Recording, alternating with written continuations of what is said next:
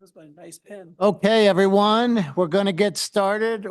Welcome to our city council meeting, regular meeting number 2026 everybody's talking, 18, Tuesday, June 16th, 2026. It's now 5 p.m. Julie, would you honor us with roll call, please?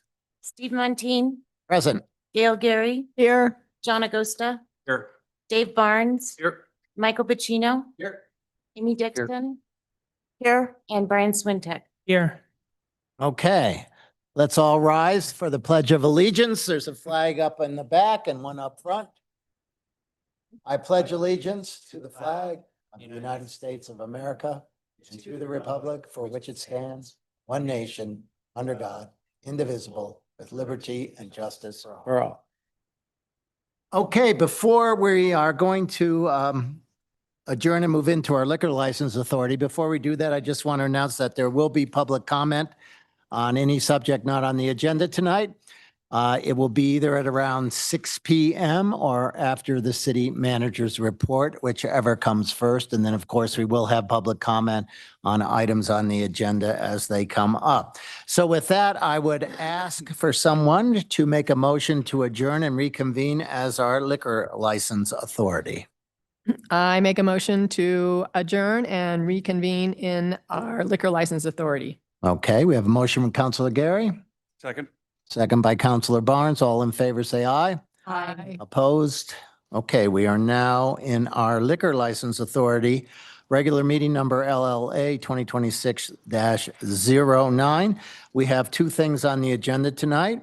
One is a public hearing on a liquor license, and we also have our approval of minutes. So with that, we'll jump into item one on here. And this is a public hearing, the Liquor License Authority of the City of Steamboat Springs, to determine whether or not the application of Steamboat Hotel LLC to be located at 3300 South Lincoln Avenue, Steamboat Springs, Colorado, for a lodging facility liquor license should be granted or denied. This hearing is conducted pursuant to the laws of the state of Colorado and the rules of the Liquor License Authority of the City of Steamboat Springs. The purpose of this hearing is to receive information, data, and testimony by interested parties in order to enable the city council to make findings and reach conclusions required to be made by state law as to whether or not the liquor license applied for should be issued. A record is being made of these proceedings so that those who desire to be heard must identify themselves by name and address. Interested parties are residents of the neighborhood under consideration or owners or managers of any business located in the neighborhood. The neighborhood has been preliminarily established as follows. The relevant neighborhood is Highway 40 corridor. Any challenges to members of council conducting this hearing must be stated at the onset of the hearing. The burden is upon the applicant to satisfy the council that the reasonable requirements of the relevant neighborhood for the kind of license applied for are not presently being adequately satisfied. The burden is also upon the applicant to show the council that he or she is a person of good moral character entitled to hold a liquor license. Is the applicant ready to proceed? Okay. Please come on down and identify yourself for the record by giving your name and address. Brandon Marr, 3280 Village Drive. Okay. Brandon, would you raise your right hand, please? Do you swear that the testimony you're about to give before the council is the truth? Yes. Do you wish to make a statement regarding your liquor license application? No. Okay.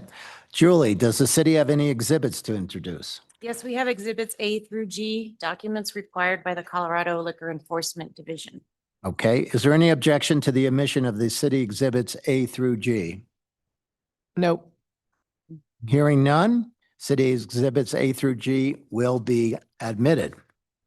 Julie, does the applicant have any exhibits to introduce? Yes, they submitted a petition containing 15 signatures in support of the application, Exhibit D. Okay. Are there any objections to the omission of applicant's Exhibit D? None. If none, Exhibit D shall be omitted. Are there any other interested parties who wish to be recognized? Okay. At this time, the council may immediately make a decision, provide for public discussion of consideration of documents or testimony, or table this matter. Any motion to approve or deny must contain findings and conclusions. The city attorney has prepared an outline of findings to assist in a motion to approve or deny, which is in your agenda packet.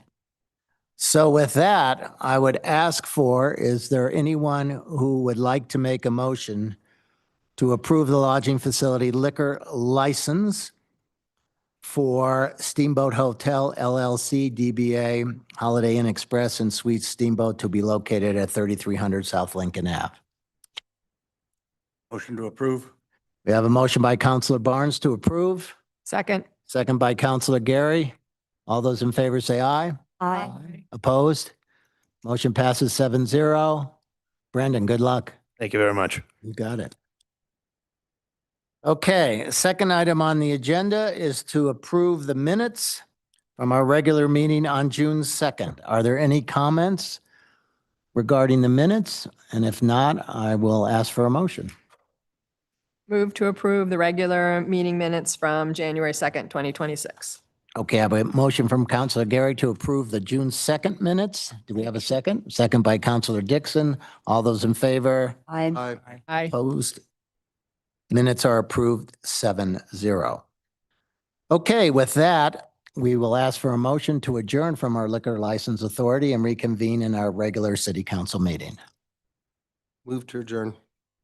Second. Okay, we have motion, Counselor Bacino, second by Counselor Dixon. All those in favor, say aye. Aye. Opposed? Okay, we are now back into our regular council meeting and we'll go into our next item, which is city council reports. Who has a city council report for us? I can start. Counselor Swintek, welcome back. Thank you. I wanted to touch on what I heard with the DC fly-in. So our chamber and other mountain chambers organized a fly-in to DC for us to hear from our representatives and speak to them, and also get an update from the US Chamber as well. I have a summary. I didn't provide it as a rainbow, so hopefully we can provide it as a rainbow afterwards, but you have printouts, and I also emailed this out. This goes over the biggest topics. I'm going to start with the most relevant to us, which is water. It's not looking very likely that the states will come to an agreement. They had one, but Arizona was very specific. They didn't want to negotiate, and so it fell through. Still trying to work on it, but most likely it's looking like the states will not come to an agreement. That's the general feeling. If it does end up being a federal decision at the federal level, we will need to advocate for what we need. So that's a thing to keep on the radar. The other two big topics we heard from everybody was around housing and affordability, and then permitting reform was actually the biggest thing we heard about. The permitting reform is a push on both sides of the aisle to try to minimize the amount of time and ways in which permits can be issued. And this is for everything from energy to big projects, to everything and anything. It's pushed on both sides of the aisle because under President Trump, he revoked the permits for those wind farms off the East Coast when so much capital was already invested in them. And then there's frustration on the left or on the right when Biden revoked the permit for the Keystone Pipeline when there was so much capital already invested in that. And so there is a big push and there is a lot of optimism on the Hill that they'll be able to pass a bill that will reduce the amount of time and make it so that the goal of the permitting process is better aligned with the intentions rather than using it to slow the process down. And this was a big thing around like national security, seeing rivals like China being able to build things very quickly and things taking an extremely long time here, as well as just more effective capital deployment in the US. Housing, they are looking to pass a bill to change lending rules on community banks and other certain things like that. If I'm being honest, I don't think either of these are really going to be of much benefit to us specifically. I think that they might help a little bit. I would say the big theme from being in DC is no one is coming to save us, and it is up to us to make decisions for the community that we want. Nobody is like going to solve our problems. And that goes on to the next thing. And this is a big thing that I do think we need to have a conversation about is around data centers. It's not an if they come, it is when they come. And at the federal level, no one wants to touch it or get involved in it because they want it to happen because of geopolitical risks and this Cold War with China and trying with this. It's a national security issue. And so we need them.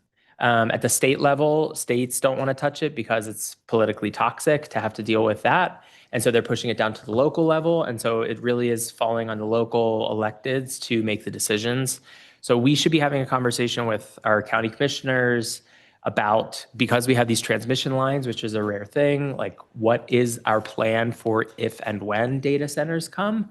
I would personally recommend you think of it as like the telephone or the car or the internet. If at that time you had said, we are just not going to allow cars or we are not going to allow internet, looking back on it, you would laugh at it. And so I would recommend that we look at it, assume that data centers are coming and there will be investment.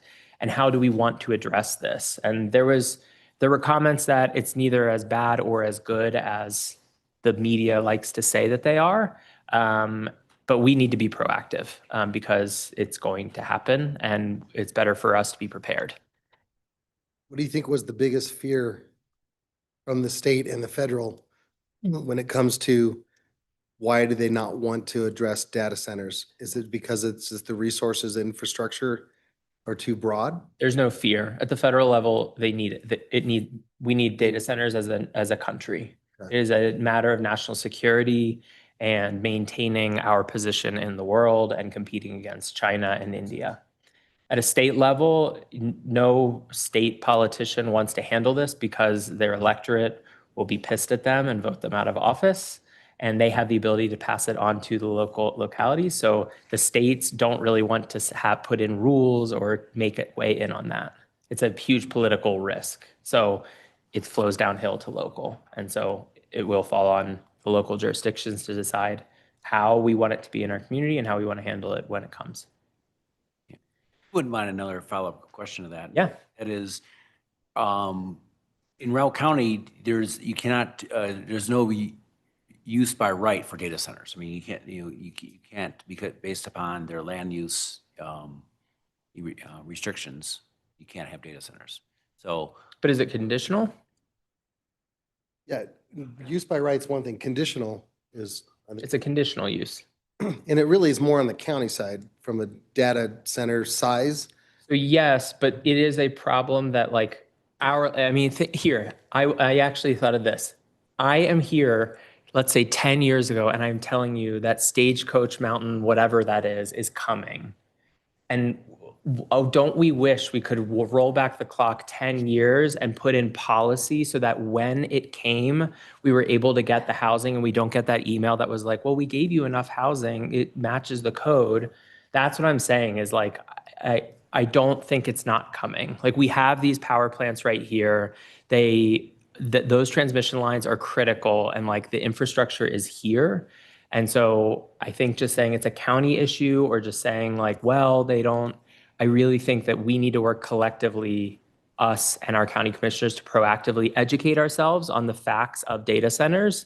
How do they work? Like what are all the, like, I know it uses water, but like, I actually, if I'm being honest, like I don't know the details other than seeing loud headlines. And I think it would be valuable for us to start at like a joint meeting with our county commissioners, maybe have someone come in and teach us about data centers. Like, what does it look like? Potential. Yeah, and then we can say, what do we want this to look like in our community when it comes, not really if it comes. one of the challenges we have in terms of infrastructure is we don't have the fiber into our area, and actually it's really difficult. I mean, we couldn't figure out how to bring fiber in from the top of rabbit ears, so they had to go, south of town. So that, just a data point. I'm sure there were big horse advocates back in the day who said that horses never run out of gas, and look where we are now. So I'm just saying, like, I'm warning. I've written it down as a potential for a discussion topic at our upcoming commissioner council meeting. So And then the last thing for I should have started with this. For anybody who's actually listening, the thing that really sticks in my head, it was the most cynical lobbyist in DC. He could have been cast in the show Veep. But the one thing that he said that really stood out to me was that people do not advocate for themselves enough. And when they do not advocate correctly. So advocate for yourself. Not enough people do it. And the way to advocate effectively is to root it in your story. That is what's memorable. It's not data points. It's not, and I think we'll hear about this actually in our community reports with Steamboat for All, but root it in your story, like the why. That is what's memorable. And follow up. Make a note, follow up in 6 months, or follow up after your meeting, maybe with a PDF of what you talked about, and follow up 6 months afterwards. And no matter who you can talk to at the local, county, state, federal level, like people do not advocate enough for themselves. And I actually agree with that. And I think everybody who has served on council would agree, people do not do it enough. Yeah. Yeah. Well, thank you, Counselor Swintek. Very informative. Yeah, appreciate having the opportunity to go. Who else has a report this evening? Well, I'll go. My only update is I sent an email out about the GTC shuttle meeting. So that was last week. So I sent a PowerPoint out that you all should have received. So just an update on the work that's happening with I've asked staff Gates at our last URAC meeting to not call it a consolidated shuttle system anymore, because it's not. We're not asking for shuttles to be consolidated. So we're now asking for shuttles to have some self-management and regulation on how and when they utilize the GTC to ensure that they're not bogging down that area and causing traffic issues. So it's in your inbox, so please take a look at that. And if we do talk about data centers, there's a huge environmental impact. So whoever you get your presentation from, clearly a supporter, but I think that's a big part we'd have to talk about as well. So Okay. that's all I have. Okay. Any other reports on this end of the table? Any highlights from the farmer's market? Yeah, I was gonna say, I did my first, farmer's market. That was, it actually went really well. I enjoyed doing it. The most popular question that came through was, where is XYZ? I can't find it. So I see Lisa up there and I go, Lisa, we had something called AI. We could actually put something together really quick. It would be good if we actually, if we had something that we just look up on on your phone and say, hey, because I know it's very dynamic, I'm sure, of who's in different places, but that's the most popular question. Be great. Oh, at the market.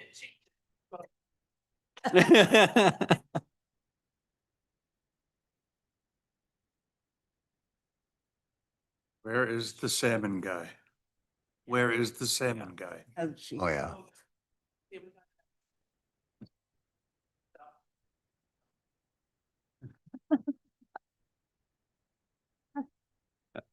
Okay. Well, good. Anything else? I don't know who it took. We had a list of questions. I don't know if it was a summary of, I'll get it out to everybody. I've got it. Okay. And I do too.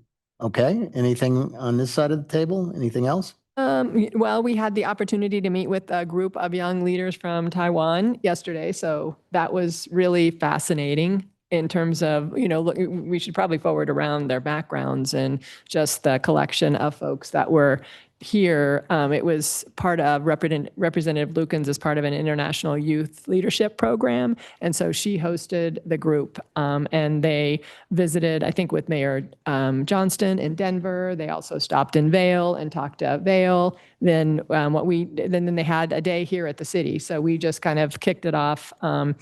Councilor Montine, Tom Kelly, and I, in terms of talking just a little bit about city council and council and city government in 20 minutes. So, and entertained a few questions. So that was, really, as I say, very fascinating. And kind of as you think about what our problems are, and when you think about kind of what they're faced with, it really adds an interesting kind of perspective. So always something to keep on the forefront. I think, and I don't know, I think, Tom, you responded. We had gotten some questions about Larry the Camel and the suggestion and opportunity, an offer from the Lions Club. So were you going to get back on that in terms of where that stands? I didn't- Yes. I responded to a question from Counselor Dixon. Parks and Rec is working with them. They're meeting with the Lions Club to try to find alternatives. Oh, good. Okay, perfect. Okay, so they should know that. Okay. And then just a heads up to everybody that we do have what is slated to be the final meeting of the Slate Creek Steering Committee starts tomorrow afternoon and runs on Thursday morning, and will conclude at that point and have some decisions to make. So if you have the opportunity to take a look at the packet, it's in the Rainbow. So everybody should have it, and you have any sort of comments or feedback you want to get to us before, let Counselor Barnes and I know. Otherwise, we will report out at our next council meeting. Okay. Anything else? Just that the fire district and us, I'm in the oversight with Dave, and we met last week, and we're kind of have a different cadence right now with the fire district, so just to be available. So we will be reporting back maybe a little bit more if something changes, but right now we're just in that investigative response. Okay, good. Couple quick things. Farmers Market this Saturday. I will be there along with Counselor Barnes. So if anybody else wants to stop by, feel free. One thing I wanted to mention about the Housing Authority, two things. One is we have started to interview the search firms. We have one more to go on Monday, and then we're going to make a decision on which search firm to use to find the new executive director. And we are very pleased so far with the interviews and the process. So hopefully that will be done by the end of next week, and recommendations gone to the full board coming up at the next meeting. I also wanted to mention to everyone, in case you hear this out there, that the board has had discussions about their upcoming 1 mil levy, which would go to a ballot in November of 2027. And one of the options some people have floated around is to reduce that to 0.511 and fund the difference out of STR money. I just wanted you all to know that there is no agreement to that, but if you hear about that, that has been floating around as a potential option in the process. So I just want to make you aware of that.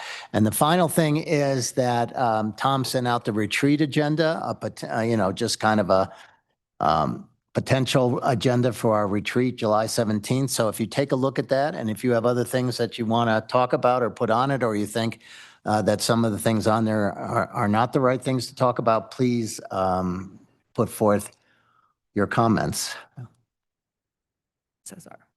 And then I think just one more point. Were you going to mention that? Well, the SSRC, well, we have a meeting coming up this Thursday with SSRC, and we hope to finalize many of the details of that and be back to you with that shortly thereafter. So that You met last week. no, we met before the last meeting. I kind of gave you a readout last week, but no, we haven't met since the last meeting. Since Monday. Not since our last And council. and team, will council be able to weigh in on those decisions, or those decisions? Of course, yes. Okay, anything else? Then let's go quickly. I think we can go rather quickly through agenda review. If you look on July 7th, on the agenda for July 7th, you will see on there that we have a couple of resolutions around development plans around the Jump Complex and Western Resilience Center, and a couple other things. And then some second readings of a few things. But right now, the July 7th meeting is not fully baked, shall we say. So any questions on that? Okay, and then on July 14th, if you look at that, it's our work session. We have 3 things on there: the marijuana local production requirement, multimodal transportation initiative update, and fiscal sustainability. So those 3 things will be there. And then on the 21st. I'm sorry. Yes, I'm going too fast. You are, no, it's good. Tom, what's staff thinking for the presentation on the transportation initiatives, the multimodal? Do we Yeah, know that yet? came out of primarily a lot of your requests. I And figured. what are we doing to improve pedestrian and bicycle improvements, safety throughout the community? So John and his team have put together kind of a presentation of what's in our pedestrian master plan or mobility master plan. What are the projects that we're undertaking, some ideas that we might have, and gain feedback from council to see if there's anything further you feel we should do. Awesome. That's what I was figuring, and I just wanted to flag it because others in our community are interested. So I just want to make sure they're aware that we'll be talking about it. So cool. Thank you. Okay, good. And then on July 21st, you'll see we have a couple of community report, council discussion topics, state of the police department with Chief Beckett. And Kim's going to give us an update on 2027 sales tax projection. And we have several resolutions on there as well. Any question on that? And then on August 4th, not much on August 4th at this point in time. We do have a community report from Northwest Colorado Health on their senior home service, but it's pretty wide open at this point in time. Any questions on agenda review? All right, then we will move on to the city manager's report. Tom? Great, thank you, President Muntean. As a reminder to the community, the city manager's report can be found on our website, steamboatsprings.net. Scroll down and it's got tonight's report as well as all the previous reports on there. So starting off with our outcome area of thriving community, a lot of information on all of the summer recreation programs, including the softball leagues, volleyball, town challenge, summer camps, summer adult hockey enrollment, all of which is to say that the summer activities are in full force and the Parks and Rec crew are all hands on deck, making sure all of our facilities are ready for all of those. So kudos to all of them. It's great to see all the activity. I was at the farmer's market this weekend with Councilor Gary and Augusta and Barnes, and it was there was a lot of stuff going on. I mean, it was the rodeo, it was the Triple Crown, it was the farmer's market. So it's great to see the summer activity in full force. Howelson Hill received noxious weed treatment. I know that's a concern of a lot of folks with contractors focusing efforts on the alpine areas. In the jump complex, primary target species included white top, hound's tongue, and yellow and Dalmatian toadflax. So we, had a fair amount of rain in May, and so those are all popping up, and that crew is out there trying to manage those weeds. As Slate Creek Park land acquisition project is preparing for a July 20th, 26 closing, staff is preparing the due diligence submittals that are required for each of the grants the city has received. So glad to see that moving forward. As mentioned, the next two sessions of the new Slate Creek Steering Committee are scheduled for Wednesday, tomorrow, and Thursday, the 18th. During those meetings, the group will review and revise perhaps key elements discussed in the previous meetings, as well as the annexation roadmap, communication and engagement strategies, roles and responsibilities for key activities, and overall project leadership. So as Councilor Gary indicated, those will be the last two meetings and will result in some recommendations to council. In connected and engaged community, I wanted to make a note that the Public Works and Communication staff worked together to develop a one-pager on drought restrictions and water conservation measures. In your report, it says attached, wasn't actually attached, but we did give it to your rainbow. It's up here. So please take a look at that. We are trying to promote that in terms of asking and giving tips about being drought ready. And water conservation efforts and resources available for the community. That clearly is going to be needed this year. Under healthy environment, the Parks Division, in coordination with the city's water department, has activated all park irrigation systems for the summer. Operations will follow established water restrictions with a targeted 15 to 20% reduction in overall use. So some of that smart new technology that we're putting in there is paying off. Haymaker Golf Course, I wanted to mention, is preparing for its recertification with Audubon International in late June, aiming to maintain its prestigious designation as a signature sanctuary. I didn't know if most people knew that, but there's a lot of effort to maintain that, that signature sanctuary certification. It reflects the course's ongoing commitment to environmental stewardship, wildlife habitat protection, and sustainable golf course management.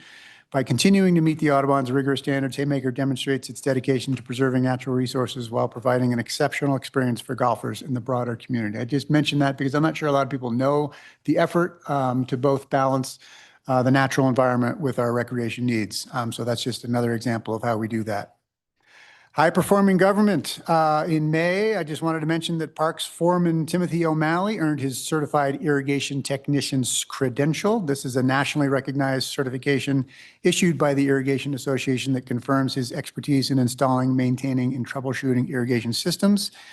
He also, along with Parks Foreman Erica Renner and Stash Kopinski, completed in-person training and testing to earn their Certified Playground Safety Inspector credential, which prepares professionals to safely design, inspect, and maintain public playgrounds. So I bring that up. It's just there's a lot of effort and a lot of continuing education that all levels of this organization undergoes to make sure that they are adequately trained and on the top of their fields and in their respective expertise. So thank you to those folks for continuing your education. Safe community, utility operators carried out valve exercising and maintenance along Lincoln Avenue in the downtown core, performing the work overnight to avoid traffic impacts. This routine maintenance is critical to ensure reliable isolation and flow control during emergencies. Again, making sure we are prepared and that our infrastructure is up to speed and the staff is prepared in cases of emergency. In May, the city published its 2026 Consumer Confidence Report on the utilities webpage. I did go take a look at that. It is on there, so please take a look at that. It's a report on basically the quality of our drinking water that was sampled last year. A link to that report is being included on all customer billing statements in June to meet the Colorado Department of Public Health and environmental notification requirements, and it was all thumbs up on that quality sampling.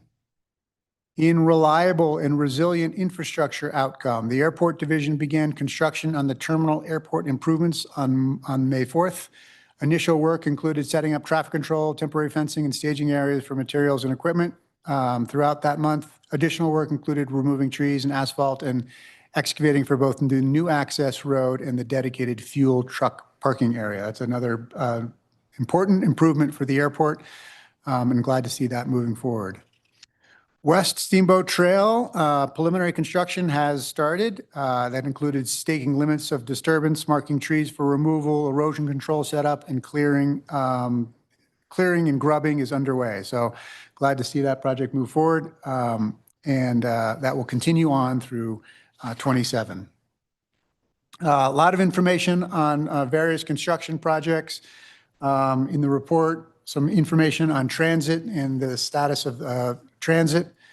And then just a note that staff has advertised for an RFP for the installation of a new irrigation system at Emerald Park.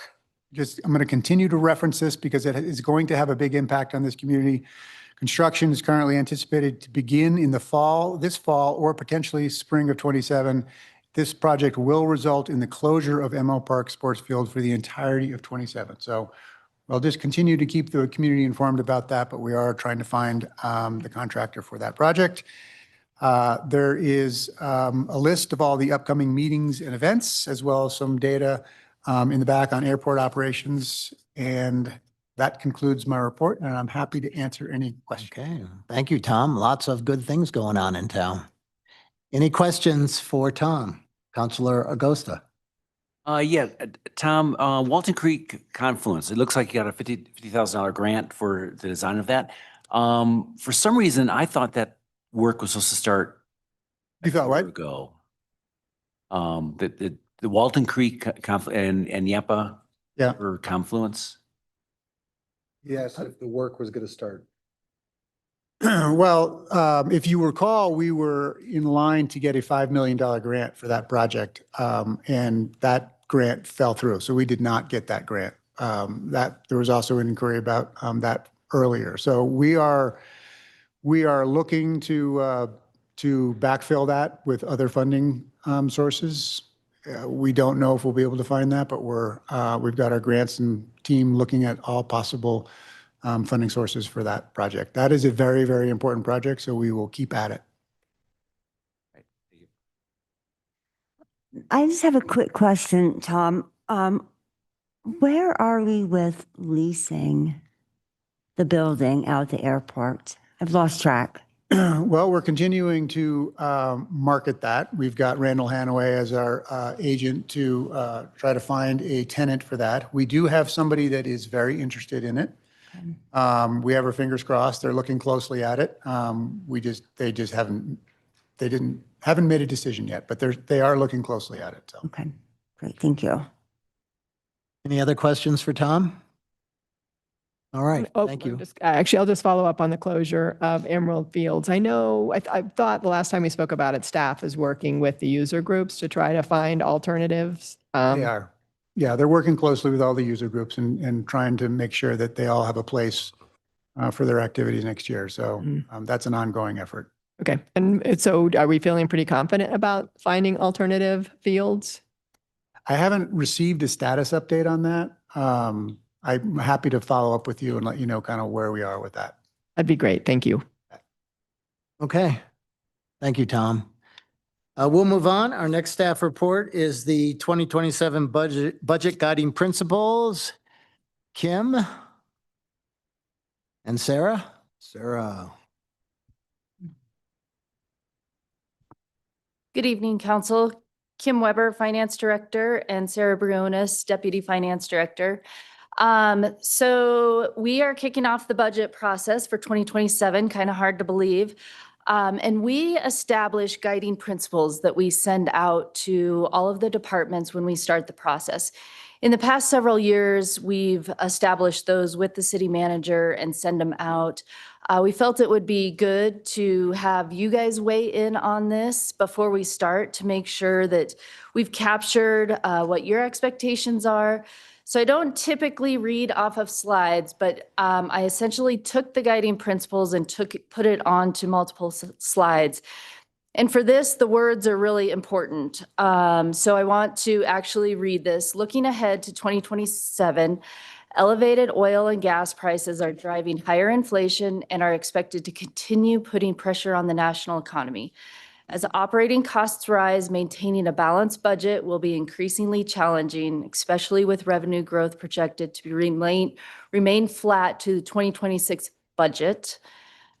Important word there. National consumer confidence continues to decline, which may also have a negative impact on our local economy. So I guess a little bit of sneak peek to July's presentation before we do a full analysis is right now we're looking at potentially projecting sales tax at what we're at right now with 2026 budget. 2026 actuals are trending 5 to 6% below budget. So that would be assuming an increase in sales tax for 2027. So keep that in mind, think about that. And I'll go through these and then get any feedback that you have. So the overall guiding principles would be to our staff to build their operating budget 2% below the 2026 budget. That is because we assume personnel costs are going to go up, insurance costs are going to go up.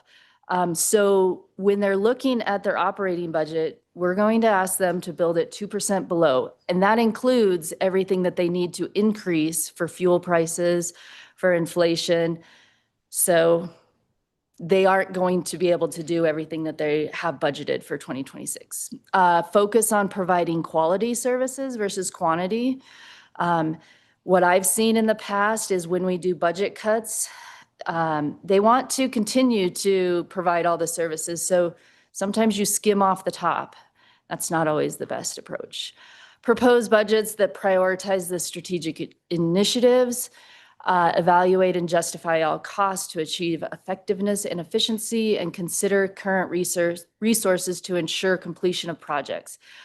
Basically, don't budget for anything that you don't have the staff to complete. Revenues, we talked about the sales tax. Fees should be adjusted periodically to align with rising annual expenses. With inflation going up, with expenses going up, fees should be, if we maintain the same cost recovery goals, fees should be going up as well. Looking at expenses, account for the increased costs, fuel, utilities, insurance, other supplies. Consider current vacancies and recruitment and retention challenges. Those have not been as bad as before, but take that into consideration. And then, of course, any new FTEs must be justified. We have a formal process of requesting FTEs, and we have a formal leadership team evaluation of those full-time equivalents. And then be prepared to evaluate potential compromises and present well-reasoned alternatives.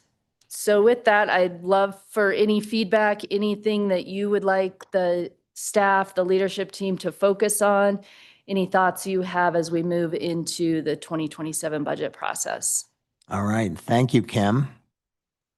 What questions or comments do we have for Kim? Your expenses, the previous slide, bullet point number 2, you were just talking about recruitment and retention challenges before adding new FTEs.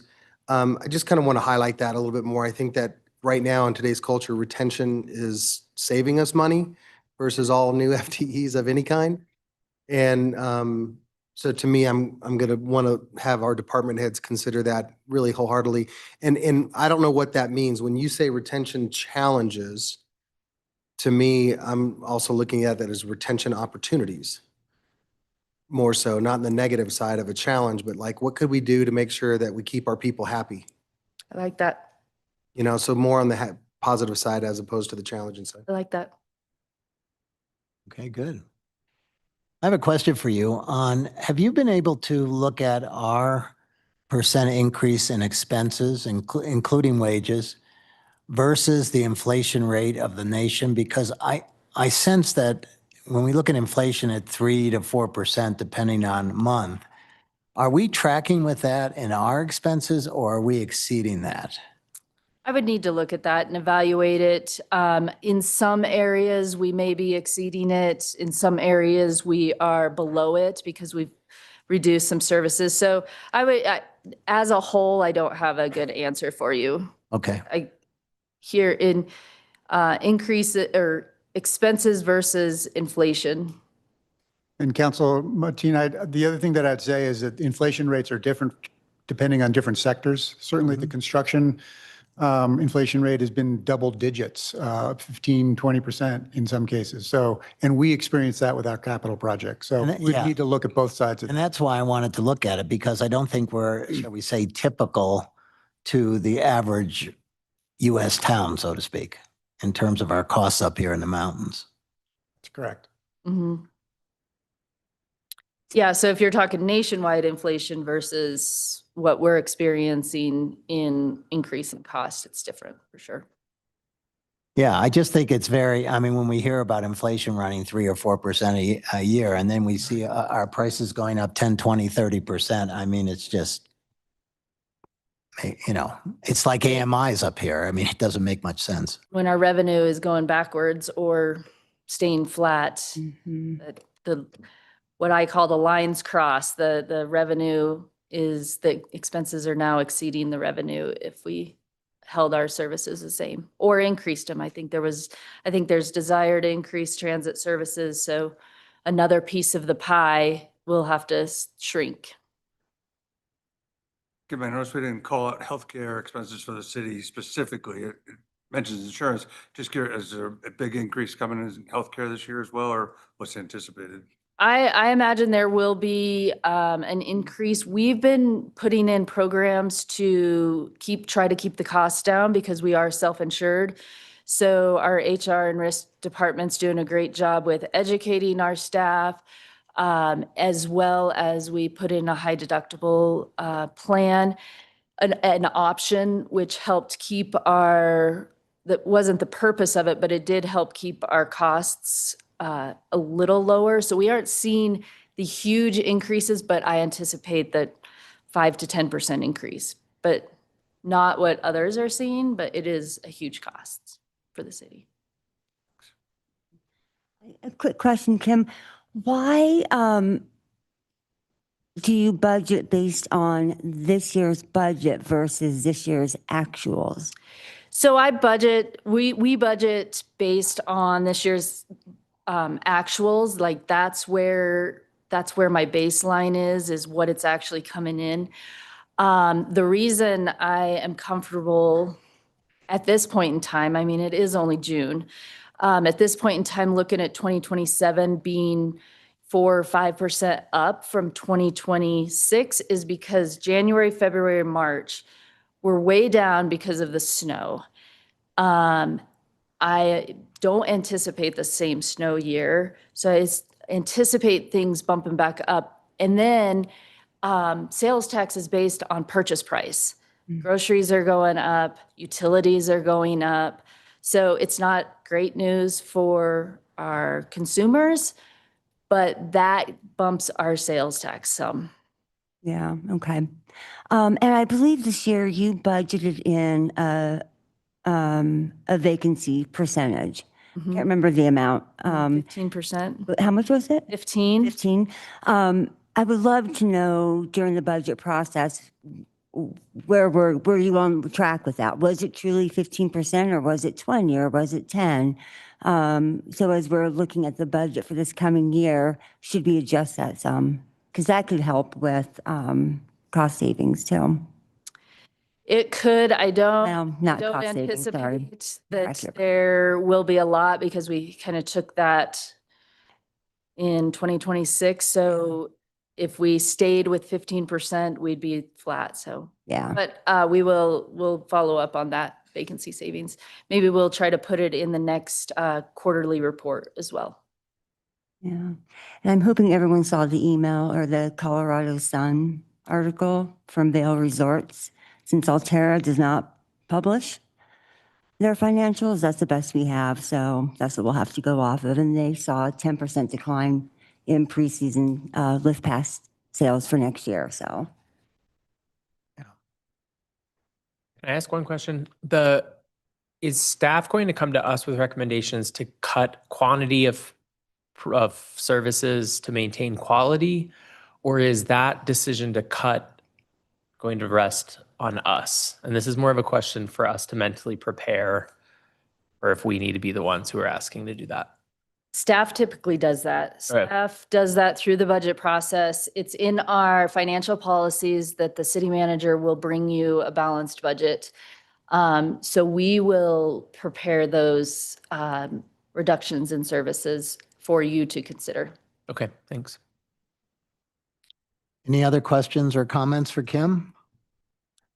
I was just going to maybe add on to that. I mean, correct me if I'm wrong, but I think in the past, typically what we get from staff is not just the cut recommendations, but it's also what was put forth and then was kind of clawed back so that we as a council have the opportunity to take a look at the decisions that were made and recommendations and ground them.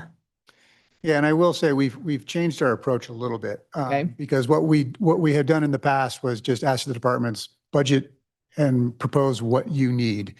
And then we would go through this process of having to cut back, in many cases, millions of dollars. And so we've sort of changed the approach a little bit to say, we know you need these things, but we know we're not going to be able to achieve it. So propose what you think is a realistic budget, given the projections that we have. So you might not see such a significant sort of clawback that you've seen in previous years.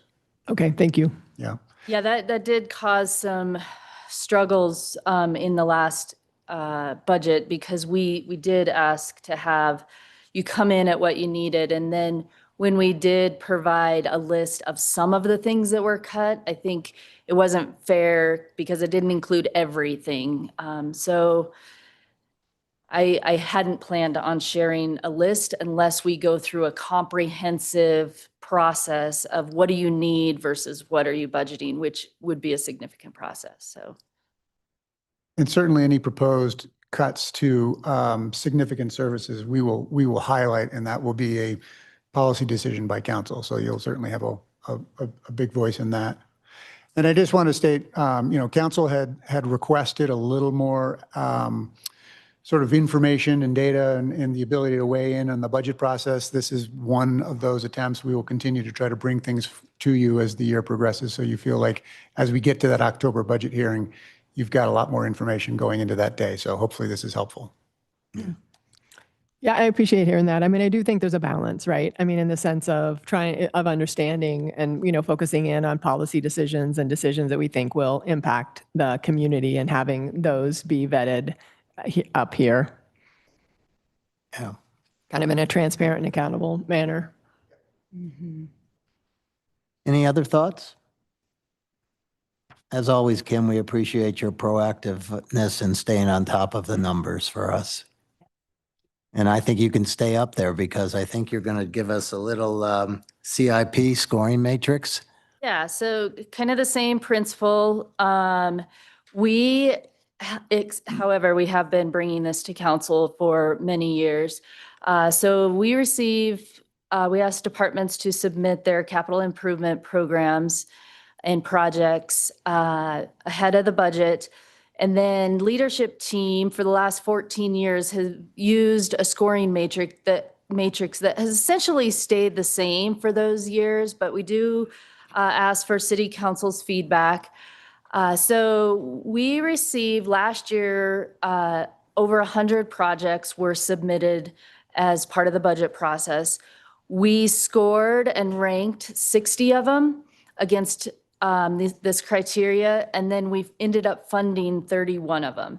So we don't always score all of them because it already takes 3 sessions of over 3 hours for us to rank them.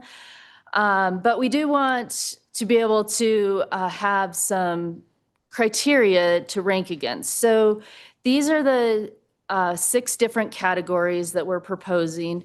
It's changed a little bit from last year, which I outlined those. We combined a couple of the categories, moved them around a little bit in order to avoid duplicating the same score, which is what we were finding we were doing before. So each one of these categories is ranked a little differently, and it's ranked 0 to 5. And so the first one, satisfaction of legal contractual, this is typically either a 0 or a 5. Either we are legally obligated to do it or we are not. And very few 5s, very few things that we are legally obligated to do. Health and safety, there's a few more scores on this one. And this one, many of the scores that score higher on this are like stormwater, water efficiency, fire, police. Those ones score a little more. Anything that is maybe a safety risk. It is not health as in recreational health. We are specific on that one. Maintenance and protection of existing city assets. We found years ago that any of our deferred maintenance weren't ranking very high. That's part of our strategic plan is to stay up on that deferred maintenance. So this is things like any HVAC systems, any roof replacements, sidewalk repair, pavement repair fall into this category. We moved up adopted plans at what adopted plans was in community benefit. We put that with our strategic plan and adopted plans and listed some of the specific plans that are associated with that. So again, 0 to 5. We're also going to take, when we start this, we're going to talk about if it's in multiple plans, what scoring does it get? Because as we move through, by the time we get to the 3rd day, sometimes we aren't ranking exactly the same as the first day. And so we're going to make some rules on that. Community benefit, we did have a category called equitable access, and that was geographical equitable access. And really, the only thing that was ranking in that was anything in West Steamboat. Anything else, so it's still incredibly important, but it's part of that community benefit. And we found that we were doing the same for community benefit as equitable access, and we are kind of doubling up on the scores. Mhm. And then private funding is pretty straightforward. It's the one category that's actually easy to rank. And it's either 0 or 5, depending on the amount of private funding we have. And grants do not count as private funding in this. So this is just an idea of what our timeline is. We're starting out with our CIP. We'll be back in front of you in September with a draft, and then you'll adopt it in October and November after some changes. So happy to have feedback or answer any questions. All right, thank you again. And we'll open it up to questions to Kim or comments. All right. Councilor Dixon. I, of course, have a comment. Thanks, Kim. I appreciate all of this. I would really like to see, I get combining equitable access to community benefit. Fine.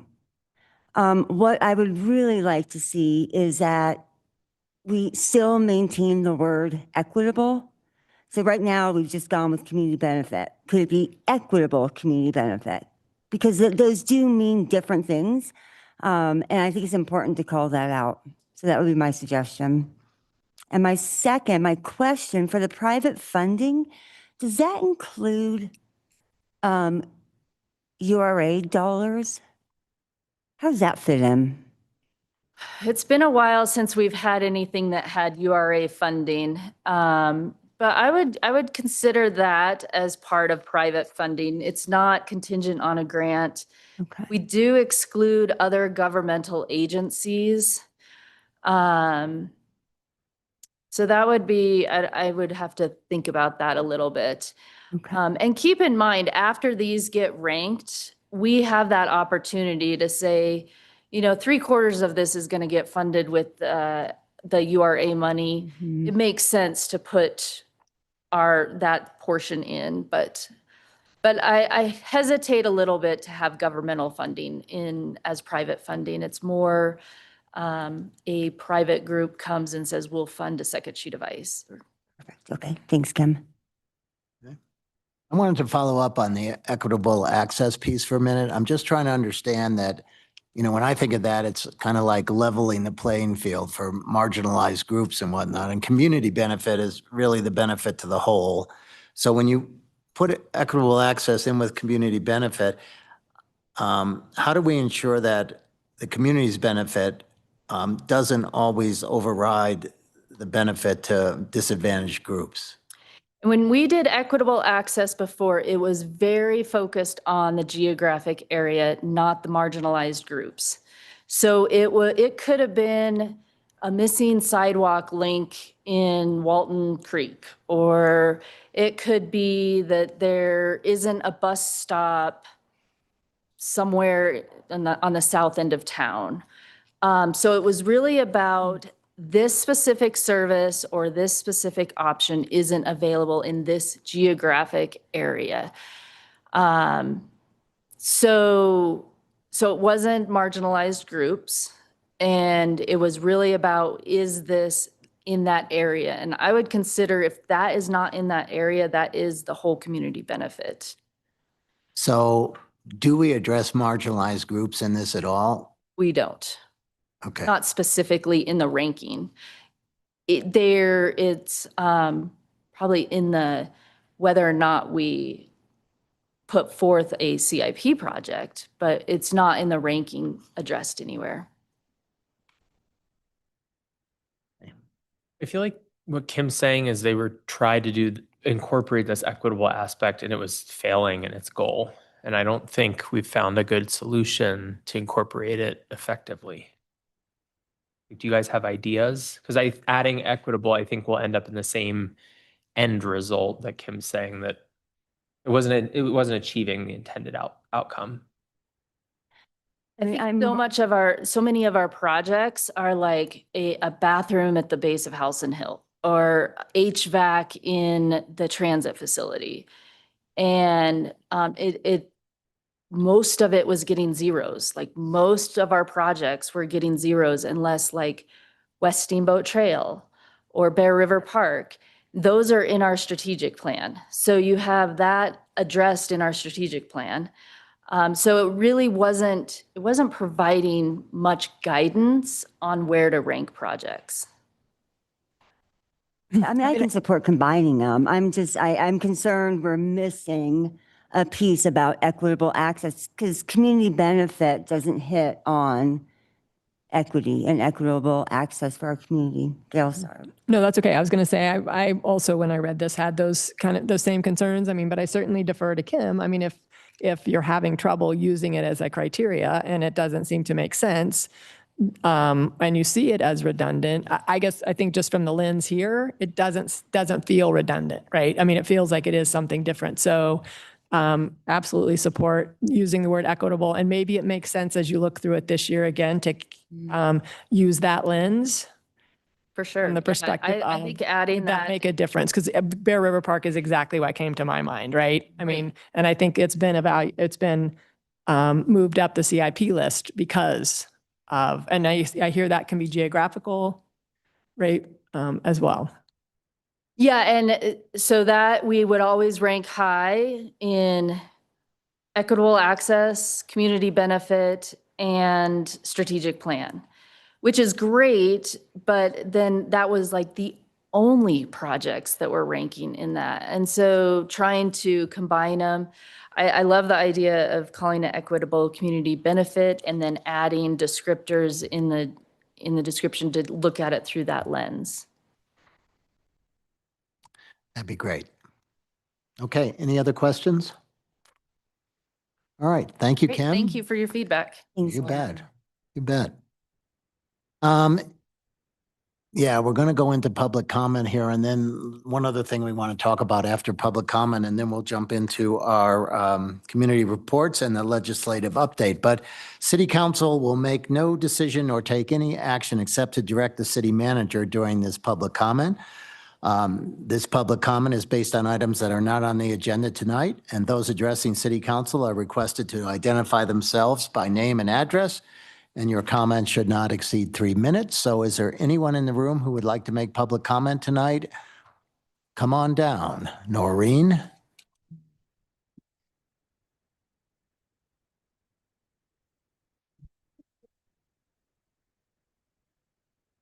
And please state your name and address, and you have 3 minutes. Can you hear me? Yes. Okay. I'm Noreen Moore, and my address is variable. I go from Yampa all the way to up to here. Right now, I'm living next door to my daughter, who lives in Fairview because of health reasons, which has brought me to the podium. My health. No. Anyway, it's a new subject for you, but an old issue.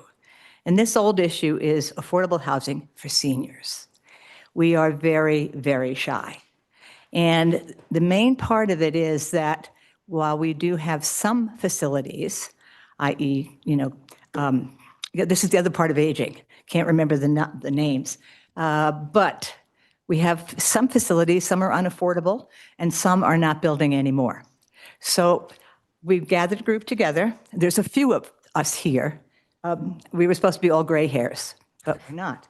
But for those who are on this committee so far, would you stand up so that they know, at least we have a few, we have more than that. Thank you all. Now, some of them you noticed stood up quicker than the others. But anyway, so what this is about is basically we started a group, and the group is addressing affordable senior communities because we need things that speak to each other, places, front porches.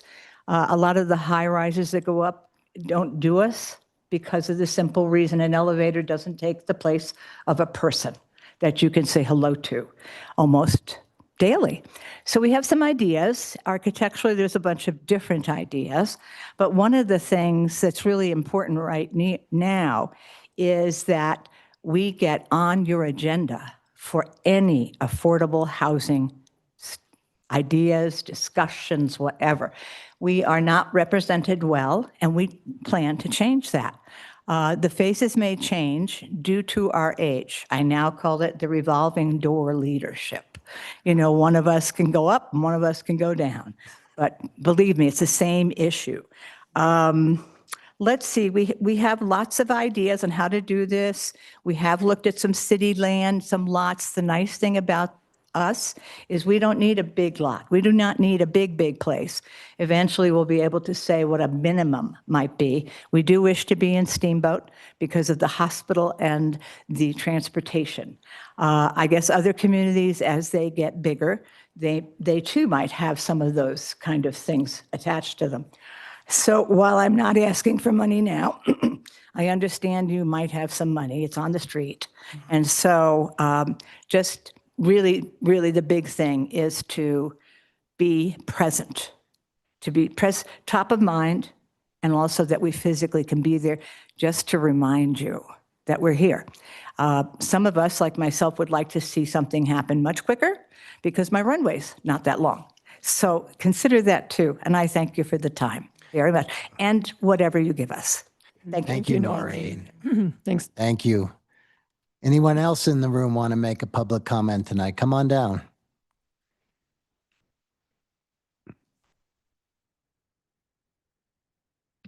Good evening, councilors. My name is Craig Fritzen. I live at 1147 Pine Street, and I'm the former president of Routt County Riders. And I just wanted to take this opportunity to say thank you to City Council, the City of Steamboat Springs, and their staff for all the support you show our cycling community. We appreciate that you recognize the importance of bikes in our local culture, and we are grateful that you support so many initiatives, programs, and projects that benefit the cycling community. We at RCR place great value on the partnerships we share with the city in the name of improving cycling here in Steamboat Springs. With that, my term as president has ended, and we have passed the torch to some extremely capable new leaders who will faithfully carry our mission forward. And it's my pleasure to introduce our new president, Ian London, and our new executive director, Rob Peterson, who would like to give you a quick update on RCR and things biking that may interest you. Thank you, Craig. Craig. Thanks.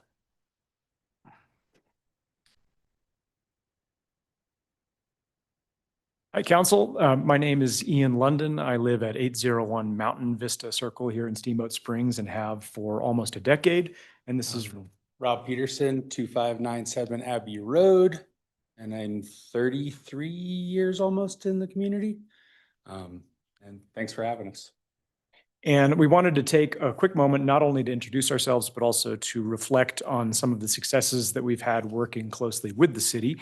I'm going to list off a bunch of things here. This is just the stuff that we're working on the city with. Obviously, there's a lot of things out in the county and with the feds and things like that. But these are just a few things. So first of all, the Rabbit Ears Trails, which, as you know, are funded with the 2A tax dollars. We broke ground on those trails with the Forest Service last fall. The idea is to make sure we're using those 2A dollars as conservatively as possible, and we are trying to do as much as we can this summer using volunteer hours. In any given year, we marshal about 1,000 hours of volunteer trail work around the county. This summer, a lot of that energy is going specifically to the Rabbit Ears Complex. The Forest Service Foundation is hiring professionals for the bulk of the trails. The request for proposal went out on June 11. The bids are due July 10. We may see some professional machine construction start this fall, but more likely it will be next summer. So look at that. Second thing is our Street Smarts program. For the last 5 years, we've been teaching school children about bike safety, e-bike safety, which I know is a hot topic, helmet wearing and things like that. Every year we meet with about 200 students per year in both Hayden and Steamboat. Third thing is our bike match program. This is our transportation justice initiative. We lend out bikes and spruce them up and give them to people who need transportation. Since its inception a few years ago, we've now given out 850 bikes. We've given out 150 plus helmets, and we also maintain the bike fleets for the Boys and Girls Club. A few other programs with our remaining time, we administer the city's Trail Ambassadors program. That was also about 1,000 hours of volunteer work last year, and we anticipate something similar this year. We're involved with grooming the fat bike trails on Emerald, administering the city's Trail Counter program, and also this summer, we'll be out at the free summer concert series, educating folks about bike safety and specifically e-bikes. So thank you for your support. We look forward to partnering with you not only this summer, but many summers to come, and we couldn't do it without your help. Thank you. You bet. Thank and you. Congratulations. Yeah. Yeah, Thanks. you bet. Okay. Amy, come on down.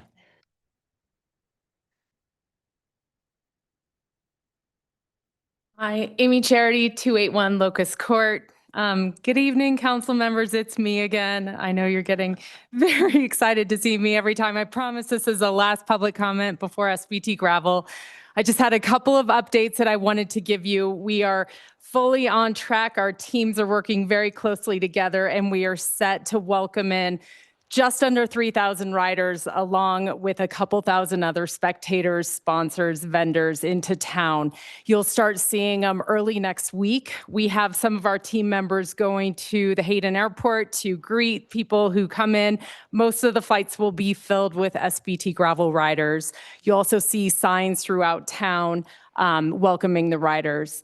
One very important update, we visited every residence that we were able to that didn't have a no trespassing sign, and we had neutral to positive with every single one of them. That is a big change from previous years. So that's a massive effort, and we're feeling really good about it. Lastly, I wanted to personally invite you. There are a lot of activities happening that kick off on Friday, the 26th. But the ones I'd really like to invite you to are, we have an ag fest that's happening with art and ag in the park. We'll have a little bit of a petting zoo going on there and some other fun games and signs with Old Town Hot Springs and a junior panel that happens simultaneously. That's at 12:30 on Saturday, and there will be a lot of other vendors there. And secondly, we'd love to have you come down to the finish line. That's at 6 p.m. on Sunday, the 28th, to welcome our last finisher. It's our team rule that everyone drops everything and welcomes them in. Steamboat Dance has put together a few moves, and so we're going to have a little flash mob dance party to welcome in whoever comes in and celebrate all of the riders of the day. So thank you again to the community. Please come out and join, and we really appreciate your support. So thank you for helping us get there. Thank you. And we look forward to 5,000 or so people in town. Exciting. Exciting. Is there anyone else who wants to make public comment on a subject not on the agenda tonight in the room? Okay, if not, is there anybody online who would like to make public comment? Please raise your hand. Seeing none, we'll close public comment. And there was one other subject here that we wanted to bring up before, and then we'll bring up Senator Roberts and Representative Lukens. So hang in there for a minute. And that was on the request we got from the county for more comments regarding land discovery. And as we all know, we made comments, several months ago, whenever it was, maybe longer. And so I guess the question is, how do we want to proceed in responding to that request? Any ideas, Tom? Well, you previously, and I included that as an attachment, submitted a pretty lengthy comment about your concerns and asking them to address those in their application.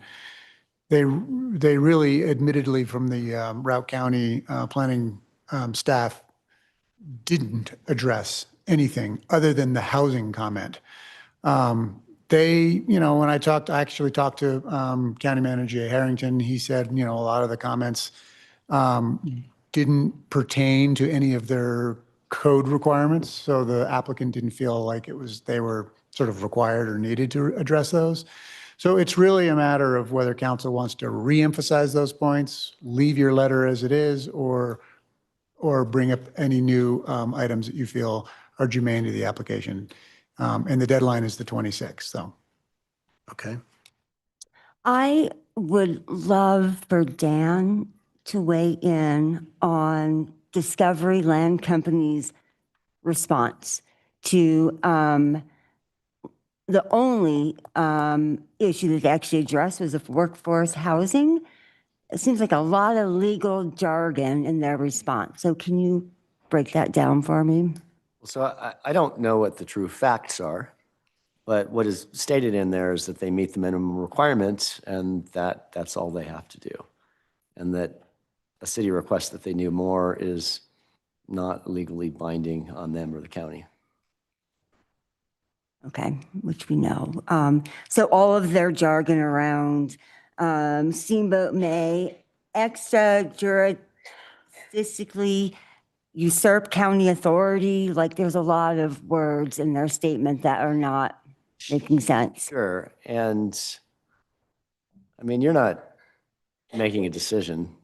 You're commenting pursuant to the agreement between the county and the city that the county will refer land use questions to us. So I think that that's a little bit overblown and maybe alarmist. That's how I read it. So do you have any path forward that you This is recommend? absolutely, it's not a surprise to anyone. I don't think you two were on council when we talked about this. I feel very strongly that we continue to submit our concerns to the county.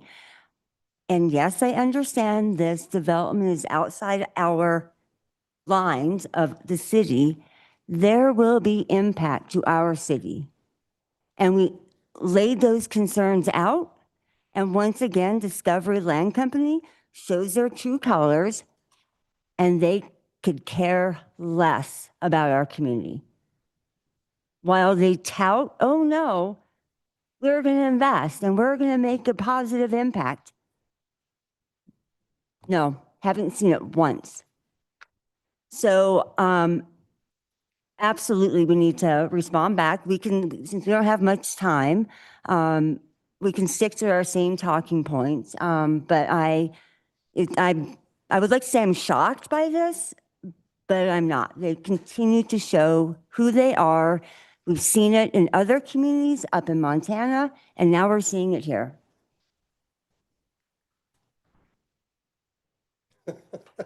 Well, You all know how I feel.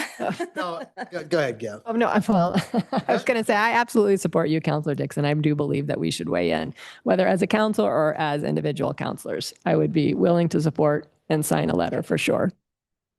Yeah, with all due respect, you guys, I think that it would have to be an individual letter and not by council as a whole.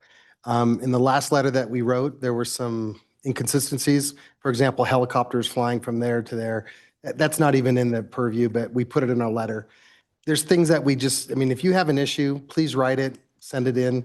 But I don't want us to have something, we could sit here and try to vacillate the support or failures of Discovery Land corporately in all their other areas, what they're going to do locally. If we're going to pick apart and sit there and talk about Discovery Land's impact, I totally want to make sure that as a councilman, we involved in that. But in the same regards, the impacts are both positive and negative. So if we're just going to focus on the negative of the impacts, then you're going to hit me with a bunch of positives that I'm going to come out because it may not be on the same aspect of it, but it's a compromise that any development that comes on into our community has both positive and negative impacts. Colin Kelly's building at 12th and Lincoln or 12th and Yampa. There was impacts there, whether they were positive and negative, everyone has their own opinion. So if we sit there and just focus on the negative side of what Discovery Land does based upon the behavior of Montana and some other things, I get that. But I'm also going to be looking at it from the positive side. I support Discovery Land and what they're doing. So I don't know how they're going to process this and go through it, but I have a hard time going through and putting a corporate letter together that's going to be one voice of city council. Okay, why don't Counselor Dixon feel strongly about this? And I assume you would take the lead in writing up something that your fellow counselors, if they wish to sign, they can sign. Does that? I think I guess I'd like to get a on thumbs up. record who's going to sign and I was who's going not to say gonna sign. Well, I think we need, you don't want to see the letter first, but I mean, Yeah, they can see the letter, but I already hear Counselor Pacino is not signing, so. I agree with you as long as it doesn't use staff time, because I mean, I agree, but I think we're screaming into the void. But if you're writing it, I'll happily sign it. I just don't want staff to waste time on this because it's not, it will change something. Thank you, Brian. Counselor Dixon, At the beginning of It's your, gonna be- your takeaway from One what your discussion visit at to a time DMV. here, please. Go ahead. Counselor Dixon, I will go ahead and I mean, I would like to read it this time and give us the opportunity that if there's some inconsistencies to offer that up. Okay, why don't we have Counselor Dixon take a crack at that? And I think that what you're seeing is an open mind by council. Okay, I would like to ask Dan how this is going to work, because last time we actually had two city council meetings. So actually, the draft came back to all of us, not you two, because you weren't on yet. And so we reviewed it and wordsmithed it. We don't have that opportunity because it's due the 26th. Yeah, before your next meeting. So I will commit to staying on the same talking points and raising the same issues. We talked about workforce shortages, water supply, water quality, the impact to Hayden Regional Airport, emergency services. And we also talked about transportation, that our community members are driving these rural roads that are not designed for high volume traffic. So we will stay on those same talking points. But to Dan, how do we do this now? Because we're not going to be able to have a conversation about it before the 26th. You want to have individual council members each sign this document? So you could draft a letter and then leave it in, at City Hall, and whoever wants to come in and sign it can sign it, and otherwise not. Can I email it? You can email it, but you can't discuss it via email. Okay? Counselor Dixon? Okay, yep. All right. Before we move on, I wanted to say to our senior community here that on Monday, I believe that Kelly, Deputy City Manager, is going to have a meeting, and that several counselors are going to also attend. And so as soon as we find out the location of that meeting, and then we want to learn from you exactly what it is that you're looking for, what's important to you. There may be differences depending on who you are as to what is important to you. So that is the first step in the process here. So we have committed to that on Monday at 9 a.m. So we'll see you then. Okay? You bet. Thanks, you guys. You bet. Okay, we're going to move on, and we're going to have our two esteemed guests sitting back there. Senator Roberts and Representative Lukens come up and give us a 2026 legislative update.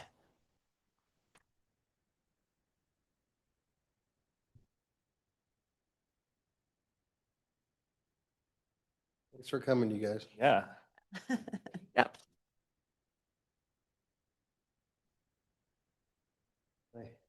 Like the belt buckle. Good evening, everybody. Great to be before Steamboat Springs City Council. Thank you for the invitation, and great to be here with my colleague, Representative Lukens. I think we all know each other, but thanks for everybody who's tuning in here in person or virtually. I'm Dylan Roberts, honored to be the state senator for Routt County and Senate District 8, which includes 10 counties here in central and northwest Colorado. And really appreciate this invitation, and connecting with local governments across our districts is something that's really important to us. We always value when we can go to a city council or a county commission and give an update on what we have been working on. And importantly too, I want to make sure we leave enough time for any feedback and comments from you all. Now that we're not in the legislative session and thinking about what comes next, often some of our best ideas come from folks like you who are connected to the community here. So would love to leave time for that. But we were asked to come, and thank you to Kelly for arranging this, to come give a brief update about what happened at the Capitol this year. We adjourned our 2026 legislative session about a month ago. We got done on May 13th. Every year we meet down in Denver at the Capitol for 120 days where we consider bills, bring forward ideas ourselves, vote on those bills, and do the business of the state. The big kind of overarching theme of this past year's legislative session, and something that, we just heard you all talking about a little bit, is our budget, our state budget. We are, just like you, constitutionally required to pass a balanced state budget every year. Our fiscal year runs from July 1 to June 30th. So every legislative session, we have to consider our state budget for the upcoming fiscal year. When we walked into the doors of the legislative session this January, we were facing a requirement to cut about $1.2 billion from our state budget in order to achieve a balanced budget. There's a variety of reasons why the state, and we've been in this position for the last couple years, and anticipate to be in this position for at least 1 or 2 more years, potentially longer, is a variety of reasons. But the main things are, one, we've seen a significant decrease in federal funding support under the current administration in Washington, D.C. We're also going to see further cuts due to the passage of the H.R. 1, or the Big Beautiful Bill that Congress passed last summer. That's impacting every state across the country. Colorado, for a variety of reasons, has also seen some specific targeting in terms of the loss of federal funding. We are also, the biggest part of our state budget right now is Medicaid, delivering healthcare to lower income individuals as well as our aging community. The cost of delivering healthcare has significantly increased over the last few years, much higher than regular inflation. Medical inflation far outpaces that. And so that means Colorado's Medicaid obligations have significantly increased. And then we, of course, in Colorado have the Taxpayer Bill of Rights, which puts some calculations and formulas within our state budgeting process that we have to abide by. So those 3 main things, as well as a lot of smaller other things, have led us to this point where we have to cut a lot of money from our state budget in order to balance the budget. But we did. We passed a bipartisan and balanced state budget this year, did see significant cuts to Medicaid programs as well as other areas of state government, but also we're able to protect, and Rep. Lukens can talk more about this, protect K-12 funding and some other important priorities in our state budget. Other than the state budget, though, we considered over 600 bills this legislative session. Every legislator, there's 100 of us, 35 senators, 65 representatives. Every legislator is allowed to bring at least 5 bills of their own. So you get to 500 pretty quickly. And then the additional bills are mostly related to the state budget, as well as some additional late bills, as they're called. And about 450 of those ended up passing all the way through the process and went to the governor's desk. But about 85% of those bills had bipartisan support. A lot of them don't make the newspaper headlines or the news, but are general, ideas and nonpartisan solutions to some of the problems that we're hearing from our constituents. I'm going to talk a little bit about a couple bills that I worked on that I think are relevant to you as city councilors and to this region of the state. And Rep. Lukens will do the same. And then we'd love to hear any questions you have. Senate Bill number 1 was my bill this year. Really excited about that. This is a housing bill. This was a bill that we actually worked on with county commissioners across the state, as well as municipal governments across the state. Your partners at Colorado Municipal League were very helpful in this bill. This clears up some red tape that counties and municipalities were having when they're considering workforce housing development projects. It allows counties to use ad valorem tax dollars that they already generate to build workforce housing. It also allows municipalities to sell, acquire, or lease land within your municipality to build, that the municipality owns or wants to own, to build workforce housing. So hopefully that's a good eliminating some red tape and helping you focus on your housing needs bill. There was also a bill that we were not the prime sponsors of, but is relevant certainly to city councils. House Bill 1, so that was Senate Bill 1. House Bill 1 was referred to as the HOME Act. Is that right? Yes, the HOME Act. You may have heard about this. I imagine you had a discussion. This creates a slightly expedited process for nonprofits that want to build housing on their property. This was a bill that was introduced last legislative session, did not pass. I think we heard from several of you about that bill. This one is a similar idea, but is pared back a little bit. The nonprofit needs to have a history of developing affordable housing in order to qualify for this expedited process, and also have a few other requirements. But it is aimed at trying to speed up some of those entities like school districts, like other nonprofits that want to build housing on their land. get through that process. So that's something to note. Happy to take questions on that. I also have heard a lot from constituents here in Routt County and across my district about road safety. Worked on several bills related to road safety, including increasing penalties for folks that pass on a double yellow line or people who are repeat speeding offenders. So 2 tickets within a year, 3 speeding tickets within 2 years. They're going to start to see escalated penalties, just trying to keep our roads and pedestrians safe. Also passed a bill that we're really excited about, Senate Bill 141, which is going to create a permanent source of funding for wildlife crossings and wildlife infrastructure along our roadways. This will allow drivers, when you register your car every year, to contribute $5 if you want to. It's not required. It's an optional fee, but if you want to, you can pay $5 that will go to this collision prevention fund and will be a partnership between CDOT and CPW to identify areas of roadways that could use wildlife fencing or maybe even an underpass or overpass. So maybe not within your municipal boundaries, but certainly around Steamboat. We know that that is an issue that we want to keep our roads and drivers safer. I'll also just touch on some big priorities or another bill in the housing space. Actually, 2 bills in the housing space that I was a part of that I think are relevant to municipalities. One is House Bill 1065, and this relates a little bit to Mountain Rail as well. This is a bill that's is going to allow entities to create transit and housing investment zones around these transit hubs, including the Mountain Rail stops that could potentially be here in the city of Steamboat Springs and in our region. This will allow you to do TIF financing or tax increment financing if you would like to do this and work with the state government to generate revenue to improve infrastructure around the transit hubs, as well as get incentives to build housing near those transit hubs. And then also House Bill 1224, I want to give a shout out to the Yampa Valley Housing Authority on this one. They helped us with this. This creates further protections for mobile home park residents who are seeking to purchase their lot if and when they come up for sale. It creates some more financial disclosures and tries to put those mobile home park residents on more equal footing when they're trying to make an offer on the property. And we know we've seen that successfully happen here in this community and hope that it can happen more. So that bill will help with that. And then for me, as the chair of the Senate Agriculture and Natural Resources Committee, very cognizant of our water resources and our agriculture community with this drought and terrible winter that we had in terms of snowfall. We are very cognizant at the state level about everything that's going into that.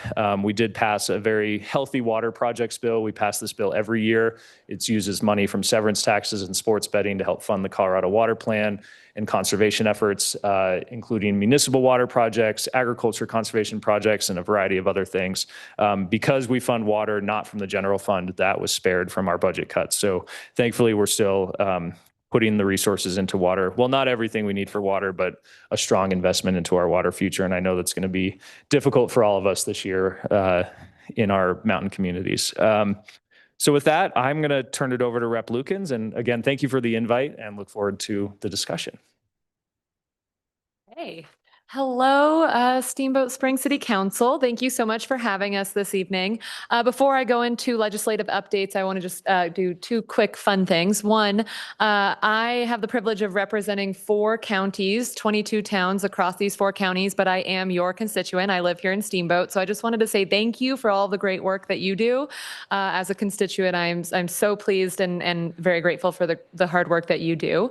And then the second thing that I wanted to say that's more of a fun item is I have the privilege of being a part of a program called the American Council of Young Political Leaders.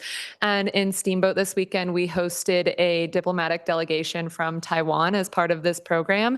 And yesterday was completely dedicated to City of Steamboat Springs Day. And so I wanted to say thank you to Deputy City Manager Kelly Romero-Heaney for organizing an amazing program. I wanted to say thank you to President Muntean and President Pro Tem Gary and City Manager Leeson. Thank you so much for coming to speak to the delegation. We got to see, we were here yesterday. We went to the fire department. We went to Howson Hill. And there are a lot of Taiwanese bipartisan politicians that are on their way home right now wearing Steamboat Springs Fire Department shirts. So it was just such a fun day. They compared and contrasted the federal government. They started in DC, then we did the state legislature in Denver, and then the city level was City of Steamboat Springs. So thank you so much. Seeing the city yesterday yesterday was such a highlight. So this legislative session, as Senator Roberts mentioned, the big question throughout the entire legislative session was the budget.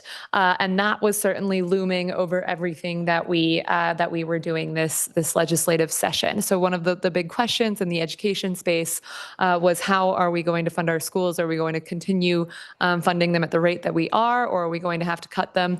Before getting elected, I was a social studies teacher at Steamboat Springs High School, and I now have the privilege of being the chair of the House Education Committee. And so I had the privilege of sponsoring the School Finance Act this year. And I'm pleased to announce that we actually increased funding to our K-12 schools. It was one of the few categories of the budget that we can say that.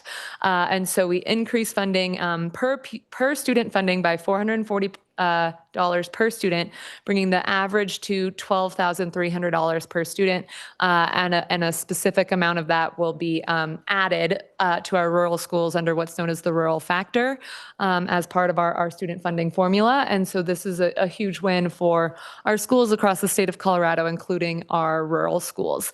But there is so much more work to be done in the education funding space, which is why I sponsored another bill that actually refers a proposition to the ballot this year.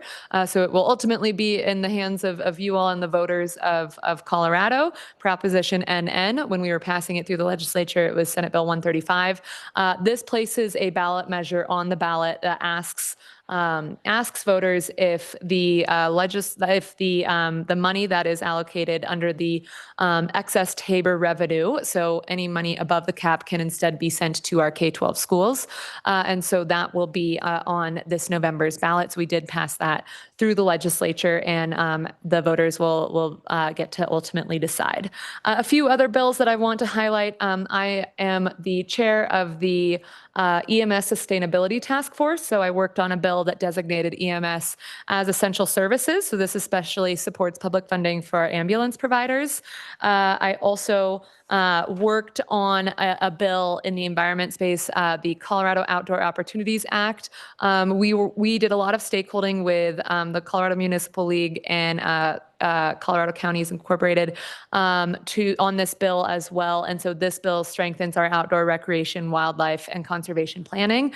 We know that we have a historic level of people that are recreating in our outdoor spaces, and we need to make sure that we are protecting our outdoor spaces from being loved to death, while also recognizing that they have a significant economic benefit to our entire state, but especially our western slope.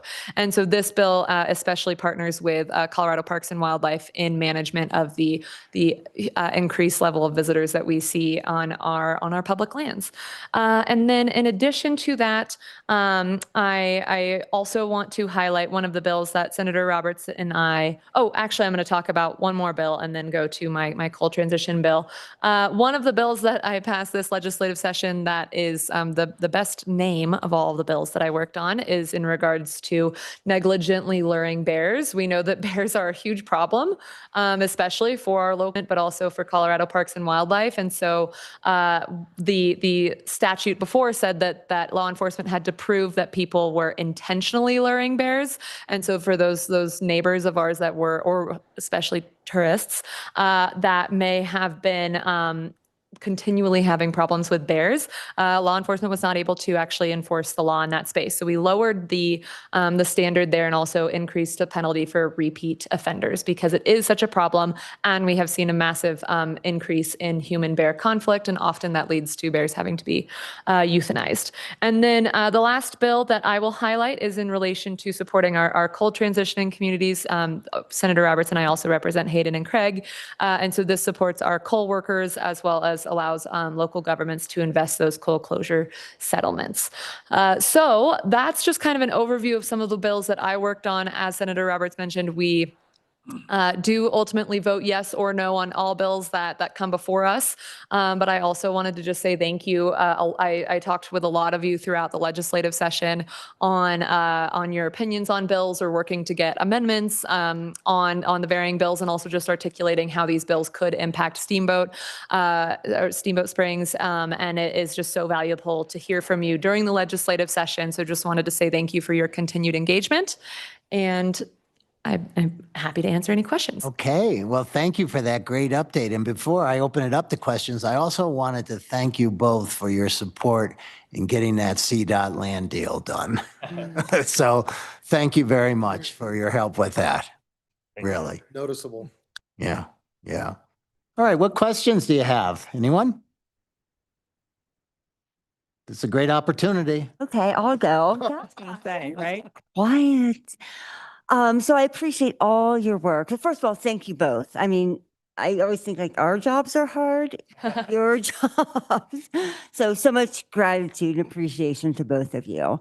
So we talk about affordable housing. I appreciate all your work.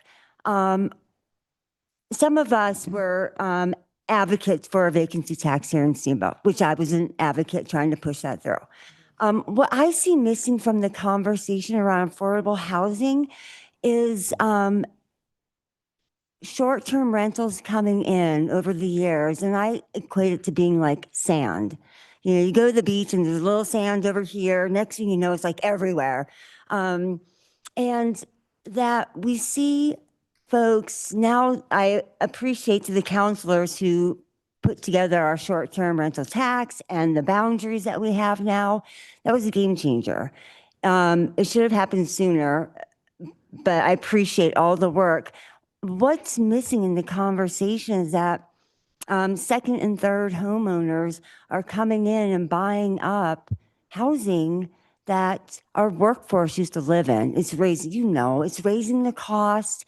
And so what I feel like that's the piece that we're not really honing in on, that is a part of the puzzle as to why we have this challenge with affordable housing. So I would love to hear your thoughts on that.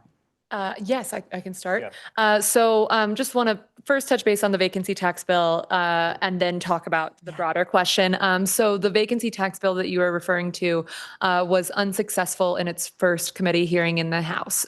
So this was the I believe it was the Housing, the House Transportation, Housing and Local Government Committee. And so I actually never had the opportunity to vote on this bill because I'm not in that committee.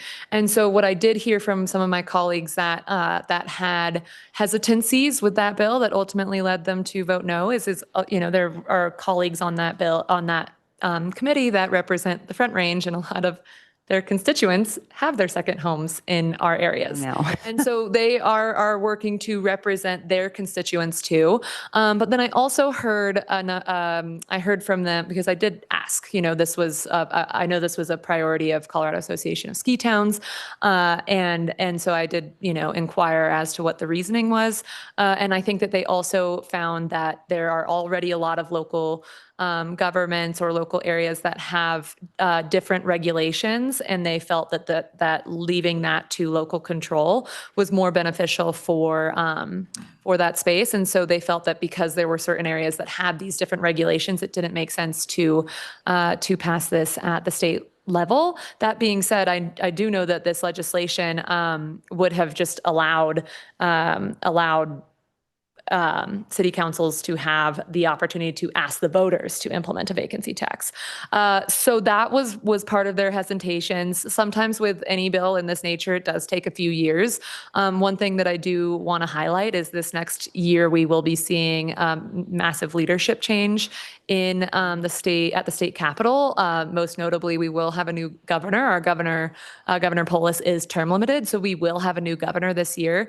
And I do know that Colorado Association of Ski Towns is very organized around this topic, so I would certainly encourage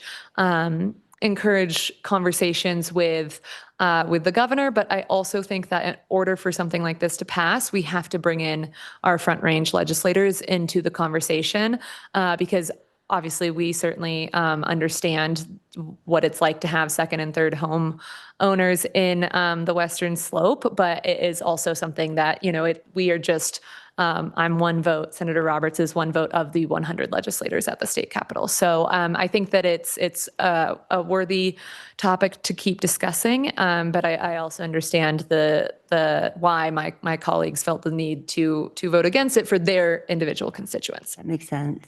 Yeah. Has there been any, oh, sorry. Oh, I was just, thanks. I'm just going to add on the short-term rental conversation. 2 years ago, there was a bill proposed to increase the property tax categorization of second and third homes from residential to commercial as a way to both generate revenue for affordable housing development, but also maybe disincentivize the purchasing of homes that used to be long-term rentals for locals. That also did not progress past its first committee hearing. As you can imagine, there was significant pushback on that from a variety of folks. I think the tension and conversation that we have at the state capitol on this issue, whether it's vacancy tax, short-term rental, property tax, anything, is should we have a one-size-fits-all state law, or should we let every municipality or every county come up with rules and taxes or regulations that fit their specific community? I think a lot of, and Steamboat's a good example of going to your voters for a short-term rental tax and other ways that you've regulated that type of housing. But there's definitely a divide between folks. And our current governor was more of the mindset of we should let the locals decide what's best for them. He wasn't, I don't think, supportive of any of these bills, even if they had made it to his desk. Yeah. Thank you. Thanks. Has there been any talk about the bringing back the real estate transfer tax into legislation? Yeah, that was another example of Colorado Association of Ski Towns was spearheading that work. The governor made very clear that he would veto such a bill if it got to his desk. And so that one has never been introduced. I think, as Rep. Lukens noted, with a new governor coming in, whoever that is, there might be some more openness to something like that. As you know, there are already 12 towns in Colorado that have a real estate transfer tax because they put them in place before Tabor was adopted in 1992. And so there is, and as far as, City of Aspen, for example, has generated significant amount of funds that they've put into affordable housing development through that. So I think that conversation could come back. Do you know what Oles's reservation was on transfer tax? He said that it would increase the cost of housing. And, I think Colorado Association of Ski Towns tried to work with him and and he was making an argument that it would increase the cost of housing for everybody when housing is unaffordable. The case was made, well, what if we put a minimum sale price, $1 million, $2 million, so you're not putting a transfer tax on the first-time home buyers or lower-income home buyers, but he couldn't get there. Other questions? Just a question for you both. And as we continue on the topic of affordable housing and, we struggle with the AMI, and how do you think we can best communicate that? So, again, kind of back to your point about the vacancy tax and needing to take time to educate the front range legislators in terms of the impact. How can we get our story across a little bit better as it relates to AMI? Well, actually, one thing I would point out, or success that I would point out, there were two bills this year that made some reforms to Prop 123, right? That have created, and they were both signed into law, have created more flexibility on the AMI front for rural resort counties to access $123 at a higher AMI level. So that was multiple years in the making, and right. It took several years of kind of telling that story and talking to our front range colleagues about how, even though you think places like Steamboat and Aspen and Vail don't have affordable housing challenges, that we actually do, and they're very acute. And so I think we're improving in that regard. But would love to hear if there are specific changes in state law with regards to AMI that you think we should pursue. Just to add on to that as well, I just wanted to highlight a few things. First of all, the Yampa Valley Housing Authority is very involved in letting us know what is working and what isn't working in legislation. And so I just wanted to give them a shout out. We did successfully advocate for an amendment on one of the bills related to down payment assistance to ensure that folks in the Cottonwoods would actually qualify for the down payment assistance. And so we were happy to work with the Yampa Valley Housing Authority to advocate for that amendment. And I understand that it's already going into to successful effect at the Cottonwoods. Senator Roberts and I, as well as the other Western Slope legislators, do often try our best to communicate to our Front Range colleagues about our housing challenges on the Western Slope. One of my phrases that I often use is that basic supply and demand doesn't work in our rural resort communities because we have never-ending demand for housing. And so we do our best to communicate that, but I do know that a lot of you have testified in committee. And I just wanted to say that is extremely valuable to what we are saying to our colleagues on the House floor, because then when you all do come and explain what it is like for our rural resort communities, it is very powerful. And our colleagues certainly let us know when, they'll say, oh, I heard your city councilor testify in committee, and it was very, very interesting perspective to understand what it is like in these communities. So that is always really helpful as well. And we do have remote testifying, so that does help. Right, thank you. I have a question on, as you know, in Steamboat and Routt County, the biggest growing demographic is seniors. And so we have some in the room here. Of course, I guess I could look at myself too, but anyway. Gray hair. I'll try not to. And then we look at home health services and the fact that we have a lot of seniors who are shut in, who are depressed because they don't have any interaction and all that. Is there anything going on or any creative, innovative kind of thoughts going on around what we can do up here to better address those issues? Because there's a lot of seniors too who, would maybe like to downsize, but it's almost impossible to do it. And that would free up some inventory as well. So I'm just trying to think creatively. Is there any talk going on? Yeah, a few things that come to mind that the legislature has been involved with, and it's good to see Noreen and her group here. And we talk often. I think when we're talking about affordable housing, we also want to make sure that's inclusive of senior housing, senior affordable housing. Most of the grant programs and loan programs at the state level can and are available for senior specific housing projects. So I'm interested to hear how the meeting goes on Monday. And, if you ever get to the point where you're applying for state funds for a senior specific housing development or project, please keep in mind that is available at the state level to the extent that funds are available, of course. But Prop 123 is there.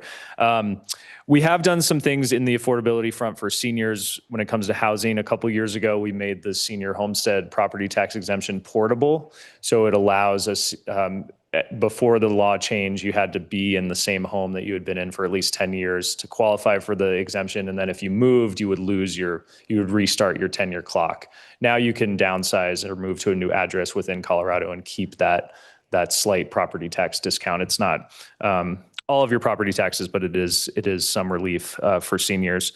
As far as the mental health aspect and the cost of care, that was one of the really difficult conversations we had this year when we made cuts to Medicaid.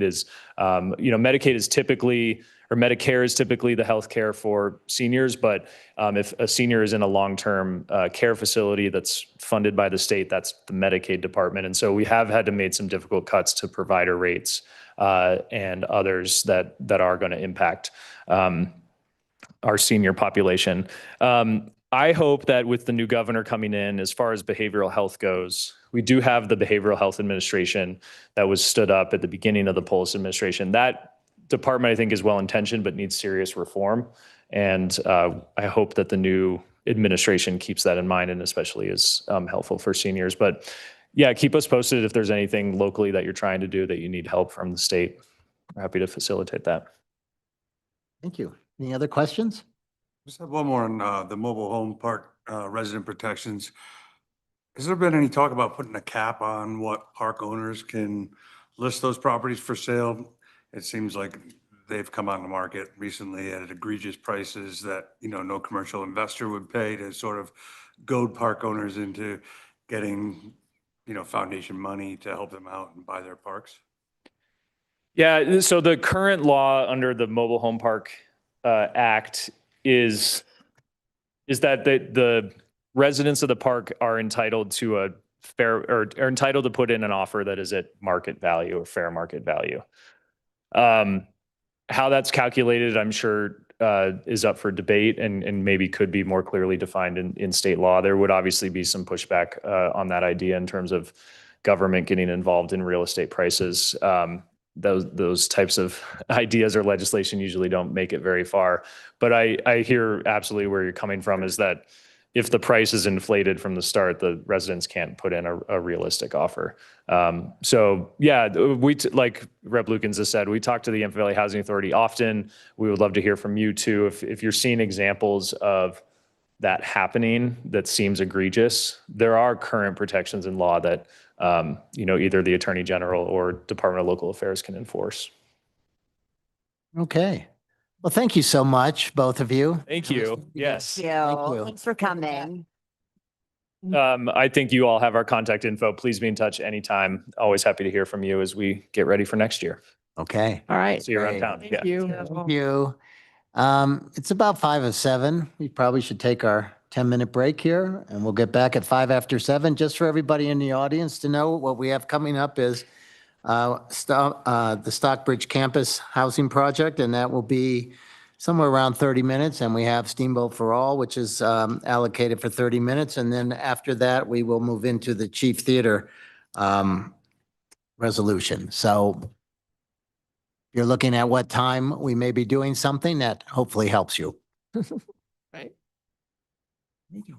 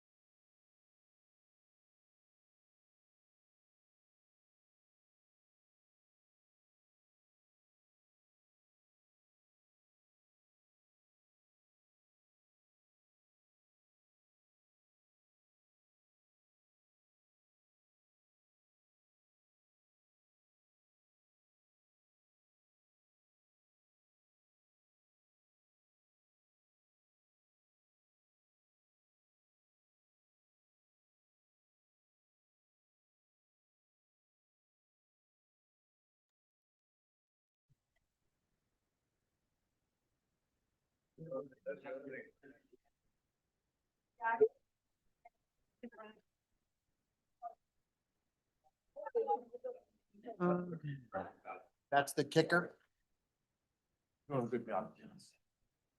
Andrew, good to see you again. Yeah. I didn't come to get to say hello when you were doing. Feel good about yourself. I know, that was fun. I'm worried about you. You're spending all this money on therapy. I'm worried about you. Okay, everyone. Yeah. Who are we missing here? Counselor Gary. Amy, anywhere? Here she comes.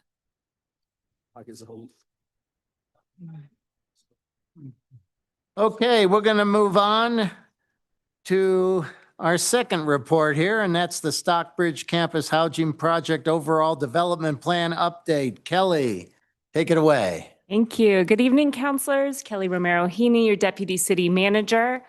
I'm joined here tonight with Keith Meyer with Townscape Advisors. Keith is our owner's rep on this project, and so he will be presenting the majority of the slides this evening, and it's is also a great opportunity for you to get to know him because he is going to be guiding us on this project for hopefully a few years.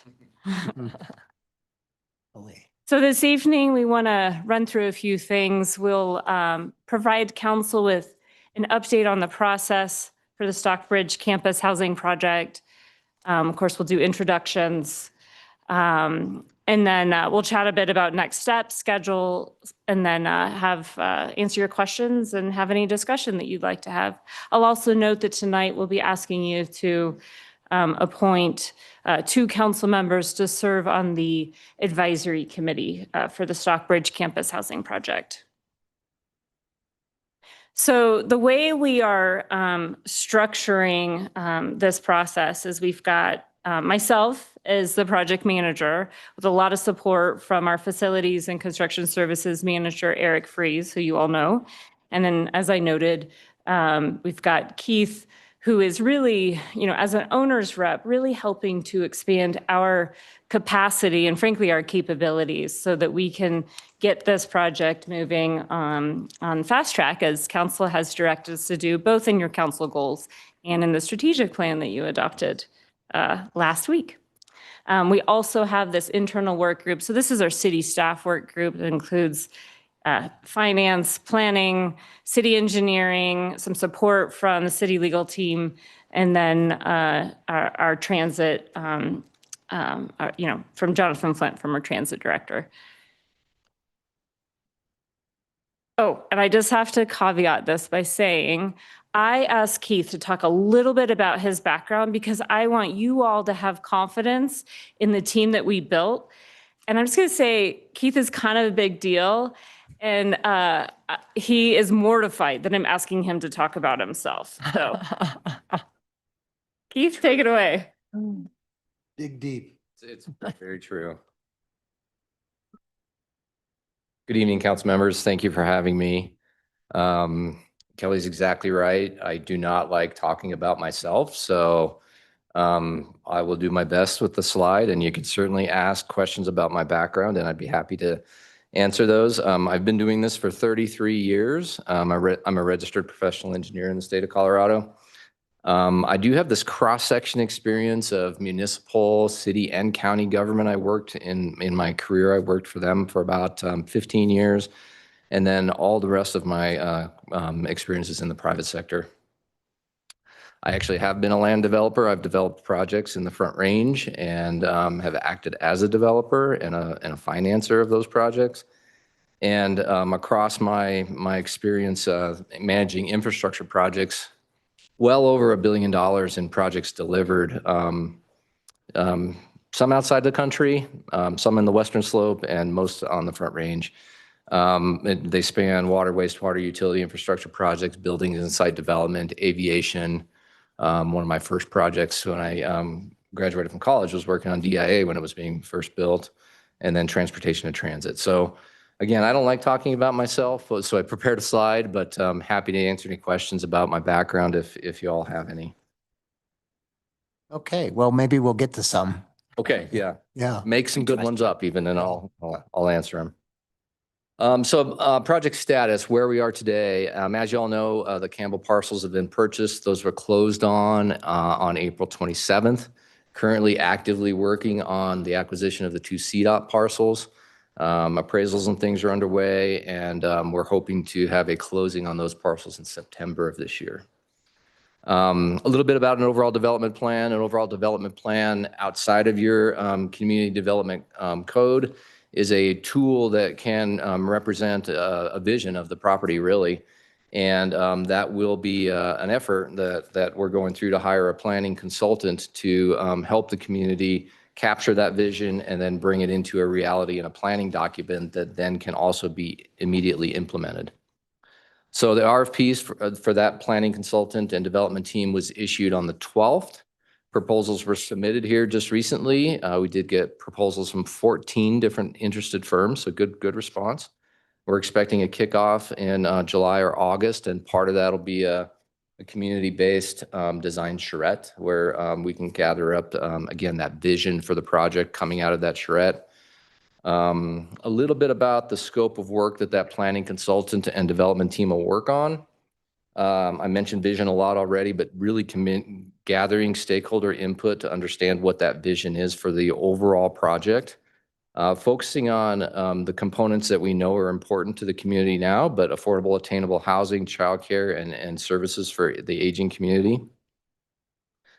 As well as maybe others that come out of the stakeholder engagement process.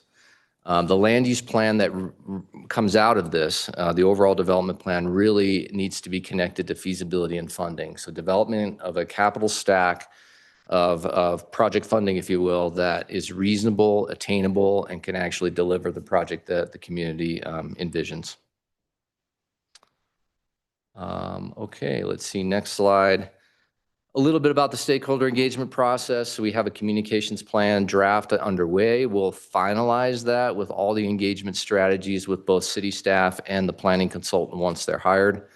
Kelly mentioned council engagement, certainly service on the advisory committee, and we would like to, as she mentioned, leave today with the understanding of what representatives from council will be serving on that committee.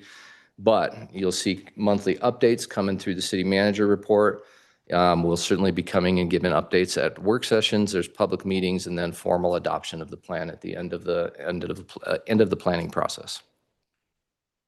So a little bit about the advisory committee. Right now, we're targeting members on that advisory committee from City Council, CDOT, Routt County, the SOAR group locally here, the Housing Authority, and the Community Foundation. Okay, a little bit about our schedule, just a compressed schedule. I mentioned that we're working with CDOT right now on acquiring those last 2 CDOT-owned parcels through September. We're selecting the development team this month and maybe into the first part of July, negotiating contracts. And then really the scope of work from there is all about collecting data. What is the existing makeup of the land, if you will? The city's already, if you happen to drive by there, you'll see flags out on the property. We're doing utility locates. We're doing existing condition surveys already so that we can turn that product over to the planning consultant and be a little bit ahead of the game. But there'll be some data collection and transfer, understanding the land use planning process, how it fits into the community development code, or if there's variances needed. All that time, stakeholder engagement is also occurring with ultimately a refinement of 3 different alternatives. We're asking the planning consultant to develop the vision through that stakeholder engagement, recommend 3 different alternatives for the project or for the overall property, distill that down into ultimately one recommended alternative that will come to council at the end of the planning process. And so that's what we're looking at and having that complete in the first quarter of 2027. So I know I went through those slides relatively quickly, but happy to answer any questions you may have. Okay, thank you, Keith. We appreciate that. And what questions do we have? I have a dumb question. What's an owner's rep and what's the difference between an owner's rep and a project manager? In the context of what it is in this particular project, an owner's rep, in my mind, and the way I look at it, is an extension of your staff. So I have a unique skill set that I'm bringing to the table that helps the city deliver this project in a way that managing the overall components of it.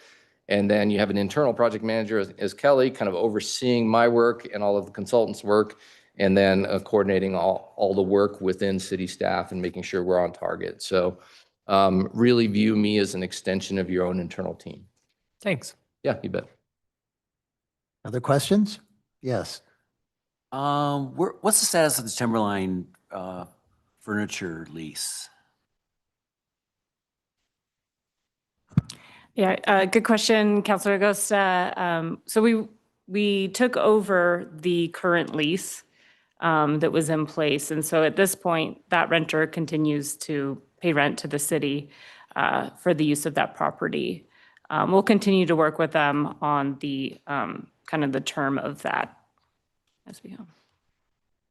Okay. The other question is what is the general funding model for the Stockbridge? I mean, yeah, so I'm not clear on, we're going to design something and ultimately be building something, but obviously you have to have some funding model be sitting behind this whole thing. Right. Yeah, that's a great question. I mean, currently the funding in place through your capital plan is going to fund the consultant to perform the planning services to develop the overall development plan. Ultimately, the funding package for to implement the actual project and the various component of it, that is going to be complicated. That's what I referred to earlier as a capital stack. It could be some tax credits, could be private financing and debt, could be supplemented with STR local dollars. It could be a whole host grants. It could be a whole host of things that develop that capital stack, and that'll be determined through this planning process. There'll be a financial plan essentially tied to every alternative that is evaluated and ultimately the final recommendation to council. Sure. Just a side note, we also, so Senator Bennett was able to secure a congressionally directed spending for this project. So we've got about 1.6, I believe, million already to initiate site work when it's time. Good job. Wow. Fabulous. Did that answer your question? That did. And then the last question is a pretty darn loaded question. And why VHA? I mean, how was the decision made that we're going to do this? We're going to project manage this. We're going to manage this and put the deals together and do it versus YVHA, which is the group and allocated for the county and the community for doing housing. So I can answer part of that, and then Kelly might want to step in, but the project we're pursuing currently is a planning effort. The option for the city to play develop or play a housing authority is potentially an option that could come out of this, but not a predetermined answer. The role that the city ultimately plays in the project is going to be one that is a recommendation coming through the alternatives analysis and then ultimately the recommended alternative to council. You might play nothing more than the role of a landowner that has a long-term land lease on the ground and leases it to a third party. And I'll just add that we are excited to have Elliot Lawrence from the Yampa Valley Housing Authority serve on that advisory committee, because obviously, like, the Housing Authority brings a lot of expertise, knowledge, and then frankly, some of the funding buckets that we may go for, we'd likely have to work through the Housing Authority as well. So we're excited to kind of collaborate on this project with them, but what direction it heads, as Keith noted, is yet to be seen. Councilor Dixon. I would like to know what the time commitment for council, because I think you said you would like to have 2 city council. So what does that look like? You get to watch us raise and lower this microphone. Continue. You're a fun team. What we're envisioning right now is for that advisory committee to be an advocate for the project, certainly publicly at local events, but then also a minimum of a once a month meeting, participating with us, kind of, making the sausage, if we will, looking at the project and how it's being developed with the planning consultant. And I would expect that to be a 1 to 2 hours a month type meeting. Other questions? Follow-up question on that lease. When is it over, or is it just month to month? Sorry, I should ask that as a follow-up when we were talking about. They have extensions. It's a little bit complex. So there's a current term that goes through February of 2028, and then they have a 5-year renewal term. We're currently negotiating with them on that. So more to come on that. Wait, so we could literally have to wait until 33 to build this? No, we'll work through that. There's great space at the airport. Available. But that means like we can't build this until they're out of there, right? They're a very small component of the. It's not. Yeah, the actual Timberlines furniture building is a very small component of the overall project from a land allocation standpoint. So it wouldn't necessarily hold up the project. Okay. No. Any other questions? Okay, but before we answer your question, I just want to open it up to public comment and see, is there anybody in the room who would like to make a public comment regarding this? Noreen. Noreen Moore. Twice in one night. Size for the whole week. I have to identify myself again. Yes. Maureen Moore, questionable residences.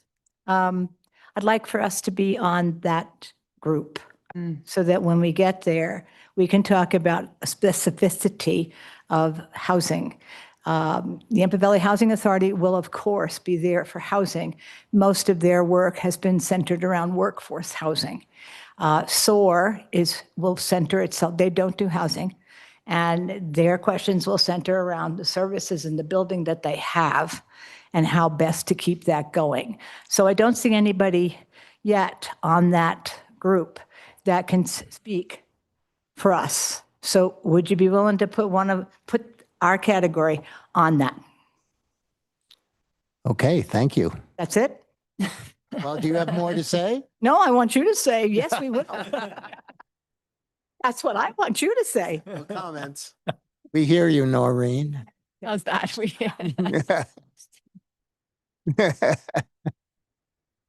Is there anybody else who'd like to make public comment? If not, is there anybody online? Please raise your hand.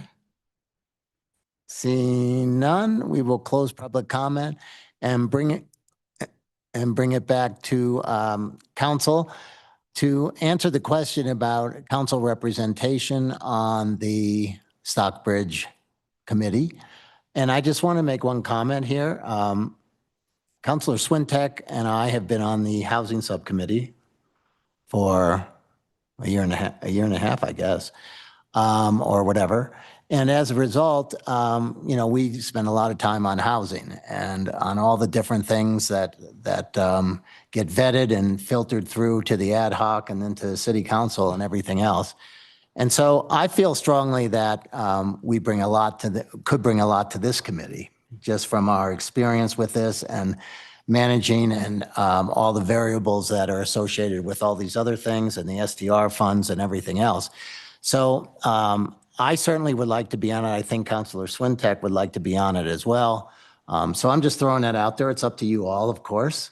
I would like to throw my hat in the ring. I was on this housing way before you guys got here and been Okay. handling housing Throw your last 6 years and 4 years on planning commission.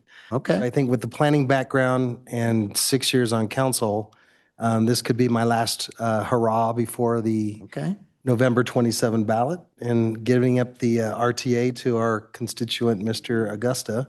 I do have some available time to fit this into my schedule. Okay. Does anybody else want to throw their hat in the ring? I mean, I would love to, but I'm not going to. I think now that we have three, I feel I have very strong opinions about this, which I know is shocking. So as long as I can share them with whoever's on the committee, I would greatly appreciate that. So I will step back and we can decide. So I would also like to be on that committee, but I would also be willing to step back because I do trust that, the two of you, taking that role. But if you just so decided that you didn't want to take that role, I wouldn't mind stepping in. Any other comments from anyone else? You have any? So I would support Counselor Pacino being on it. I agree Counselor Pacino took a step back from the RTA, which was a big part of the work that you did. And I agree, you've been part of this for many years and on Planning Commission, and I think it'd be good to have your voice. So I'm happy to not be on it, so you're able to be on it. I guess my only question is, would there be value to keeping President Montine on as like the housing subcommittee person on this, or should we completely shake it up and have Councilor Dixon and Buccinos? No.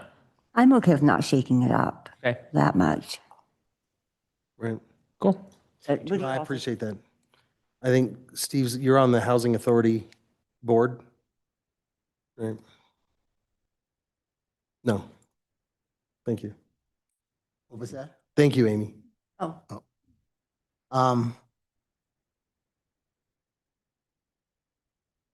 You guys can't do that on the golf course, though. Yeah. We talk about his 3 putts, okay?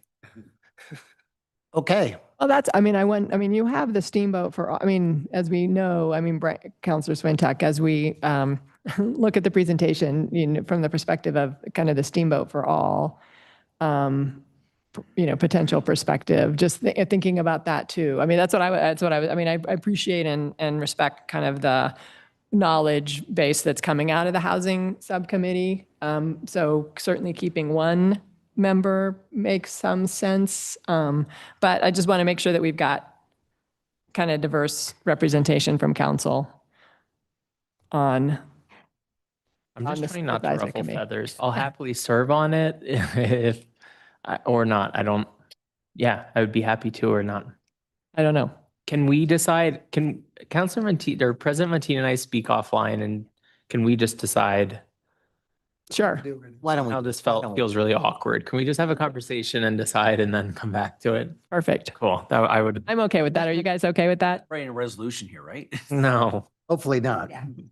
And then, and what we'll do is, the other person will still be on the housing subcommittee. So, okay. When you're both still on the housing subcommittee. Yeah. Yeah. Well, that's what I mean. That's what I mean. Right. Okay. Can I wait, one other thing, the advisory committee, why isn't first impressions on there? Sorry, I thought of this last minute. That's a great question. So Routt County, right now the plan is they will also represent first impressions. But I do want to clarify that while we're keeping the advisory committee relatively small and nimble, we're going to do targeted engagement with different groups. That's going to be a really important component to this. Sounds good. Thanks. And do you have a perspective on SOAR's focus? Well, yeah, they're particularly interested in their current use of the community center, which they're outgrowing. I don't want to say they're outgrowing the actual footprint of that facility, but how they're allowed to use it. So they also need a facility to help meet the needs of the aging population in Routt County and provide meals and activities and rides and whatnot. Right. And I absolutely understand the desire to keep the advisory group small. But what I'm struggling with is, and we know that we have a lot of different group subcategories of people in our community that are impacted and would love to have a voice on this advisory committee. So how do we make sure that those voices are represented? Because again, we've got Yampa Valley Housing Authority, but as we say, we know that there are other kind of subsets out there. Yeah, Keith spoke to the overall development plan process and how we'll have a robust community engagement component to that. And that's not just like blasting out information. Not only is it public meetings, the original kickoff charrette, we'll do council meetings. But I really want to emphasize that targeted engagement. And whether it's us going and having coffee with our guests here tonight or meeting with individual groups, I think that's going to be really important. But again, at the end of the day, we welcome your input on that. I do question, what is the role of Routt County in this? Yeah, that's also a really good question. So, you may be familiar with the project that the city had been pursuing, the childcare workforce housing project on the CDOT parcel that's there in the drainage, which, we just weren't able to make that feasible. And then, of course, we had the opportunity to acquire the Campbell and CDOT parcels together. Routt County had invested in that project, and they have a particular interest in, or they may also invest in this project. Again, it just depends on how all of this turns out. So I think they'll both be wearing, the Routt County hat, but also representing the interests of First Impressions, and of course our need to fill the childcare gap in Routt County, which you all had a presentation on a few weeks ago. Does that answer the question, Councilor Barnes? I know you want to keep this group on the smaller side keep it nimble and be able to move relatively quickly. I guess the question is that as you see that developing over the course of a few months, there may be opportunities to add to that group. And community engagement obviously is critical to the success of it, but it may even turn into that you want to take some of that community into the group, potentially down the road a little bit. Would that be fair? Yeah, and I will say, like, as we get into this project, if we're finding that there really is like a subject matter expertise or a community interest that we're missing or not able to capture, then certainly we can revisit adding somebody to the advisory committee. But remember, this is going to happen really fast. A Q1 2027 delivery date might sound far away, but it's actually going to be boom, boom, boom. So, part of what this advisory committee will be doing for the project is helping to communicate it out to their, respective stakeholder groups, but also like build some political social will to move this forward. So our hope is that everybody kind of takes ownership for the outcome and really helps to shape that vision. Okay. Any other comments or questions for Kelly or Keith? Okay, thank you. Thank you. Thank you, councilors. Thank you. Okay. Thank you. Our last report tonight is an introduction to Steamboat for All. Are we going to have a band come down, Andrew, or not?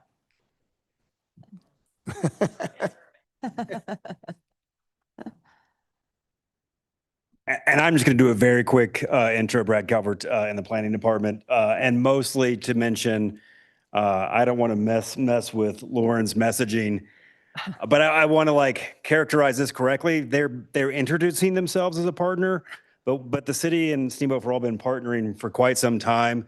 Very specifically, they have been interested in how and in what way they can accelerate the actions that we're taking that are identified in the housing strategy and action plan adopted by council in 2024. Three examples of those partnerships are noted in your communication form, with one thing that happens when you write something a week ago. It says the forthcoming affordable housing dashboard. The affordable housing dashboard is actually live.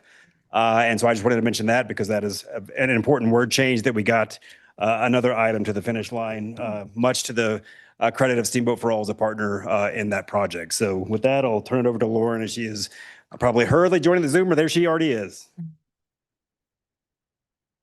All righty. Thank you, Brad, and good evening to council members, staff, everybody in the audience, everyone listening online. I am Lauren Duke, and I appreciate this opportunity to introduce Steamboat for All. A few years ago, a group of residents who each watched as critical workers in the Valley struggle to afford living and working here, they gathered under the Yampa Valley Community Foundation to understand the problem and the path forward. Andrew Wolk, a social entrepreneur and philanthropist who has partnered with more than 200 foundations, nonprofits, school districts, and agencies, turned those early conversations into Steamboat for All, funding and seeding it as a place-based initiative of the National Finding Common Purpose, which is working to support systemic change around affordability issues impacting our community. In January, Andrew brought me on as the organization's first executive director. See if I can navigate this. Steamboat for All exists because the people who power this community are increasingly struggling to build a life here. There are teachers, our healthcare workers, our first responders, service workers, parents, nonprofit employees, small business owners, their staff. It's the people that you represent and that you talk about often in these chambers. They are essential to the life and the character of the Yampa Valley, but many of them are facing impossible choices around housing, childcare, and the livability of staying rooted here. The affordability gap has grown over the years, and the decisions that will widen or close that gap are going to be made now. So our mission at Steamboat for All is simple. We want to preserve economic diversity and sustain a thriving workforce in Steamboat so that the people who make this community vibrant can afford to work, live, and thrive here. Okay, so our focus is on increasing the number of workers in Steamboat that pay less than 30% of their income on housing and less than 14% of their income on childcare. By focusing here on this work, we believe it will lead to the greatest need that we have now in our community, which is maintaining or hopefully increasing the number of 25 to 45-year-olds who are living in Steamboat. The numbers in our community are staggering. Currently, the average working household is paying nearly 50% of their income for housing and 24% to childcare. Our workforce cannot afford to stay in Steamboat. Rising costs threaten the community character and the economic vitality of our community. Housing livability, both the cost and the stability, is the #1 barrier. And I'm sure many of you already know, only about 8% of the homes occupied by locals in Steamboat carry a deed restriction that keeps them affordable to the workforce.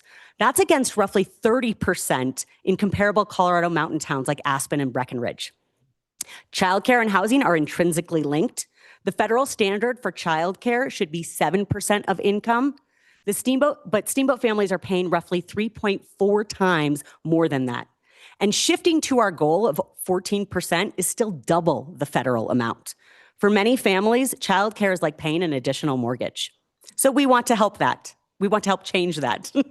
We aim to coordinate across multiple fronts so that 25 to 45-year-olds, the bulk of our workforce, remain in the Valley. And we applaud the work that's already being done here. We were incredibly excited to see the announcement today of Home-Based Steamboat.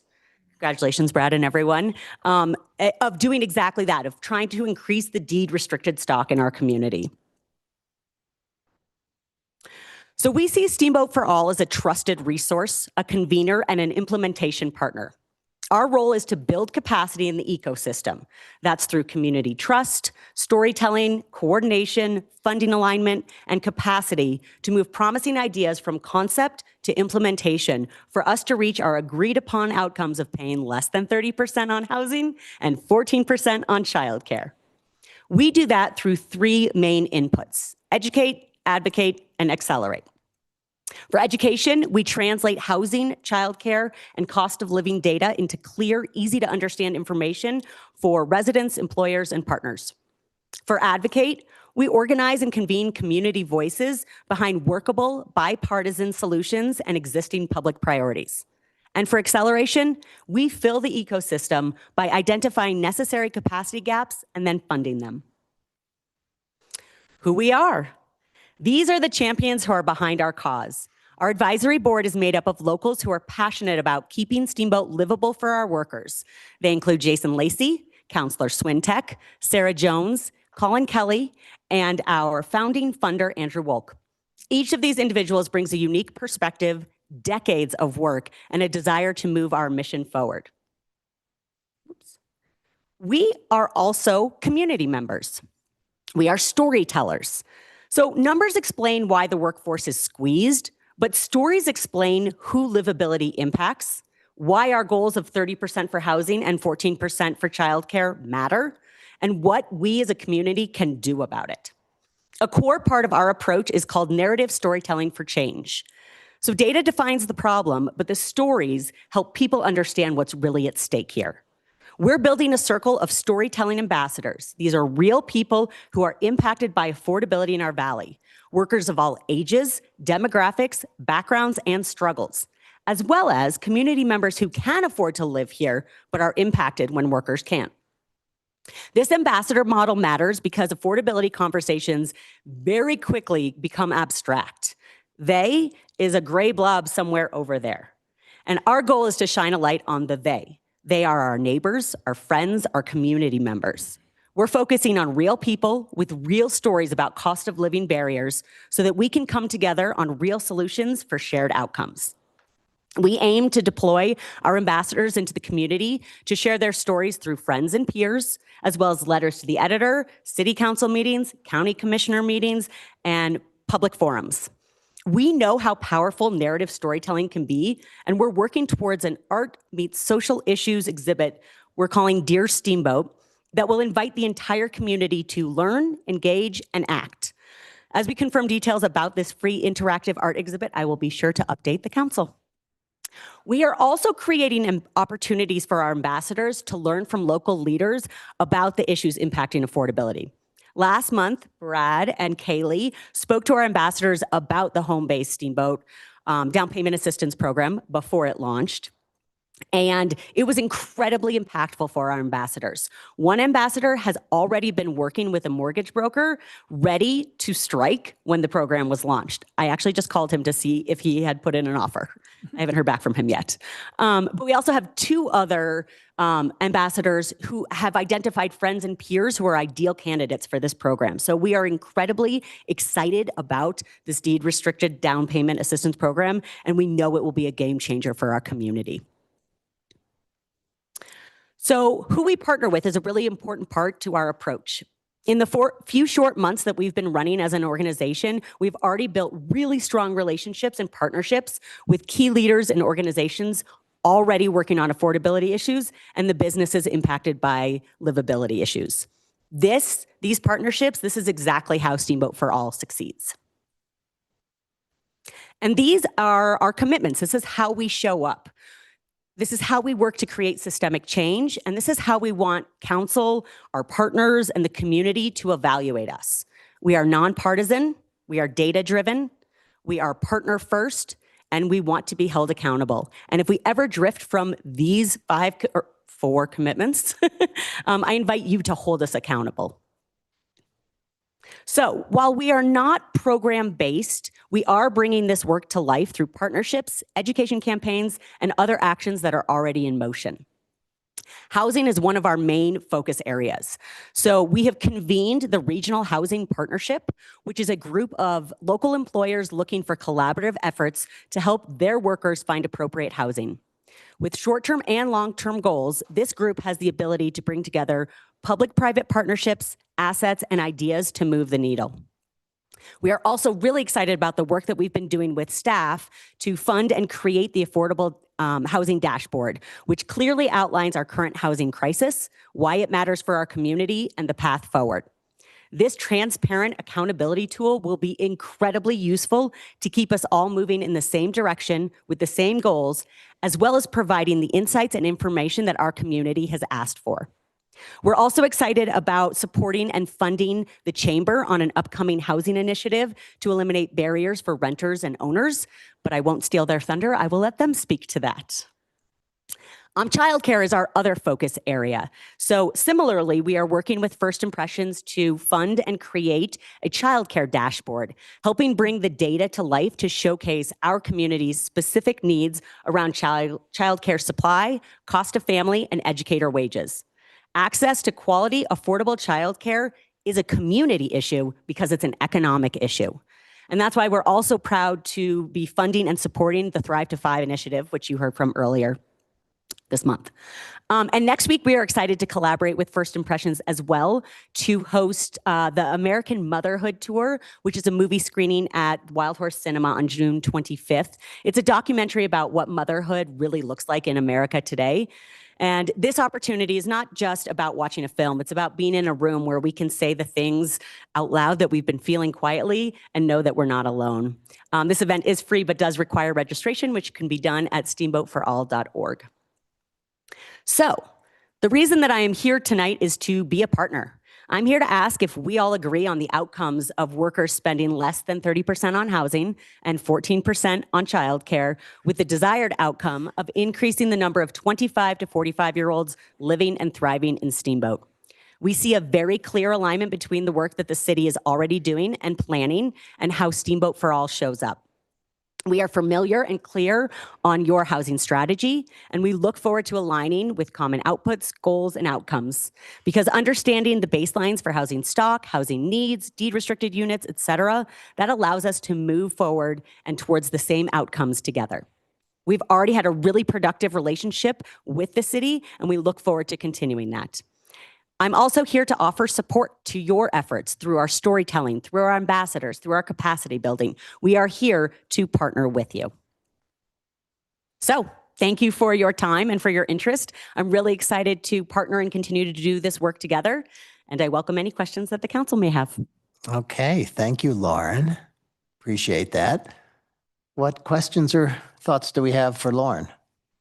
Quick one. Yes. You access the dashboard. You access the dashboard when it officially launches soon. Oh, you said you did launch it. If you go to the steamboatsprings.net main site, under departments, go to planning. I'm giving you the long version of this. If you just go to steamboatsprings.net /housing, you get to the primary landing page, which has a link to the dashboard as well as a link to the home-based steamboat program that was just talked about. Because I just jumped over the Steamboat for All, so you're not going to post it there also. No, so the exciting thing about this dashboard is that we helped create and fund it, but it will be a city dashboard. It will be maintained and managed by city staff. Other questions? So on that topic, is the best way to think about you guys is you're a connector working in the background. So you aren't front and foremost. You're not like a front stage. You're there to elevate. I guess, can you speak a little bit more to that? Absolutely. We recognize that there are so many incredible organizations in our community working on these issues.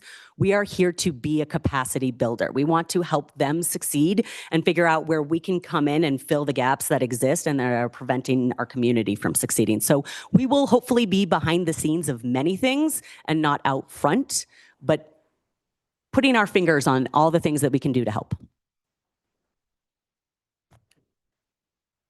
Love it.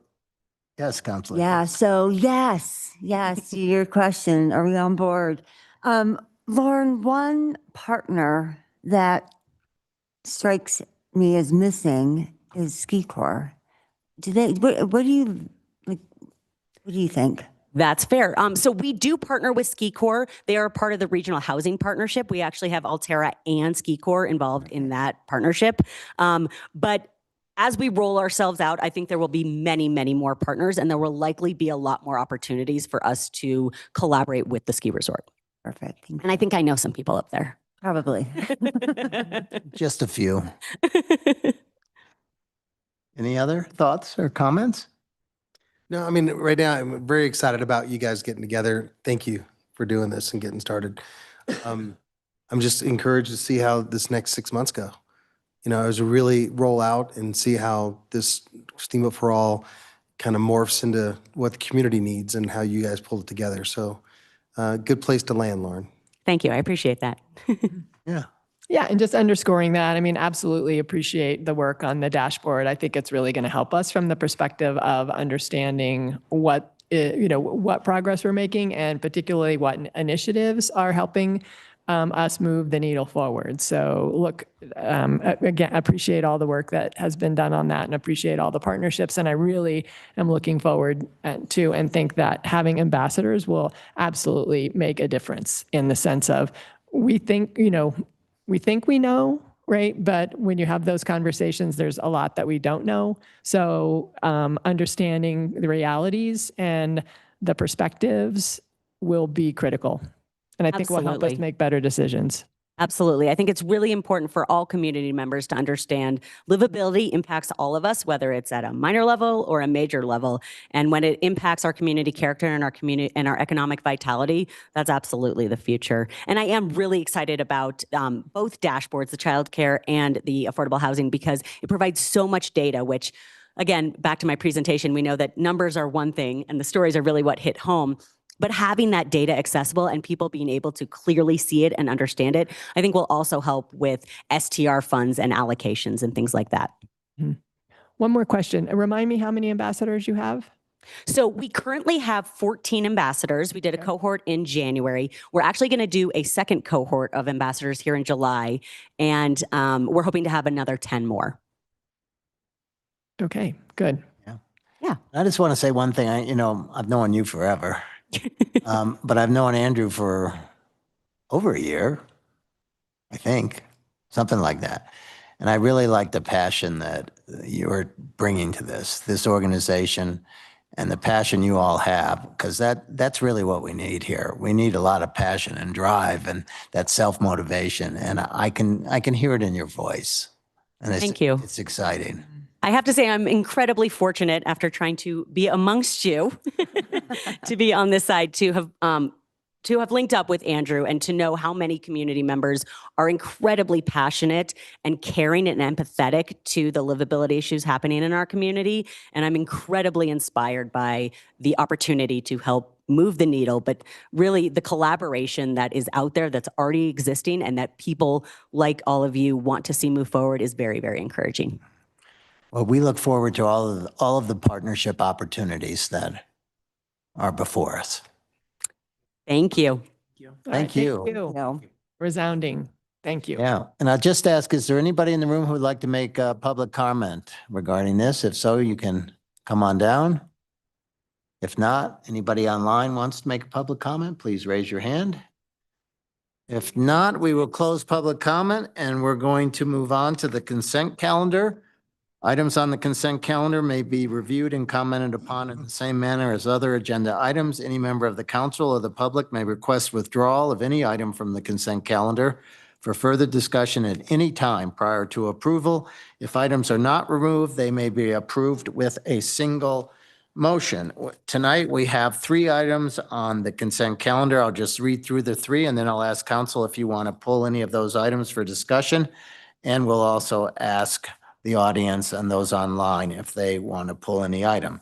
First one is a resolution approving a development plan, conditional use, major variance, PL 202-50340, the Chief Theater. The second one, a resolution granting an appeal, PL 202-60083, of the planning director's decision of legal nonconforming use abandonment related to PL 202-20343.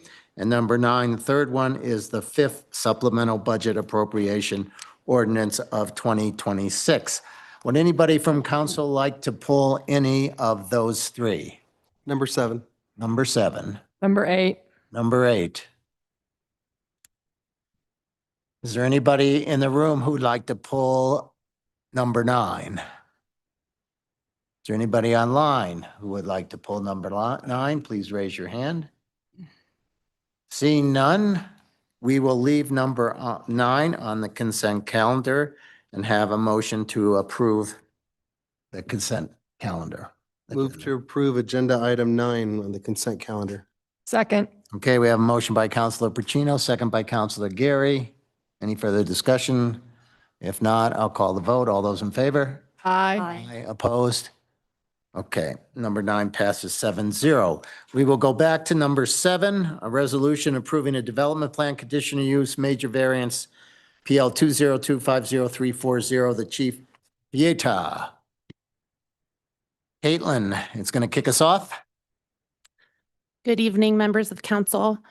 Today, you will be hearing about a development plan, conditional use, and major variances for the Chief Theater. Planning application PL 202-50340. This project includes 4 variances: building height, parking, average plate height, rear setback, as well as a required approval for conditional use for an indoor event venue. Staff recommends that this project meets the development plan conditional use and variance criteria for approval, and staff recommends approval with the suggested conditions. Just a quick review, this is a little different than some of the development plans that have come before you, given the sense that it is reviewed first by the Historic Preservation Commission. Staff began working with the owner and applicant in August of 2024, believe it or not. So this is about 2 years in the coming. The Historic Preservation Commission did hear the project and provided a recommendation for approval with a 4-1 vote. Planning Commission also provided a recommendation for approval with a 5-1 vote. This project is required to meet the Code of Federal Regulations, Secretary of the Interior Standards for Rehabilitation, as consistent with our Community Development Code, Section 111. The Secretary of the Interior Standards for Rehabilitation are codified in the Code of Federal Regulations, Title 36, subsection 68(3)B, specifically Standard 1, 3, 5, 6, 9, and 10. The conditional use does accommodate the continuation of a historic use, and therefore, staff has recommended the marquee with changeable messaging and vertical sign to be evaluated along with the conditional use. The alteration to the historic resource does require 4 variances, and it does meet the Secretary of the Interior Standards and CDC Section 111 D1, which requires that all alterations to historic resources shall meet federal standards and local guidelines.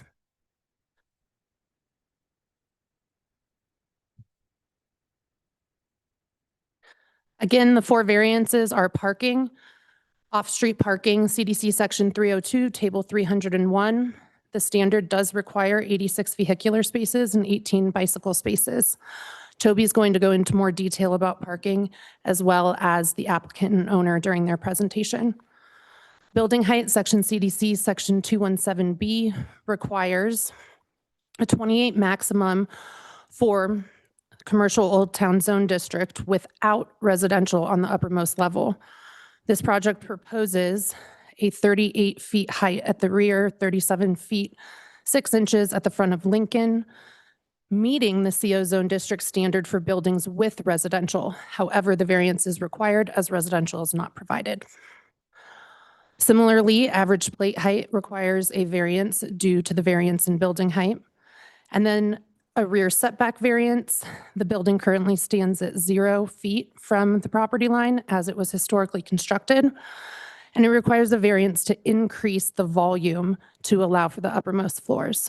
I'm going to turn it over to Toby, who is going to speak more towards signage and parking. Thank you. Good evening, councilors. Toby Stauffer, Senior Planner. So a couple of larger items at discussion at Planning Commission are the parking variance and the proposed marquee sign.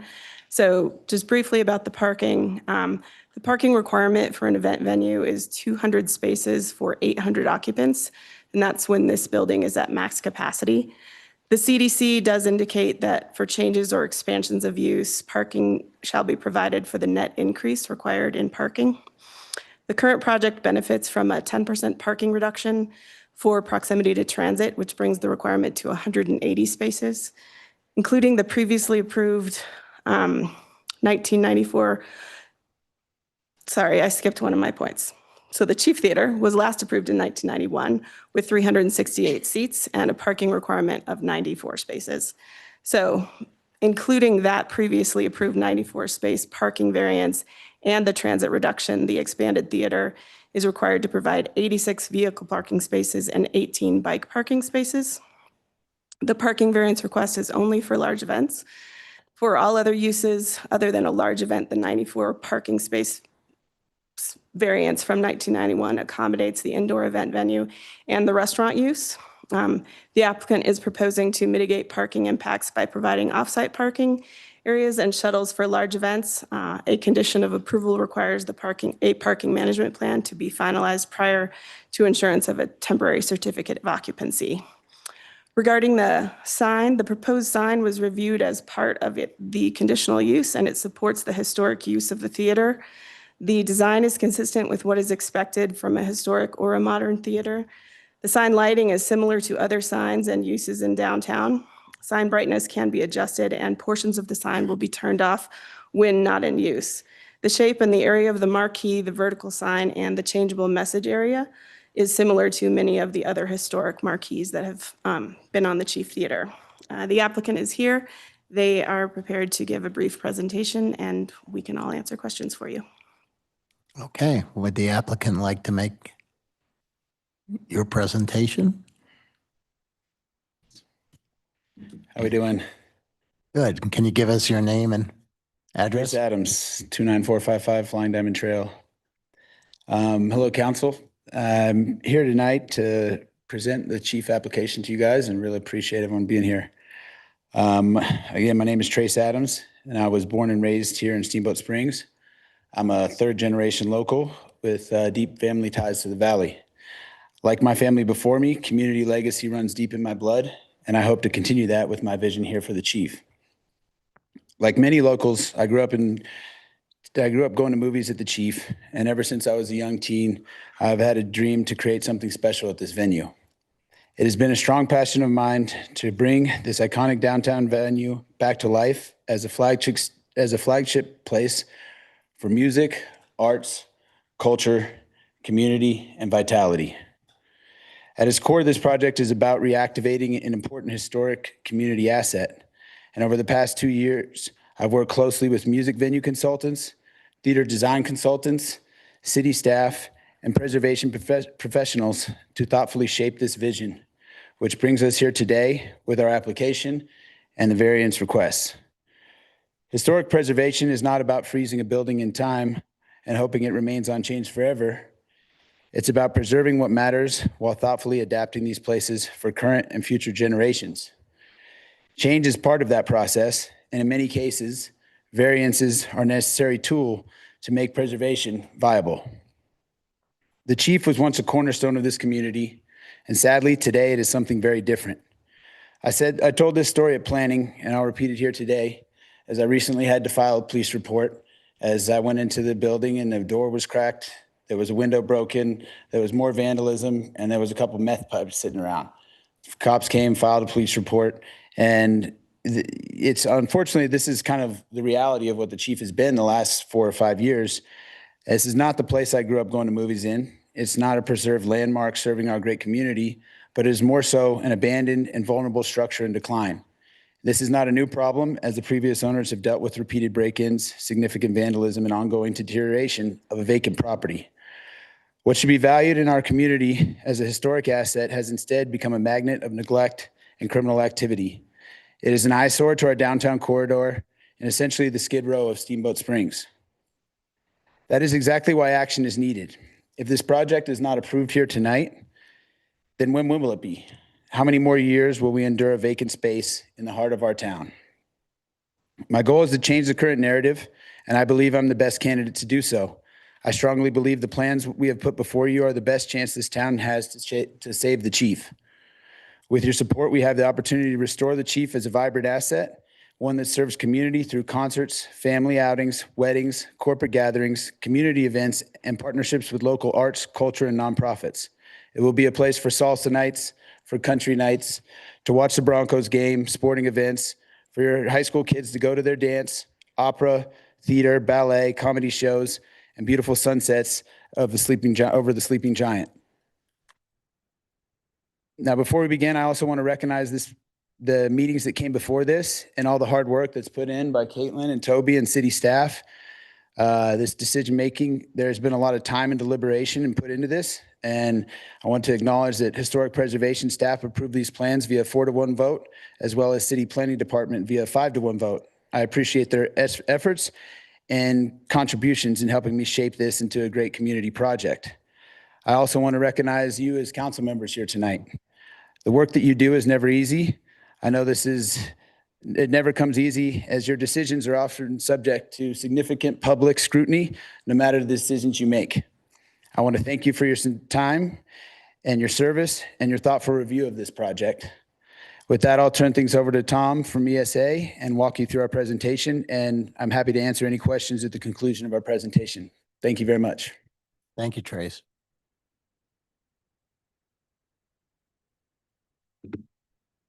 Good evening and thank you. My name is Tom Davis. I'm project architect. I've been working with Trace Planning Department for the last couple of years on this project and really excited to be here before you. Such an integral part of our community that's lied dormant for some years, as we all well know. I've asked the host if I can present briefly, and access was denied, so I'm going to ask again.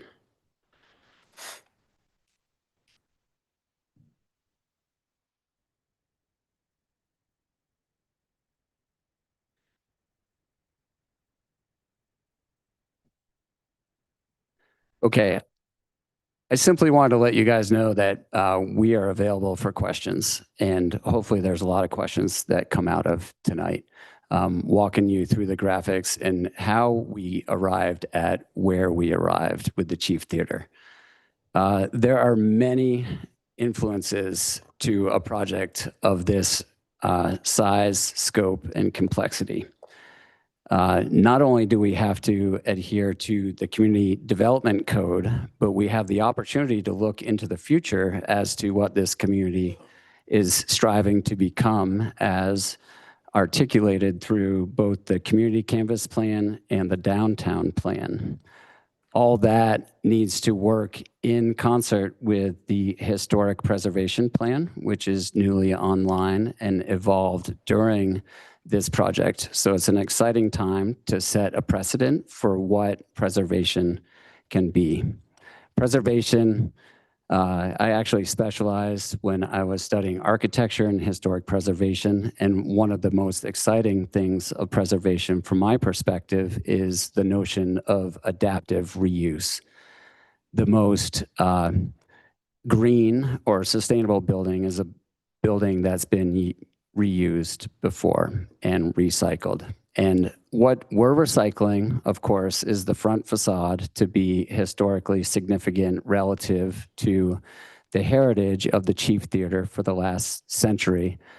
But more importantly, what we are preserving is a cultural hub and really the core of vitality for this town. And Chief Theater has been touted centuries ago or a century ago as being the brightest light between Denver and Salt Lake. And we are really striving to put Steamboat back on the map in that sense. One of the most important things looking into the community canvas plan and the downtown plan is a diversification of our local economy such that we can thrive and move forward, not just relying on the seasonal flux between the ski area, tourists coming in, and peak summer venues. Everything at the premise of this project has been focused on creating a structure that can accommodate multiple uses. So not only do we have a restaurant tavern function that can function autonomously, but we have the capabilities within this structure to accommodate multiple uses simultaneous, which provides the great opportunity for, plays, concerts, local events, potentially weddings, and this can all function simultaneous. Obviously, when we start getting into the variances, which I'd love to dig in and dive in on those as to why they've become, a lot of those are mostly triggered by the notion that we really want to accommodate as many different functions, but primarily how this space functions at maximum capacity. So the Chief Theater, everybody thinks, wow, 800, occupants here in downtown, and the alarm bells sound, and it triggers things like parking concerns and things of that nature, which we have addressed. But most importantly is understanding that these peak events are really going to be orchestrated and to some degree controlled through planning measures and city council and conditions of approval as far as the impact, such as our parking plan. But to understand that these events are not occurring every night. They're going to happen throughout the year as the business plan comes together. And we're hoping in the future there are more and more full capacity events. So the seating capacity is greater than Strings Pavilion, greater than anything here in town. And we feel it's appropriate to have that at the very core of Steamboat Springs. We are a vibrant town, and the vitality that is allowed and encouraged by the code actually allows for greater height. When you look at how the CDC, the Community Development Code, is written, there's this idea that buildings can be taller if they allow residential at the uppermost floor. Now, at the very core of that philosophy, from my perspective, reading through multiple codes, is that idea is to bring vitality into the downtown. You want people for a downtown to thrive. You want people to come through and purchase stuff that you want people to eat. You want to increase your tax revenue. So in that vein, if you look at what a variance is, a variance can be an opportunity to actually exceed or enhance the code. So when you look at our average plate height and our height, just from that simple linear perspective, we are enhancing the code because we are providing vitality. Well, of course, we need to justify why that is, and why do you need to go up to 38 feet for a performance venue? Well, there are many reasons, and I'd love for you to ask more questions on this, but when we're designing theaters, we have to accommodate for all the rigging, all the lighting, all the sound attenuation, and in this perspective, to accommodate the 800 people and to have the variability within the plan to have multiple functions happening simultaneous and being able to partition off different components of the structure, we need that height such that we can get up to 3 stories where there can be independent bar functions and functions contained within the same structure. So when we look at the impact, because I'm running out of time, I'll just zoom through on the parking. And I suspect this will probably be a big topic tonight, and we'd love to talk more of this. But the idea, and written within the Community Canvas Code and the downtown plan, is this notion that we really want to encourage people to not necessarily drive into downtown, especially for events, such that we can use the multimodal transportation that's allowed for us. That's written over and over again in town. And I don't know how it's conceivably possible to park for the overflow of people on a lot where you're required to go to 0 at the front and ideally 10 feet per the CDC at the rear, and you want a 0 setback side to side. So there's no physical way that you can park. So to solve the solution and to create a solution that can mitigate the impacts, we've been working with private entities for off-site shuttle services that can bring patrons in from the outside spaces. And we're hopeful that this can work also in conjunction with some of the underutilized parking resources that are also under the city's scope. You know, the Stockbridge parking, which happens to be at a bus hub. Across the street, people could walk from Howelson. But as we were working with planning department, it became very evident that we have to accommodate for all the parking overages offsite. So we've been working together and contained within the packet our letter of intent from the ski area as well as Ace Parking. And we have 2 years to continue, well, theoretically, I mean, 18 months, however long it takes if we were to get approvals before we are ready to get our temporary certificate of occupancy to iron out the details on the parking plan. And during that time, we hope to accommodate and incorporate more private entities to help us with the parking plan. Codified within that condition of approval will be how is anybody going to know, right? Like, so if you buy a ticket for one of these large scale events that requires the parking overage contained within the website. And as part of the parking management plan, we will provide maps and wayfinding such that people can find these transit hubs. Everybody that's lived in Steamboat long enough knows how the wintertime works when the condos fill up at the ski area and people want to come downtown for dinner time, right? And you come onto 8th Street and there's a line of transportation vans that are coming from the ski area. Very much a great opportunity where people have used a private service to get people into downtown. And we're simply glomming on to that mentality as a viable solution. In some of these underutilized spots that when you look at the how these parking places are being used on a daily basis, they primarily empty out during the day. Our venues magically happen in the evening time. I've rambled on a little bit about the variances.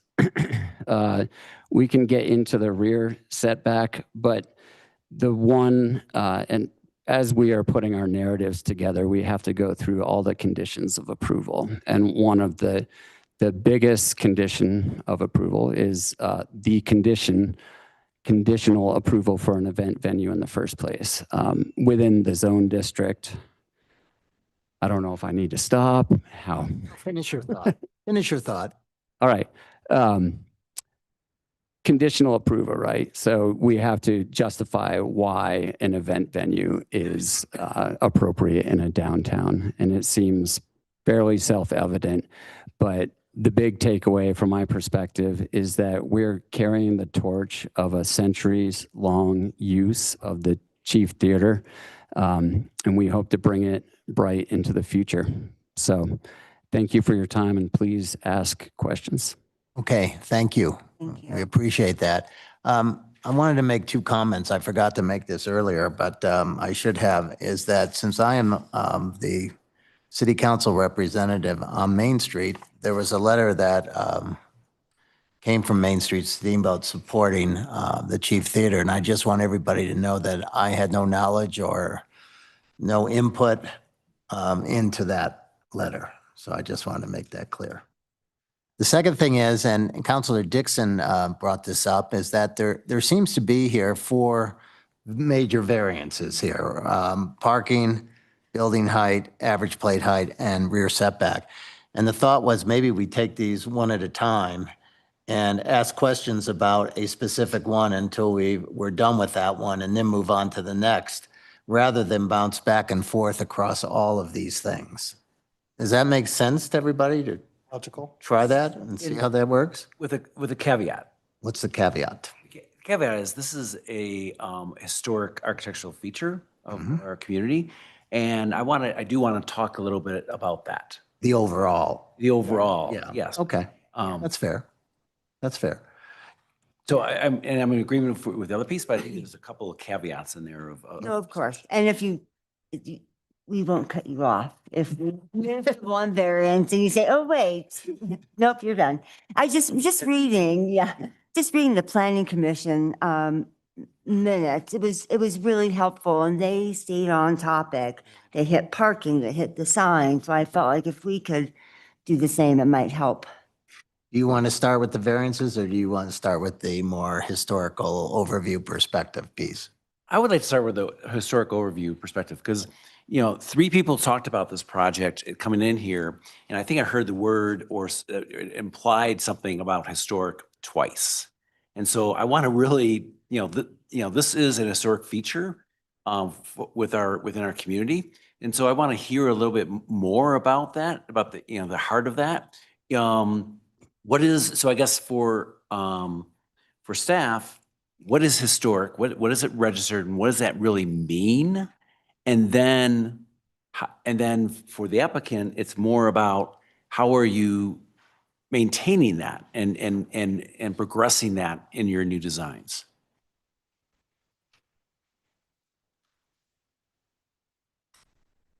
Well, I very much appreciate being able to start off with a little in detail summary of historic preservation in the Chief Theater. So thank you, Councilor Acosta. So what is historic? And we're just going to go back to the basics really quick. The term historic basically means anything over 50 years of age. Where it gets to, is it important or not? We have certain criteria that not just a structure, right? It could be an object, a sign, a property, a landscape has to meet in order to be considered an eligible resource for potential designation to our Steamboat Springs Register of Historic Places. That criteria is architectural importance, so the actual style of the architecture, the features, the character defining elements. Historical importance, so that could be a place that hosted a significant event or may have been the birthplace of someone, or potentially an important person lived there in the past, right? Like Buddy Werner's house, which sadly I don't think is around anymore. And so our program is owner operated. That's a pretty easy way to approach that concept, in which it requires an owner of a property to historically designate an eligible resource. And so back in, I believe, 2014, the owners of the Chief Theater placed the Chief Theater on our local register. What that does is it prevents it from demolition. There are 4 different treatments when it comes to historic preservation. You have reconstruction, so you're reconstructing a feature that's no longer there or it's too degraded, right? You have restoration, which is kind of like a repair of something that's already there.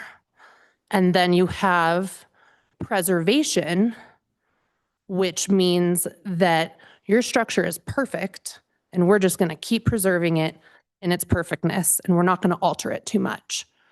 And then you have rehabilitation, which is what our code allows for.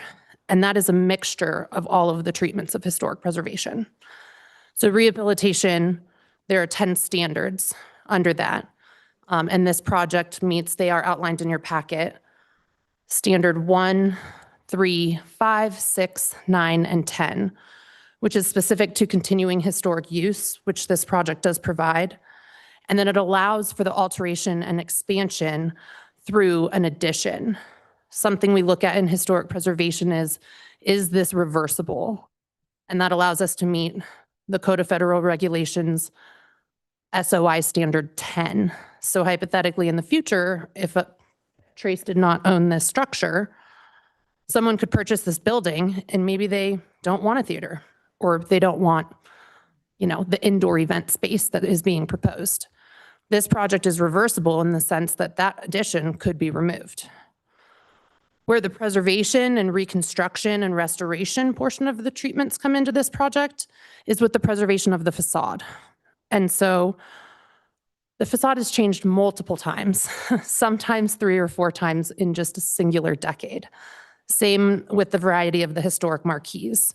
We can date this through records, mostly through Colorado historical newspapers, and pilot articles, Routt County Sentinel, as well as historical photographs.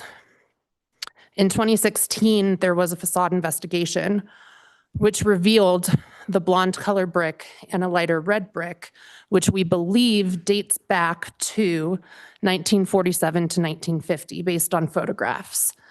And so this is a true rehabilitation project in the sense that you're continuing historic use, expanding that use, modifying the structure to accommodate for that use. The actual physical change happens in 2 parts. The height growth, right, to accommodate for that historic use. And then you could consider it the repair and bringing back of that historic facade. And so it's really unique. We have a very unique project here, not just for Steamboat, not just for Colorado, but nationwide, in the sense that every single time they have changed the facade, they have left a piece of that original facade. And so to be able to take off the brick that was constructed in 1986 to 87 and bring back that period of significance back to the late 40s, when we really did see that boom in population growth and tourism associated with post-World War II, is a really beautiful thing to have. I'm happy to answer more questions if you think that that provided a sufficient summary. Yes. I believe the question was two-part. Would you like our perspective? Please. Okay. Thank you. Really with preservation, there's this notion and a key component that echoes through what is historic preservation and its significance, right? What is significant about the Chief Theater? And I think the primary reason that it's on the National Register in it, that structure itself is not on the National Register, but the Chief Theater is a contributing element to the commerce of Steamboat Springs. So the Chief Theater facade and the Chief Theater is under the local register, and you can help me with some of these semantics. But the most important part is the significance that the Chief Theater and how it functions in time. Now, movie theaters are pretty easy to accommodate in potentially a 1 or 2 story structure. An event venue, which is a continuation of a use as the evolution of experience has happened in time. Most everybody here in this room probably has their own movie theater in their living room. Movie theaters are a thing, unfortunately, a thing of the past in the sense, but the use of the Chief Theater in the theater application is where people come to gather to be entertained. So very much from that perspective, that's been a driving force to our project. Now, when you look at the building components that are contained and significant to the Chief Theater, as Caitlin had mentioned, this structure has changed multiple times over the last century, most notably the marquee, which I'll cycle back to. But the facade that people have come accustomed to experiencing over the last 20 years, in fact, I moved to town in the late 90s, and it's always been there since I've been here, is not even the significant facade, that there's a gem that's hidden behind that our project is hoping to reveal, which is significant from the time in which it was originally constructed. So as people experience structures, of course, when you zoom out and you're across the street, you may think of height and shadows, and that's very important as we're designing. I'm not trying to dismiss those concerns, but as structures are experienced, they're primarily experienced at the pedestrian level. And we're doing everything per the Secretary of Interior standards for rehabilitation to bring back the historic facade. So when you come to the idea or it's been a lot of discussion through our multiple meetings, if you've read through the minutes, as to the marquee and how did we land in this place and time.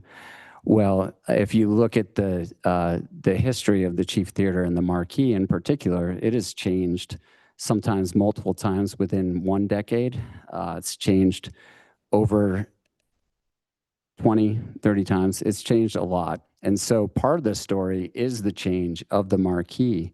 But one of the key components to the marquee, and one of the things that we're excited to bring back, is the vertical sign that is no longer represented there. And so if you look at some of the historic photos of the Chief Theater, that vertical sign that's behind the pedestrian level marquee, that's very much of the same geometry as historically was present in time. And so the actual marquee itself is a fresh new interpretation of marquee and a continuation of the story.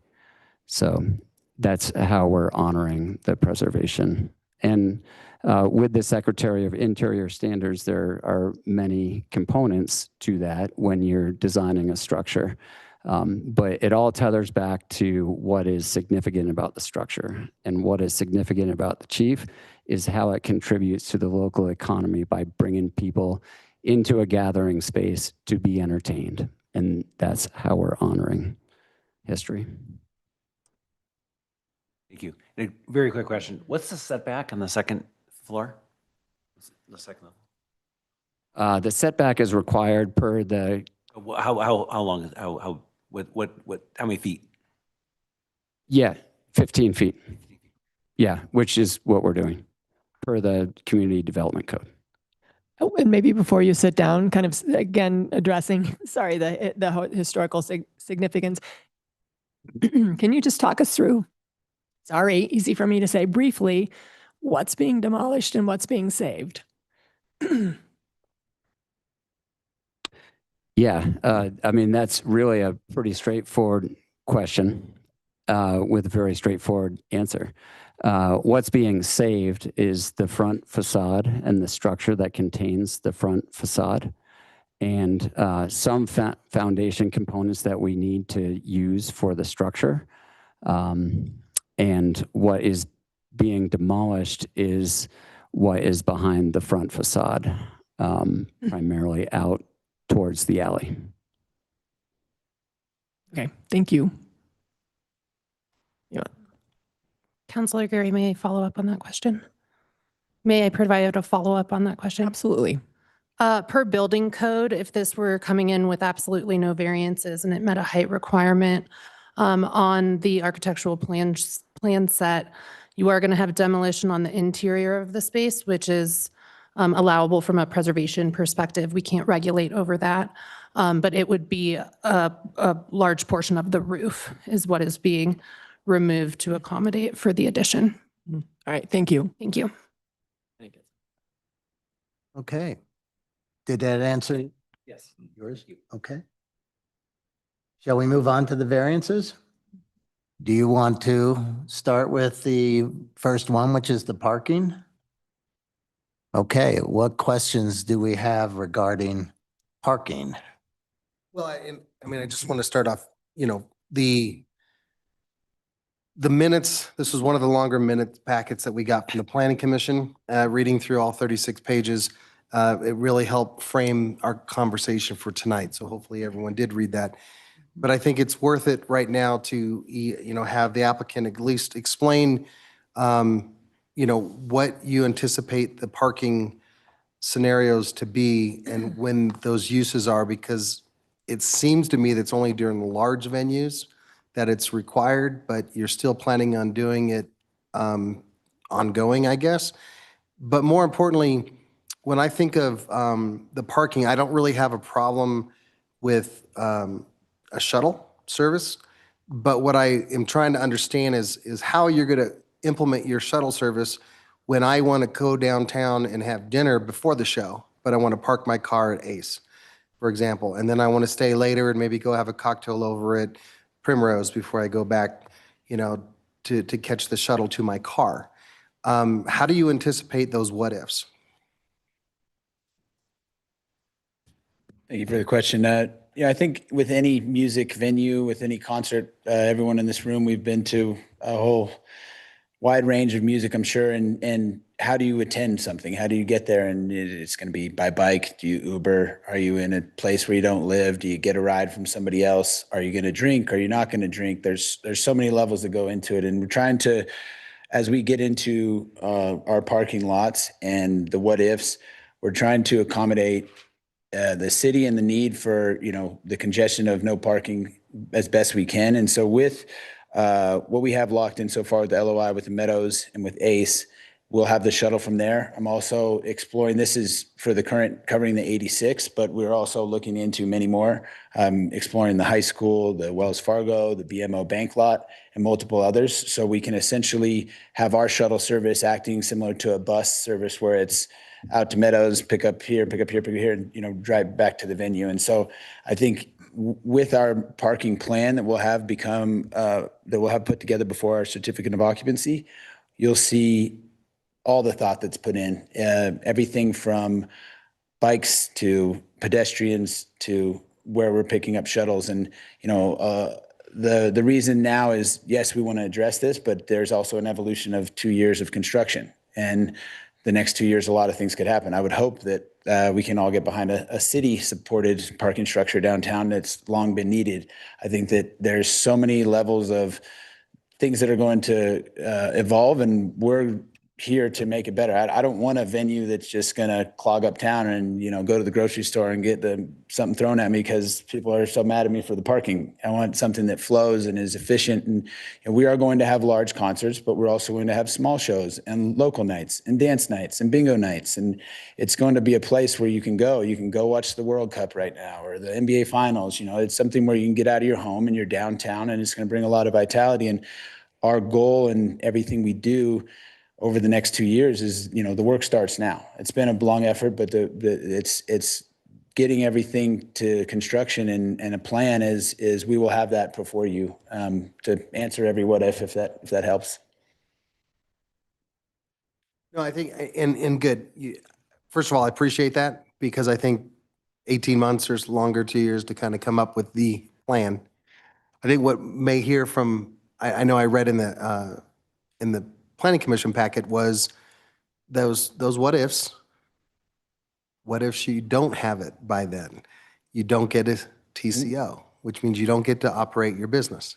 Yeah. So we know that this is a very important aspect of this project. And, from the council and from the commissioners, I'm willing to kind of delay that only because I have confidence in our staff to hold your feet to the fire to make sure we have a solution to that. And just so I would hold my own feet to the fire. I would Amen, but I'm put just. all this time and But money you could and sell effort it to someone else have and they it be could try to yours. build it. Not that you would, but I'm just saying is that we have development projects that have gotten approval from city council and they're sold to someone else. Not that you would. Absolutely. You have to look at it from this side of the dais. For sure. And if that happened and they didn't follow through with it, what recourse do we have to a project we've already approved? See, that's my dilemma. I think that's something will come with our parking management plan in place, really, and working closely with staff. So can I Yeah, lead go ahead. up on that? Because what I wrote down was the same thing. I said, we're talking about parking management plan, but how do we enforce it? How do we know that it's going to be good enough when they actually put it together? So is there anything we can put in terms of conditional approval around measurable requirements or measurable, that something measurable that we can hold them to, because once you go out of here, it's, if we don't have something defined, then it's tough. Do you have an answer? Toby? Because I looked through the resolution and I didn't see anything that would be able to hold us there. Yeah, they will be held to all their statements in all of these public hearings and in their plans. So their requirement is to provide 86 parking spaces and 18 bike parking spaces. So at minimum, they will need to provide 86 parking spaces and 18 bike spaces in an off-site manner, if that's what is approved tonight. That parking management plan will outline how that will work, how the shuttles will work, where they'll drop people off, how they'll get people there and back, and how they will advertise transit and bike and all those things that the applicant has mentioned. So I think we can hold them to everything that they've provided to us in their plans and said in these hearings. So we, as planning staff, review the projects that we bring forward. So Caitlin and I will be the people reviewing their building permit before it's issued and their TCO and their CO. So we find that a CO is a pretty big motivator. They will have just invested a ton of money. They want to open and start making that money back. So if that plan doesn't have what we need, if it's not managing the impacts that we've discussed and prepared for, we won't issue that TCO. We have to physically click that button. What about the situation where they have an event that's only 200, but they're scaled to 800, and how do you know when they're going to have shuttles there or not shuttles there? And how do you hold them to make sure that they have enough? We do anticipate that they would have to outline those details in their parking management plan. As noted, the smaller events that they have, less than 800, really 368 people or less, is already accommodated in our community. We've already sort of absorbed that impact from the Chief Theater historically, and I mean that in the short-term sense, not the long-term sense. So we've absorbed that impact. So we should feel like the same old Steamboat that you're used to when the Chief Theater is operating at something smaller than 368 people. When it's larger, we would anticipate that they're going to have their plan in place because that's their new impact that they're bringing to this community that they have to mitigate through this process. So we hope that it adds some vitality and some life to our downtown that we've been missing since the Chief's been closed. I will just add that if, to your point, what are are there measurements behind this? How is it measured? It is a parking management plan. It is a condition of approval. And if it did need to be amended, it can be amended to provide additional mitigation if that were needed in the future. So maybe just to follow up on that, I mean, obviously we can amend it tonight, but when you say it can be amended in the future, what do you, I mean, before the TCO or at any point in time, you know, to the extent that we know, you know, there's going to be changes probably at the Meadows lot. I mean, there's going to be Stockbridge. I mean, things are going to change. So. Right. So how I interpreted Councilor Agosta's comment was, let's say a year after TCO, we have a giant parking issue and our community and our council has tied that back to the operation of the Chief Theater. I think that is a point in time in which you would look to amending a parking management plan. And I'll just add to, if at any point the parking management plan is coming up short for some reason, you know, none of us understood the impacts when we were talking about it tonight, you know, several years in the future. We can amend that plan, as Caitlin mentioned, and the plan, how we do that, we can do that in two different ways. There's an administrative process called substantial conformance. So that means the change that they propose to fix the problem needs to be substantially conforming to their approved plans. Those changes are supposed to be minor. So those are decided by the planning director if they are minor. If there's something other than minor, and there are some very specific parameters in the CDC that talk about what minor means, if they're not minor, then the project has to go back through the same process. So you would see us all here again to explain to you why there is an impact and what we're going to do about it. So we have this plan in place to give us some security now that we're not going to have a huge impact when the Chief Theater opens, but it's not completely set in stone. We're going to evolve. The theater is going to evolve. The community is going to evolve. We might have different parking solutions. We might have those cars that drive around for forever and don't ever have to park. You know, you never know what's going to happen in the next couple of years, but we have some flexibility, but we're hoping to provide with this condition of approval, the certainty that makes you feel comfortable with the change that is being proposed. Okay, any other comments on parking? Yes. Parking. If you wouldn't mind, just, I know you're going to be developing the parking plan, but what are your initial thoughts about bicycles? So I think it's 18 required spots. So what are you thinking about that? So with the parking as well, and I didn't mention, you know, there is a big need for parking, and I think that's another, you know, beast that I'm trying to take on it with what to do. I've already been looking at lots downtown and where we could be buying privately and putting a parking structure in, but obviously trying to work with the city on something of that nature, something like that works well with the way it looks and not just a big concrete, you know, structure downtown, but also with nearby spots as well to acquire, to build out like, you know, a solid, I think, 2 parking spaces, and I don't know the exact number, what amount of bike racks you can put in between there, but we will have nearby parking for bikes as well. Okay, so you're not at this point anticipating have folks ride their bike to a separate lot. It would be a and close then by catch downtown a shuttle? No, it would be a close Okay. by downtown lot. Great. Let's like encourage folks Yeah, to. and absolutely. And I mean, and so with the broader side of the email, when anyone gets you go to Mile High, you go to Red Rocks, wherever, it's a know before you go email. And it's, you know, bring a clear bag, this, that, and the other. And so a big plan of ours is to have it on our website, but also this is kind of the notion of what we're doing. When it comes to weddings and stuff, everybody has shuttles. That's how we have it at our wedding business at the ranch. it's shuttles only. And so you meet at a hotel, different destinations, and shuttle from there. When it comes to the large venue, will be shuttle. There'll be biking routes to take. We will also present the public lots because Stockbridge is heavily underutilized, and as other Houston and where you can go and optionality and buying private lot, looking at private spots for bike spaces. All of this is all part of our plan.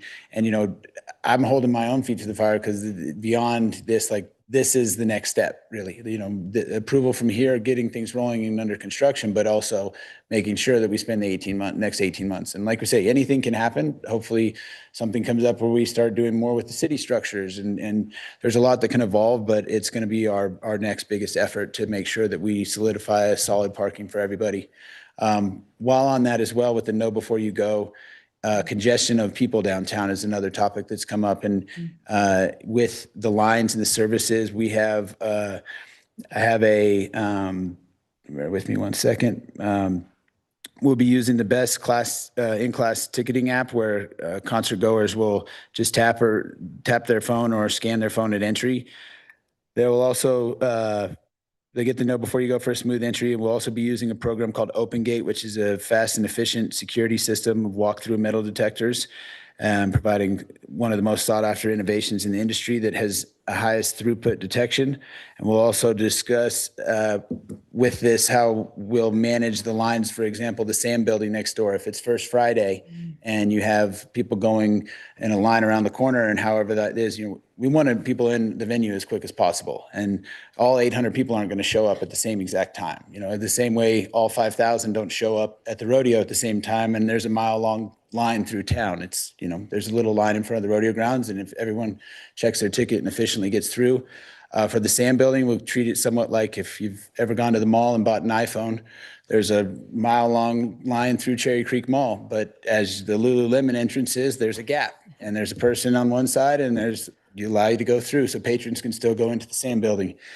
And with First Friday and other large events, I won't get off the topic of parking, but while I'm on it, is the integration of other events in this town, the Steamboat Gravel, the free concert series. As this comes, we're not just going to be another restaurant that has our specials on Friday night while Primrose has theirs and E3 has theirs. We're trying to integrate with everything with the community. And when large events come, we'd love to have them have events at the venue. When free concerts play, we'd love to have an afters party at the venue. There's a big thought to incorporate everything that comes to this town. And if there are big foot traffic items, there's a chance where there's not an event and we have a big name artist and it's a big, great show for the community. So. Awesome. Yeah, can I have do one more question? Do you mind if I follow up just on Yes, that no, go. point specifically? To the extent that you talk about, coordinating, I mean, that was one of my questions is, I don't know whether you all spoke about, let's say, Steamboat Gravel with 3,000 people in town. It's very obviously heavy centric in terms of downtown. Would you consider checking or coordinating your event schedule with kind of the city event schedule so that we don't have, we don't create situations where there's, going to be just we're at total capacity with one event. Yeah, absolutely. And we can work together on, I mean, there's ways to also integrate. I think the busy is good in a sense as well. And you have to look how that involves. And yeah, I mean, if you can coordinate, but just not compete. I'm not going to do a heavy metal rock show the same time as Steamboat Gravel or a totally different, thing, and try and coordinate with those 3,000 people being able to come and utilize the space as well. Okay, thank you. I mean, I'd like to see that as a condition. Okay, so my last parking question. So one more. This might be a loaded question for parking. I see visitors taking a shuttle for sure. I see them getting on their Bear Claw shuttle. Like, that's easy. It's the locals, and I love my locals. I think that will be the biggest challenge to overcome. Have you thought about that? How to get locals to drive to parking lot and then take a shuttle? I think that, we can only do so much in having multiple offerings and having a very big plan that shows you every single place to park, to ride your bike, to walk, to shuttle. And it's really up to the patron. I can't tell Awesome. someone to, I'm not going to overserve somebody, but I can't tell someone to, make the decision to not get in their car and drive. Like, these are things that come with any business, with restaurant, entertainment. And I think it's going to be on the person, but I think a lot of ways people figure it out. And I think that we'll work with the community the best we can to figure it out as well. Perfect. And I totally hear you and agree. You can't force them. So I was just, as you're thinking about your plan, I would use the lens of how do we get locals on board? Again, recognizing you can't force folks. And I think I just wanted to concept follow- I there wanted to is follow up on is an evidence of the locals figuring out how to get where they want to get. Yeah, and this is, to what you're saying, this is again, a change behavior type of thing for many locals. So have you thought about any way how you might either encourage or incentivize locals to take a shuttle? I mean, are these all free, first of all? Yes. So I don't know if there's any way to incentivize people to want to do that or not. I mean, it's a free shuttle if you're on the west side of town, if you're on the east side of town, we'll look for stuff central as well, of where you can park your vehicle. We're even looking at lots of where you can overnight your vehicle if you had too much to drink. There's a lot of consideration. Yeah, I'm just saying, maybe think creatively about marketing ways of incentivizing people to take shuttles. Maybe it's, I don't I'd know, like to focus more 10% off on an entree. I don't know what it is, but This is the opportunity for us to, oh, sorry. Do you mind if I I ask don't know a about you question? guys, but I'm innately motivated. I don't know if I'm going to the farmer's market, I always bike. Like I'm a little lost on you guys thinking if somebody's going to a huge concert and you live here, I guess I'm lost on what this point you're trying to make is. The motivation is intrinsic. People love their cars. Right. People love their cars, but if you're going to a large event and you've lived here long enough, you're well aware of the lack of parking and that parking is an issue. I guess Yeah, and I guess my I question. don't I have necessarily agree implication. with all this line of questioning, I guess. Does no one else see there's an intrinsic motivation? Well, we need to, Great. my So question. DUI is an intrinsic motivation as well. Yeah. Yeah. all right, if we, I do have one. okay, one more and then let's move I on. have two. I have a question for Trace and a question for Toby. So, I mean, again, I think it goes back to this heart of how do we work together to improve our transit system so that you don't have to have private shuttles, right? Yes. I mean, to me, that ultimately is the goal. I mean, the last thing we need coming downtown are more private shuttles. We've got enough private shuttles, second to housing are, the major criticism that we hear is all about, parking and it's about traffic. So, so that kind of goes to my second question, which I guess for Toby, and it sounds like there was a consideration for a fee in lieu for the parking, but the money would have gone to transit or. Well, the fee in lieu is a very exuberant price, and to do something of that nature really handicaps the project altogether, and it doesn't solve the problem. Well, that's my question. If it goes to transit, I don't know what our flexibility is on fee in lieu, and whether it's. Yeah, I mean, the total amount, I believe it's like 28,000 a spot. It was like $2.some million to cover 86 spots, and you can say it can go to transit, and that's great. That it'd be a great boost for transit, but is that really going to take care of all the parking that is needed? That's not my private shuttle service. That's just kind of, to me, that's putting a Band-Aid on the problem. And I don't know if you have any. I'll just note that if a parking fee is paid in lieu, it is a specific line item that goes into the city budget as a parking fee in lieu. So it would have to go back into, perhaps John or Kim might be able to help me better, but it would have to go back into a solution that's related to that parking. I don't know if it necessarily is earmarked for transit. I don't think we can take fees like that with an earmark specifically for something. I think it generally has to go back into a more general pot of a public works improvement that would be a citywide benefit. So that's my best guess on how that could go. But we can't say, I don't believe that we can say that that fee is going to go to build parking for the chief. No, but potentially downtown. And then, so the other question I had just for you is, when was the variance for the 94 spaces? What year was that? 1991, the last approval that we had for the chief. Okay, thank you. Okay, Yep, sorry. one more? One more question.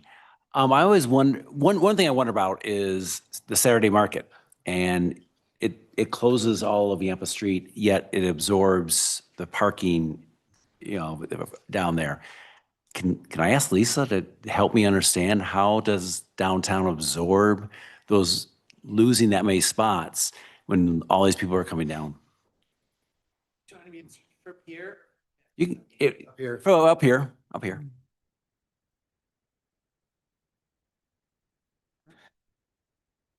That's my last question. I would say that that the population, to Brian's point, adapts to get down to the market. About between 4,000 and 6,000 people walk through the market on Saturday. They all have to get there somehow. A lot of them, because the rodeo doesn't start until 3 o'clock, we can use that parking.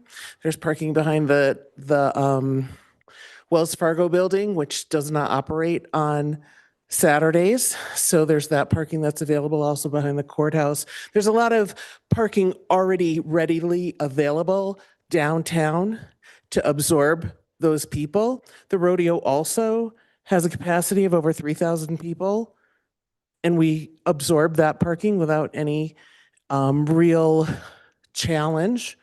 I think that if we want people to come downtown, and we have, we encourage people to use the bus. There are a lot of shuttles that come downtown. People still drive. They do park illegally and do some kind of crazy things. But if we want people to use multimodal transportation, we have to encourage them to do that. Perhaps by not, we don't have a lot of parking. So it forces you to be creative.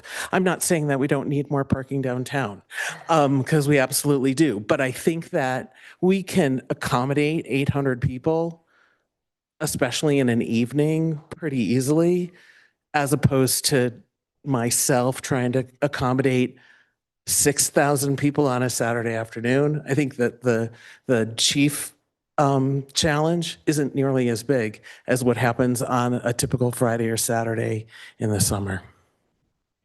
Okay. Good job, Lisa. Okay. We're moving on to variance number 2, building height. And I just want to finish parking. The parking management plan is a condition of approval. We spent a lot of time talking about that. So that will be very important. Building height. Any concerns about building height? Can I just ask a clarifying question, either one?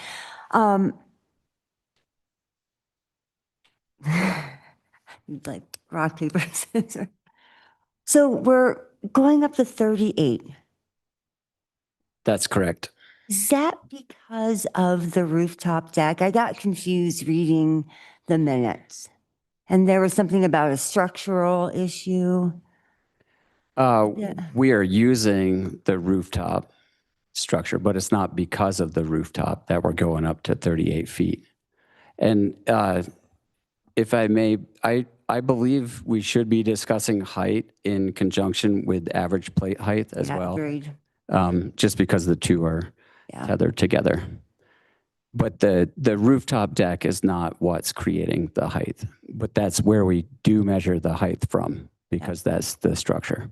Okay, will you talk about that then? About why we're going up, why you're proposing 38? What's causing that? Really, the functionality of a theater, when you look at what all is required for sound attenuation, lighting controls, and if it's not just music, but we're hoping to have theater performances. So when you calculate and when you look at, especially with a small stage that doesn't have the opportunity for backstage or side stage wings, they call, as I've learned, you need to have your sets that are up above the stage concealed behind a curtain that can drop down on the stage. So it very much is tied to theater design. Okay, so essentially, you would still have to ask for this variance even if you did not propose a rooftop deck? That's correct. Okay. Yeah, and Perfect. the rooftop deck is very much encouraged within the commercial Old Town Zone District. Okay. Thank you. Anyone else had questions on height? Anyone else have a question?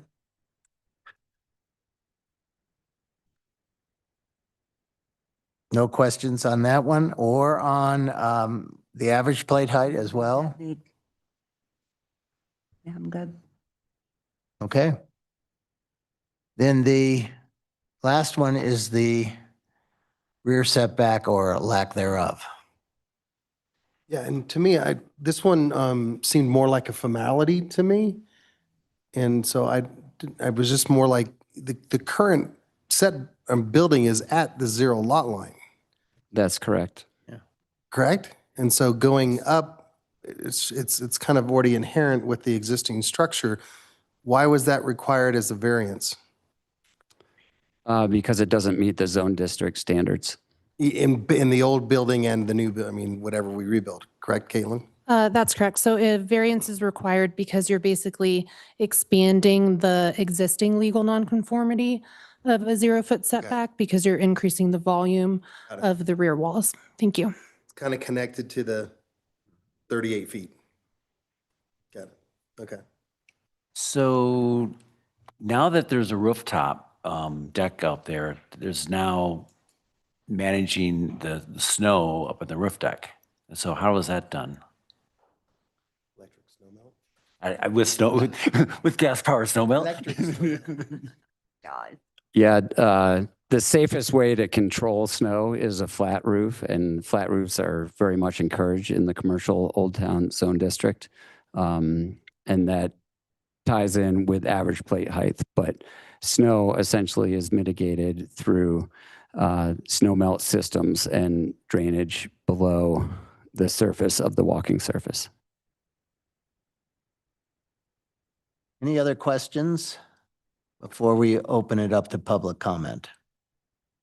I have one question on the rooftop deck.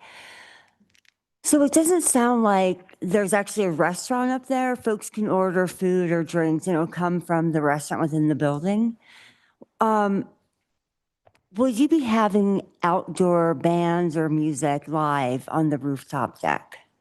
During the day, we'll have some acts on the mount, or sorry, some acts up on the rooftop. We'll have a small stage area there, but it's not going to be something that pulls into the night. As our night music events will be all indoors.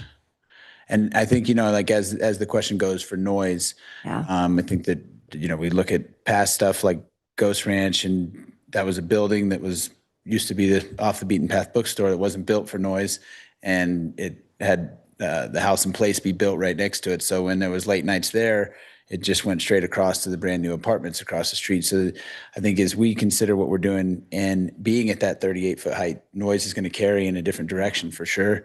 A lot of it's going to go back towards Lincoln. I actually have a condo at House and Place, and at night, if you open the window, you hear Sun Pies and you hear O'Neill's and you hear them till 2 a.m.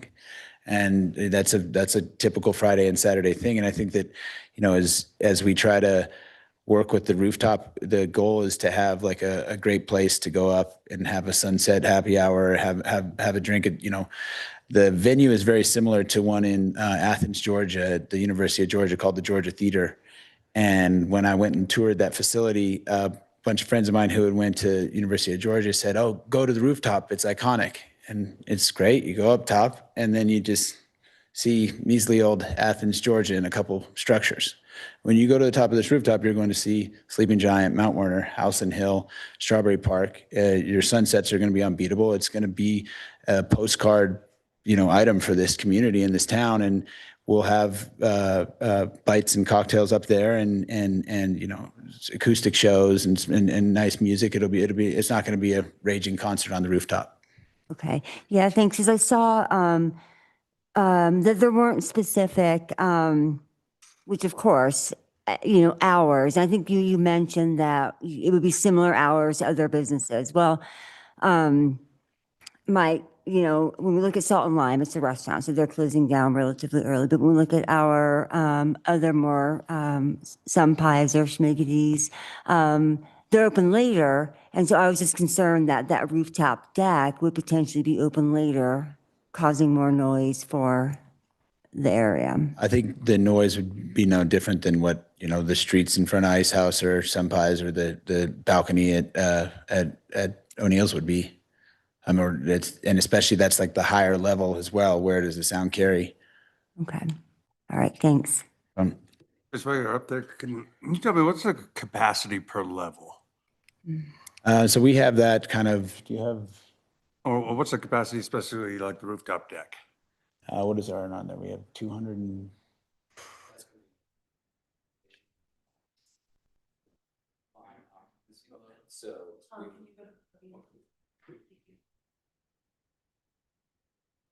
The capacity of the rooftop deck would be specified by the IBC, which is the International Building Code, which ties occupancy load with square footage. I don't know off the top of my head, but it would be based on International Building Code as far as how many people are allowed to go up there. And that's what we would design the structure, of course, around, as well as accommodating mechanical units up at the rooftop. Right, and so like a table configuration would have a lot less occupancy than standing room, right? So I mean, are you envisioning having tables up there? I'm just trying to understand if you have a show and the band goes on break at midnight, if 300 people can empty out onto the rooftop to get fresh air. Yeah, the vision is, and Trace, feel free to correct me if I'm wrong, but the vision is very much kind of lounge, stand around, not a huge concentration of people, but a few cocktail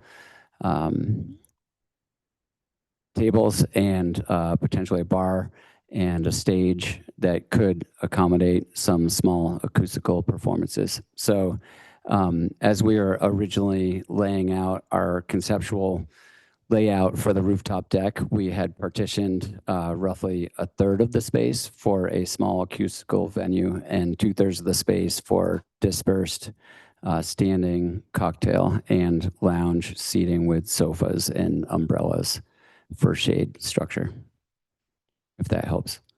And would you be opposed to putting time limits on the exterior deck for amplified music and or even closing before the venue closes? Absolutely. Conditions of approval, and we're very much willing to work with the community on, as we're putting our business plan together, which works with the parking plan as well. Do we, along those lines, do we have, what's our noise code?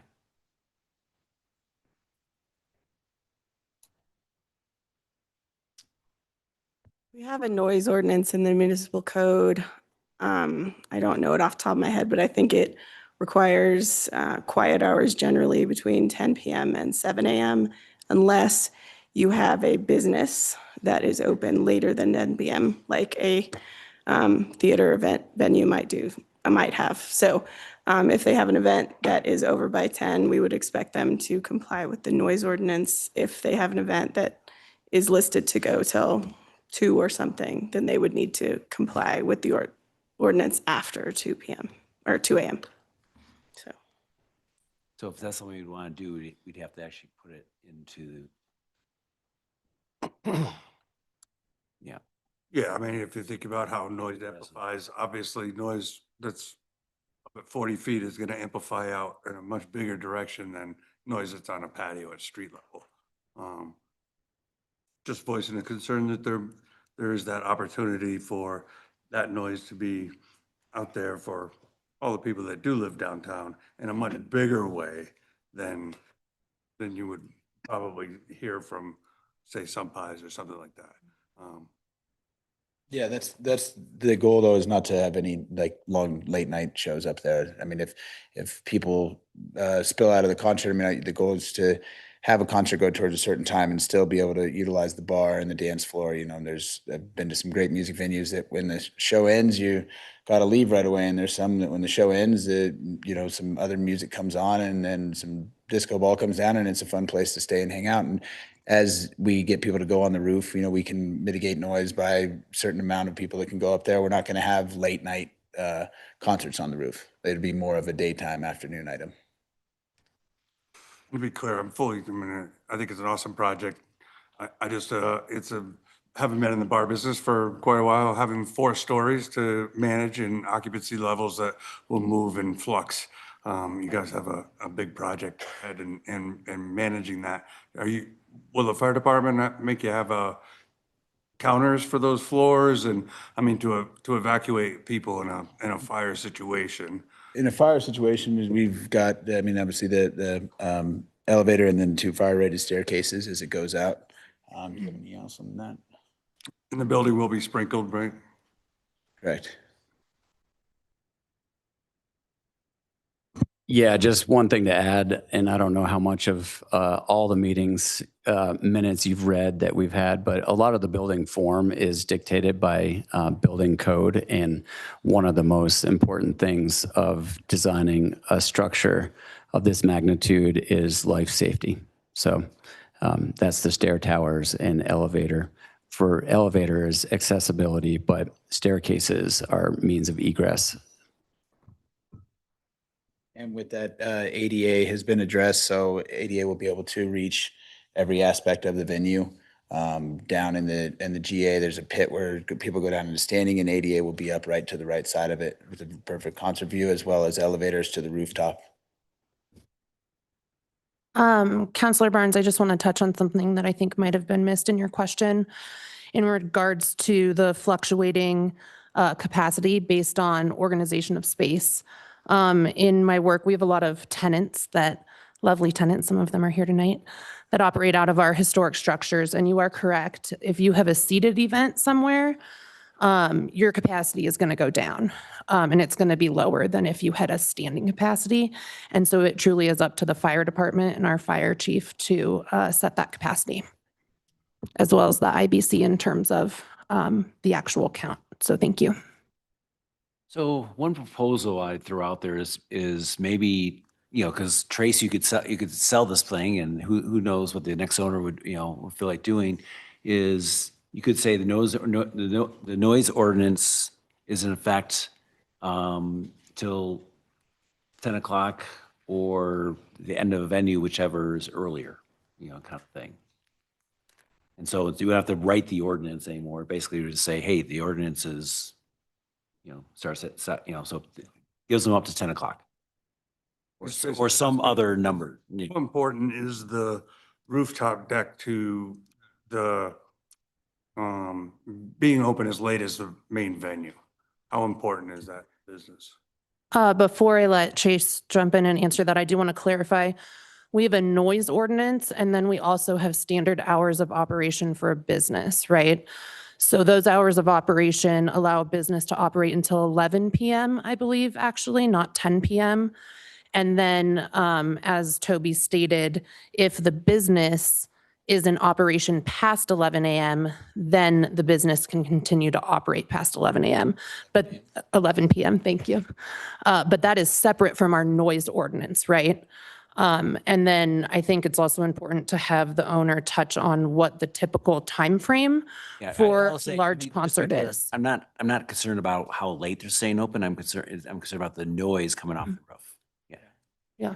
And that's something that, I think is going to be similar to parking as an evolution as this thing comes about, and what we do when we open the doors. Like there's going to be some things that we have a plan in place on how to manage it, but I think it also can be governed as we, go. I don't want to open this thing and piss everybody off. And with that, I don't want to be stringent on, hey, you have to close your rooftop at 9 a.m.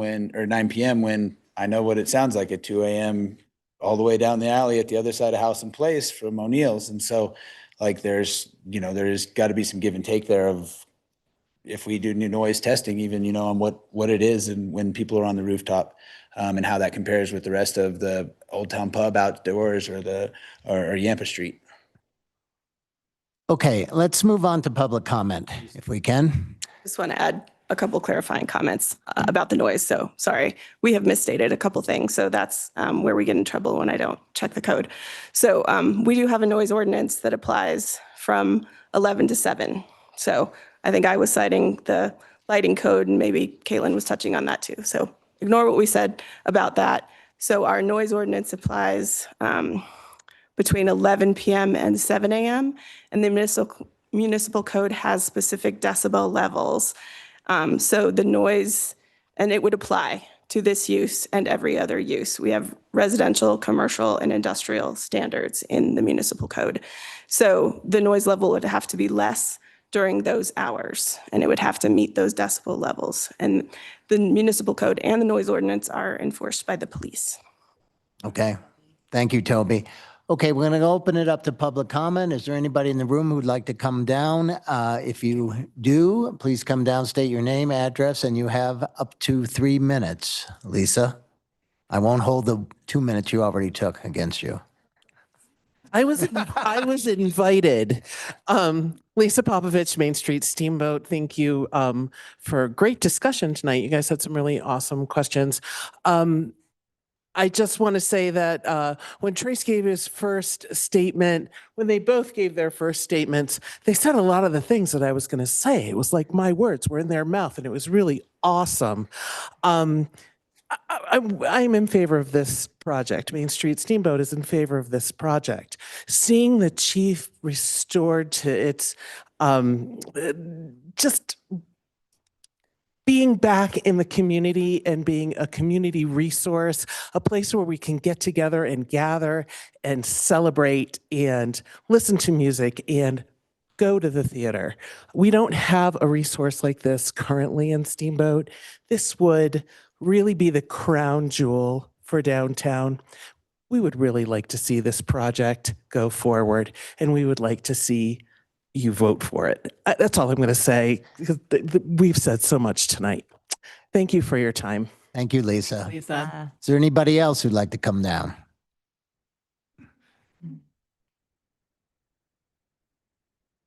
Hello, my name's Kim Keith. I'm the Executive Director at Steamboat Creates at the Historic Depot, 1001 13th Street.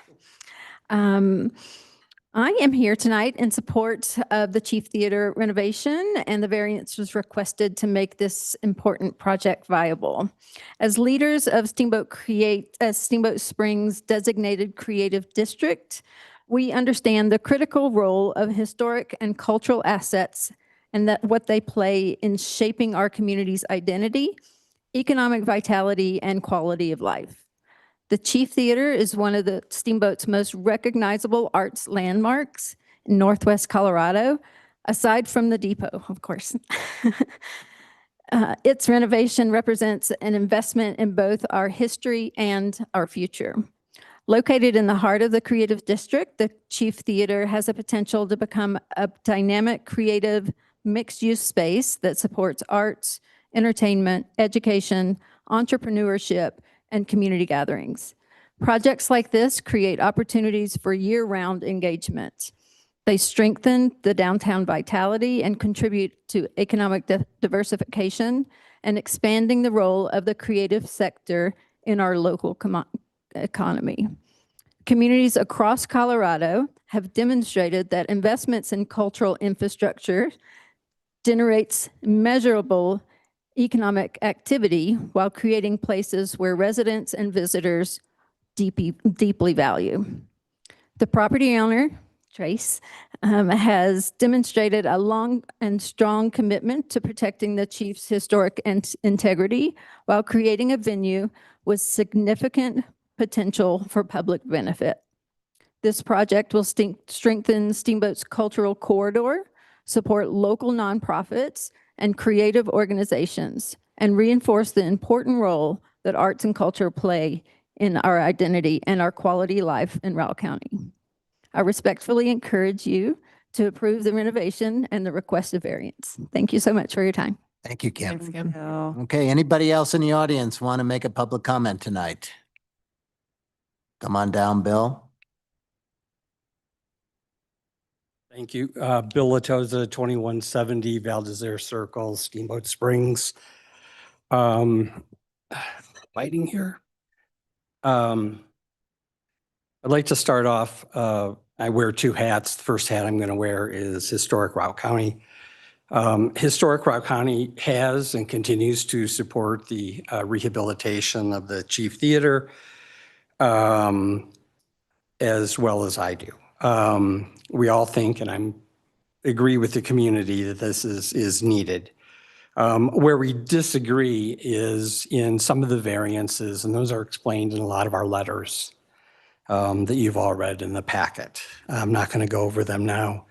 I'm going to take my Historic Routt County hat off and put on my architect, Bill Latoza hat, and say that one thing that was touched on tonight, and I think it's the first time it's been touched on, is crowd control.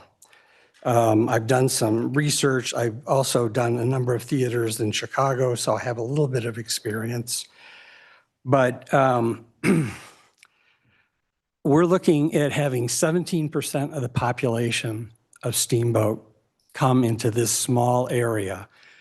According to the packet, the vans are going to drop people off on 7th Street, and then they're going to walk to 8th Street past Sam to get into the theater.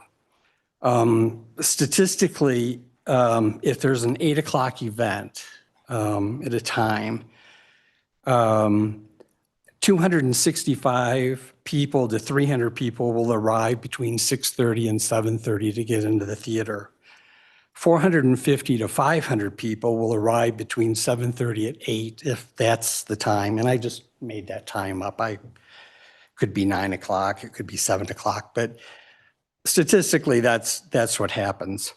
If you have 4 or 5 magnetometers, which I'm understanding are going to be there now, you can get 10 to 12 people a minute through. Now, if it sets off, you've got to search their bags or wand them or however they do, similar to the airport. But my concern is how those people are going to queue up on the sidewalks. I came down, as you saw in my drawing, measured Lincoln Avenue towards 9th Street. At the bus stop is 6 feet wide. 8th Street is 15 or 10 feet wide, 15 feet wide. It's just, we're going to have lines, and how is that going to, crowd control going to be handled? People are going to be let off, have to cross the streets. I think it's just something that really needs to be addressed and looked at longer. Thank you. Thank you, Bill. So, Chris, come on down. Chris Paoli, 55 Missouri Avenue. I had a bunch of really good organized notes in here, and then my phone died on me. So I guess you're gonna get my ramblings, but I just want to touch on the first variance that you guys talked about, which I think is absolutely absurd. We're talking about parking. Can anybody tell me what the parking requirement is for a restaurant downtown? Which, we have all these big restaurants downtown. What's the parking requirement for restaurants in downtown? I don't think we actually have one. Parking, restaurants can open. You could have a 4,000 square foot restaurant and we have no parking. He's opening a venue to get people to come downtown, and all of a sudden we're talking about this guy having a parking requirement. We have an urban business that's trying to generate revenue for our community. Everyone's talking about where's our sales tax. We've done a great job, and if we listen to, and nothing wrong with Bill's stats, but if we follow the stats like that, we just kick everybody out of town and we have nobody coming to town. We have no more events. We've got somebody who's trying to create vitality in our downtown corridor. We should not have a parking requirement for him. Parking is our problem to solve as a community in our urban environment. We should have paid parking. We should build a parking garage. It's not Trace's problem. It's our problem. We've decided that we're going to live on sales tax. So stop using the stupid requirement in our code to punish somebody like Trace, right? So we should just throw that one out. I mean, you've already heard, we got farmer's market with thousands of people. We got a rodeo with thousands of people. He's got 800. Who cares? They'll figure out how to get here. And hopefully they'll come early and go to dinner somewhere and grab a drink and do a bunch of other things and buy stuff, right? We want as many people as we can in our downtown. So stop with the noise. Let this guy bring as many people as he can to town. We'll figure it out, right? And then the height and all the other stuff and the noise. I lived through Howelson Place and Mark Scully torturing the, whatever the place was over there, the Ghost Ranch, because some of his condo owners were mad about the noise at the Ghost Ranch.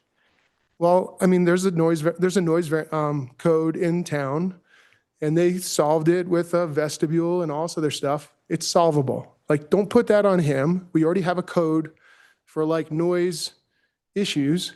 Let's just let that play out. Like, I mean, it's a business. There's business hours. There's hours of operation. Don't try to like over-regulate. Let them run a business, get a bunch of people to town, and we can make revenue, because everybody's complaining that our like revenues are down. I wonder why. We just keep telling everybody to not come and not, do business here. Anyway, that's all I got to say. Thanks. Hey, thank you. Andrew? I think I was going to speak tonight, but I just want to, Andrew Walk, 1223 Clubhouse Circle, ditto to everything he said.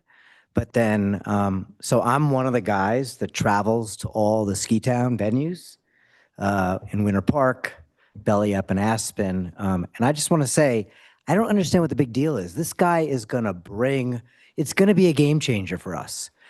The tours that go through those towns all skip Steamboat if you're below 200 capacity, which is what OTP is, which Schmiggity's is, so they don't come through here, right?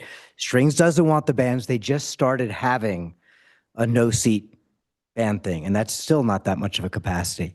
When I heard he was going to 800, it's going to be a game changer. The amount of revenue he's going to bring in that's going to have taxes on it is going to be amazing. So I would just really encourage you to, and the amount of money he's willing to invest to bring this kind of music venue to this place is just astronomical. So just look at the other ski towns. We don't have this venue. Every other ski town does. Telluride, Aspen, Winter Park, they've all got a 500 plus, and he wants to go to 800. So I would just sort of flip it on its head and ditto to everything he said and let him bring this business here. It's going to be a game changer for sure. Unless you don't want all these people here, which is what you'd be voting for. I don't want a lot of people here. So that's really a decision. Thanks. Thank you, Andrew. Andrew. Okay, is there anybody else? Come on down, Kim.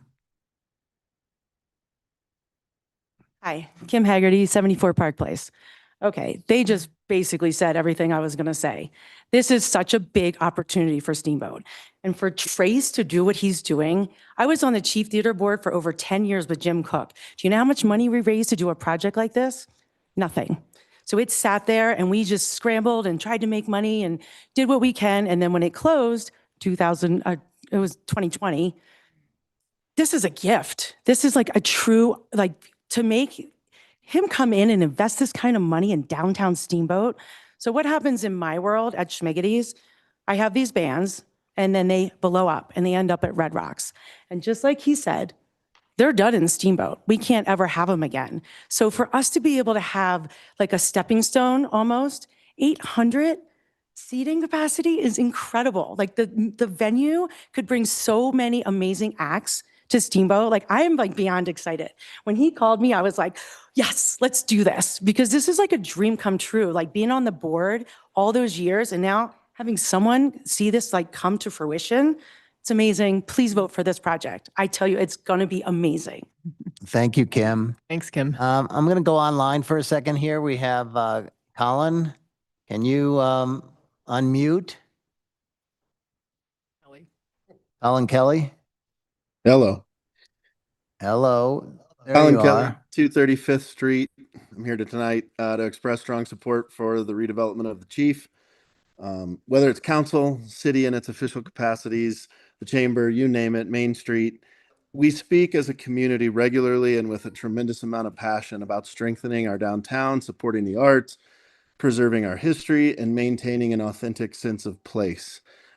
Some of that language should be familiar to you. This project advances all four of those objectives.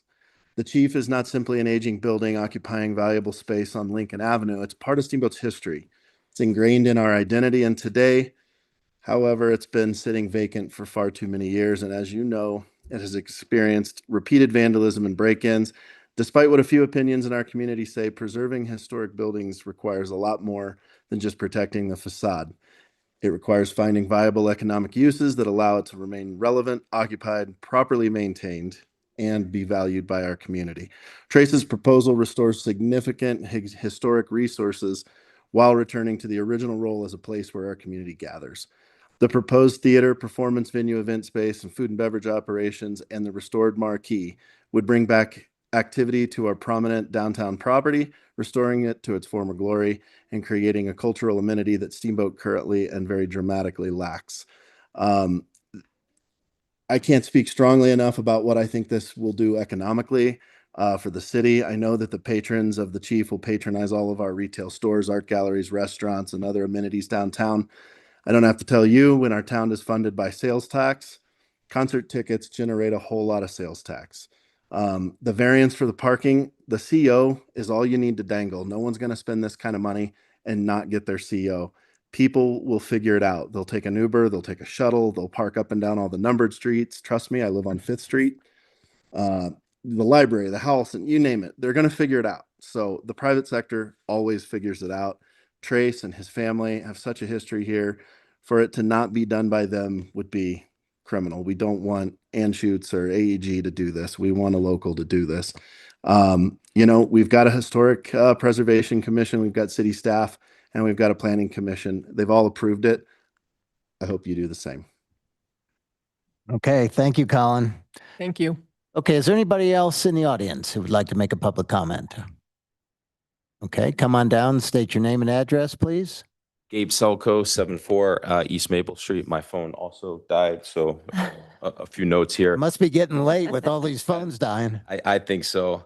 I guess addressing a couple of the concerns, that I've heard here tonight, and I think you made a great point that I think it's easy to get creative with the parking. There can be incentives around free code check, priority entry, loyalty points, service charge rebates. There's a lot of ways that you can do those things. And then again, looking at some of the lines that could potentially be outside, it's really not a concern. You go to Mission Ballroom, you go to Fillmore in Denver, and they get people in there in 5 minutes. You're talking about 3,000 to 5,000 person venues. I have a little bit of experience in this. I've been producing live shows for almost 35 years all over the world. And I couldn't be more excited that this is happening here. And the scale of what he's trying to do is absolutely essential for, national touring acts, for theatrical shows. You just have to have the height, to have a fly system, to have lighting trusses, to have the capacity in terms of attendance, to have, the type of acts that, again, as they said, that would go to Denver, that would go to Telluride, that would go to Aspen. Now it makes perfect sense from a routing standpoint to go to Steamboat. Plus, now you've got a proper theater where you can rig from the ceiling, you can tie up, you can drill on the floor maybe, right? So, things that you can do, from a theatrical effect standpoint that are really going to make a difference. And that's something that we simply just don't have in Steamboat. So I think it's really exciting. I can't wait, for this to happen. And I really hope that you guys vote for it. So thank you. Okay. Thank you. Thank you. Okay. We have one more online. Chris, can you unmute? I think you have. Can we have your name and address, please? Betsy, go ahead. Betsy? It's not Chris. Oh, now it is. Wouldn't you love to mute me more, Steve? And tempt us. Anyway, so I'm Betsy Grasby. I'm executive director of the Steamboat Art Museum. And first, I want to thank the city for I know your belief in the importance of the arts. You own the Steamboat Art Museum building, and the way you support us, we are an important amenity next to the Chief. I would like to go back and say, I was a founder of Strings Music Festival and a 26-year director, and I was the one responsible for building the Different Tempo series, the non-classical artists. And I know what is needed for a music venue in this community that Strings can't provide. And I think what Trace and his group are doing, they're local. I've known Trace his entire life. And I really think this is important for the community. I don't have to say any more. You've heard it from so many. At the Steamboat Art Museum, we are in support of one more important thing, building the cultural identity of our community. And Trace has done so much to mitigate so many of these questions. We've had a very good relationship, and I feel that they have carefully thought out these congestion problems. So I look forward to having you approve this and working together for the vitality of our community. Thank you, Betsy. Okay, is there anybody else in the audience who would like to make public comment? Seeing none and seeing no more hands up online, we will close public comment, bring it back to council for deliberation and a motion. Right. So those of you that had discussion modes, now make your points. Okay, well, I will start. So, parking is important. It's part of our CDC. And as Tom knows, I'm a stickler to a lot of our CDC, and it has to make sense for me to approve a variance. And I fully support this. I really do. And I had to ask the hard questions about the parking. I needed to understand the height variance, the reasons why around that. But parking does matter. We have to look out for the entire community, not just our downtown corridor. But what I've heard tonight about your parking management plan and that it goes back to our city staff relieves any concern I have around the parking. And I think folks will find a way to get there. I just want to make sure we're not negatively impacting the surrounding community. So thank you for all your work. Okay, thank you. I would just build on that. I mean, from the perspective of kind of the same thing. I mean, that's, as I said earlier, and we saw it in the community area plan. I mean, congestion, traffic are, second in terms of complaints to housing. So it's just a matter of let's work together to manage it. And yes, Councilor Swintek, right? I mean, think about the free concert tomorrow night and the bikes that are, I mean, everybody rides their bike downtown. I mean, somebody has a graduation party downtown. You've got bikes everywhere. So, I hope that we can work together to, to be able to have a spot, so whether I know that was mentioned Big Agnes or whether it's on 8th Street, I mean, some place, right, to have, a place where you encourage people to ride their bikes. So, and they have a place to put it so that they're just not, we don't have enough bike racks downtown to accommodate what will be in terms of the number of people that will take their, their bicycles to the venue.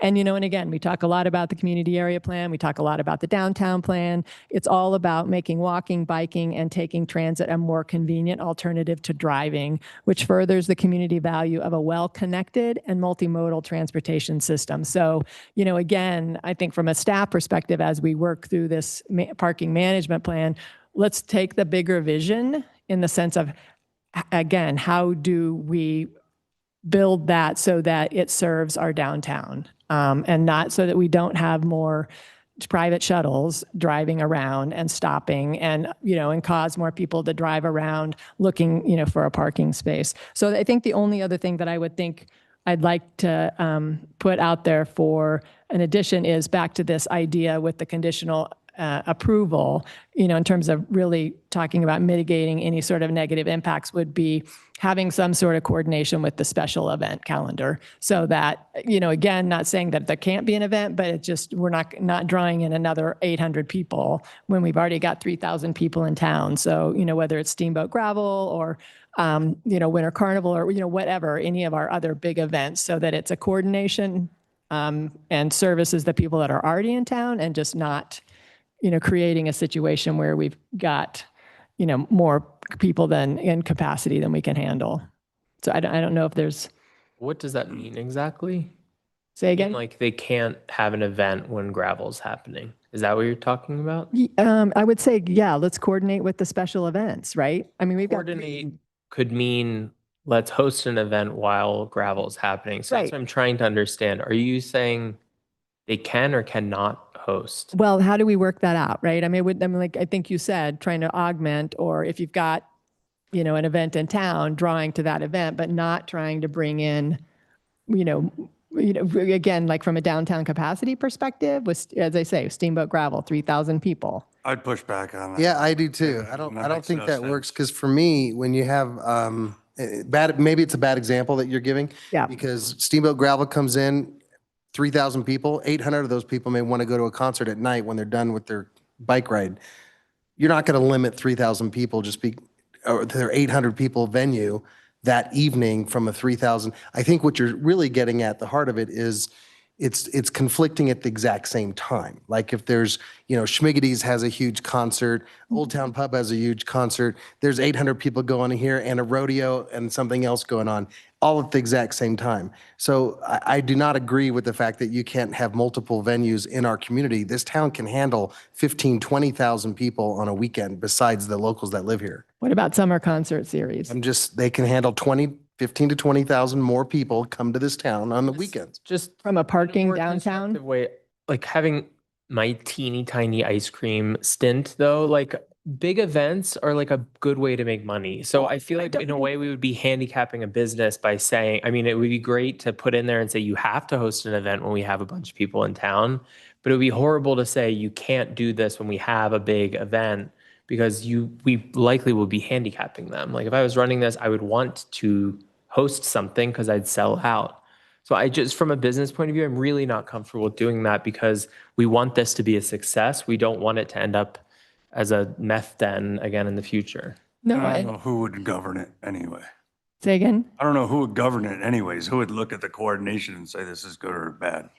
Well, I mean, again, it's about mitigating the impacts to the community, right? So, I mean, I certainly don't want to limit business opportunities, but again, thinking about from a capacity perspective, I mean, that's where I'm coming from.